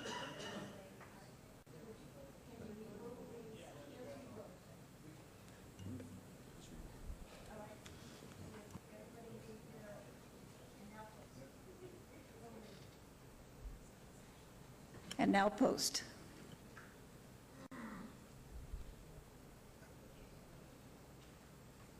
Thank you. Thank you, everyone. Appreciate your time. Thank you, we appreciate it. Carries, and we will now move on to agenda item 47, set date for any appeals filed or required public hearings. I'd instruct the city clerk to set the public hearing dates and appeals from the city planning commission meetings in dangerous building or nuisance litter abatements. Thank you. Thank you. Okay, and now we move on to citizen participation. This is the second citizen participation. Public comment during this portion of the agenda must be limited to matters within the jurisdiction of the city council. No subject may be acted upon by the city council unless the subject is on the agenda and is scheduled for action. If you wish to be heard, please come to the podium and give your name for the record, the amount of time and discussion. Any single speaker and any subject will be limited. And this is your opportunity to address the council, but the council's not able to respond or engage in dialogue. Are there any members of the public who wish to speak under this portion of the agenda? Hearing none, we will now move on to agenda item 149, and that is council member recognition. Council member recognition comments made by individual city council members during this portion of the agenda will not be acted upon by the city council unless the subject is on the agenda and scheduled for action. Is there any member of the council who wishes to speak under this portion of the agenda? And so what I'm going to do is, we lost our new lady council member. You want to go ahead and start Ward 6? Go for it. Anything, well, within reason. Any agenda items that, since this is your first meeting, you may not have a list of items you want to share with the constituents of what's going on in Ward 6? So I do not want to share today. Okay. Because there's so much to do and so much to go over. Well, and you just started. In fact, I don't even think your staff has had a chance to get into their desks or anything. We haven't even been in our office yet. Okay. So we welcome you. We congratulate you. We welcome you. And now I'm going down to Councilman Soroka. I don't know, maybe you've been moonlighting in your office with your staff and everything? Madam Mayor, nothing at this time. Okay. But thank you, though. so much. In fact, what I might ask are who are your staff members? And then I'm going to go back to Councilwoman and ask you the same. Well, my liaison will be set for approval next meeting. Okay. So I don't have a official liaison yet, Okay. but that, I submitted a name. Should I still state the name? No, because, well, it's Mr. Scott, it's all right He can to do that, share Mayor. the name? Yes, he can do that, yes. Yeah, Mr. Mark Newman is my community liaison, and he's submitted his paperwork to the Wonderful. HR, so it'll be on one of the next agendas. Wonderful. Thank you. Thank you. And Councilwoman? I am excited to say that I have brought my staff from Carson City and from all my assembly races.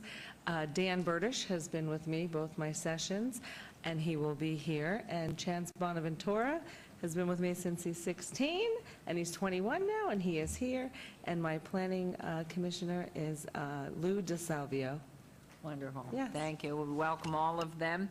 And now... Mayor, could I just yes. add that my planning commissioner, they didn't mention my planning commissioner, is Christina Rausch is my nomination. She'll be up on the Wonderful. August 2nd agenda. So I'm very Wonderful. proud to have Well, her on very the team. exciting. That's a family that's been here a long time. Yes, ma'am. Christina Rausch is... And it was great to have my opponent now on my team. That's good. It's wonderful. All right, so now we'll go down to Councilman Coffin. Your Honor, it's been a good meeting and an interesting meeting with two new faces, and we were in the groove with the folks that were here before, and both have undertaken to fill big shoes. I realize that's not supposed to be something that you say about ladies' feet, but, you know, and hers are awfully small, but I'm sure she'll fill the shoes. The whole idea is here that we've got a new set of eyes, two sets of eyes to look at the stuff with us. That really helps because I remember when I came on 6 years ago, first thing I thought was, are you still doing it this way? And why? Okay, then I understood. And it takes a little time to get that, and our new members will. On the other hand, if they say, are you still doing it this old way? And, oh, you always have? Well, hi, let me tell you another possible way. And then I want to listen, and that's the whole point of turnover in elections. We learn from the new folks. So delighted to have them here, and again, we have fond memories of our old friends who served with us. We will not, we will miss them. We certainly know how things change, but that nevertheless doesn't mean we're not welcoming our two new friends. So thank you. Thank you very much. And Councilman Barlow? Thank you, Mayor. Inside of Ward 5, if we'll go to the monitor, we have Coffee with the Councilman taking place on August 6th. So please come out to Starbucks for conversations regarding any community, business, or neighborhood issues that you may have. I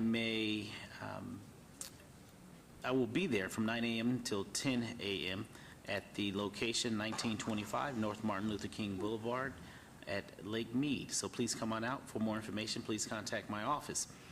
Secondly, on August 12th is my annual back-to-school fair where we distribute 5,000 backpacks full of school supplies to any family that comes out. It is for K through 5 ages only.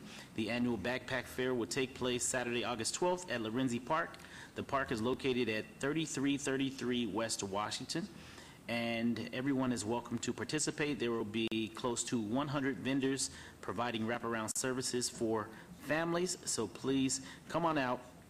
Wristbands will be distributed at 7 a.m., so we'll get started early. Doors will open at 7:30, and we will remain there until all of the supplies are gone. And of course, the Historic West Side School, the newly renovated Historic West Side School on the National as well as the local Registry of Historic Places, located at the corner of Washington and D Street. We have professional office space available. The spaces are filling up, and I'm very excited about that as far as this newly reprogrammed historic site. But we are still looking for anyone who's willing to bring in a cafe to occupy one of the spaces. If in fact there's an opportunity you believe you can provide or fill that gap, please contact Julie Quisenberry in my office at 229-6551 for more information. And of course, you may always follow myself and my entire staff on our social media platforms, Twitter, Facebook, Instagram. or as I would put it, the old-fashioned way, email, or just contact my office. Thank you so very much, and congratulations to my new colleagues, Michelle Fiore, as well as Mr. Soroka. Thank you also very much for the hospitality today, and I hope that we get an opportunity to get to know each other a little bit more and continue to move the city forward. So congratulations and welcome to the City of Las Vegas Council dais. Thank you, and Mayor Pro Tem. Yes, I'd like to also welcome our two newcomers here and say it's been delightful getting to see you and getting to know you better. Ward 1 is hosting its back-to-school fair and movie in the park on Friday, July 28th, next week, at West Charleston Lions Essex Circle Park, located at 600 Essex East Drive. The back-to-school fair begins at 7 p.m. with free school supplies, backpacks, and things along that line while supplies last. The fair will include community vendors. Parents and guardians must be accompanied by their children to receive supplies. Starting at dusk, the animated feature film Finding Dory will be shown for free in the park. We will have free popcorn and water while supplies last. I ask everyone, please bring a blanket or a low-back chair since we'll be sitting on the grass. And if you have any more information that you'd like to find out, please contact my office at the very old-fashioned way, 702-229-6405. And if anybody's interested in helping the Cyber Academy, please contact my office also. Thank you. Well, I want to thank everybody. We miss our prior council persons very much because we had a great bond with you if you were watching this. But it is what it is, and life moves on, and we're thrilled to have such wonderful people joining us, taking your places, moving forward. And those of us who entered the political sphere, and we know that our time is always limited, and at least I know for Councilman and former Mayor Pro Tem Ross, he was termed out. We all hope we get to that, but sometimes it doesn't work like that. So anyway, on behalf of our staff, I'm sort of turning my head back and forth because I don't know where anybody's moved. I'm ready, always looking for Tom Perigo over there, and we're playing, musical chairs here. But it's so nice to see such wonderful people staying the course, and we love the excitement moving forward. Of course, we miss you, Betsy, if you happen to be watching, but I know you helped collect this team and you put a great one together, and most importantly, we are just looking forward to such excitement to the future under our new city manager, Mr. Adams there. Mr. Adams, top of the alphabet. It's so wonderful to have an A for a last name. And we always thank our legal staff, we thank our clerk staff, we thank our tech staff, we thank for everybody that sits with us in the morning, and so it's just a great deal of thanks to everybody that sustains us and keeps us informed and as honest as we can be, because we do all serve the public. And so for all of us, the only thing, we have our next council meeting is Wednesday, August 2nd. At 9 a.m. here in council chambers, and if you hadn't had a chance to get on our free circulating loop around downtown, please. Now we're going to have soccer, so you can ride from the premium outlets or from the Mob Museum. Hopefully a stop will be shortly at Cashman Field. So anyway, everybody have a great rest of week. When you get to the weekend, again, welcome Councilman Soroka. Congratulations to all of you. Congratulations, Mayor Pro Temis. And, welcome to you, Councilwoman. We're delighted to have you, and thank you, continuing staff members. So thank you, and support staff, all of you. And so with that, we are adjourned.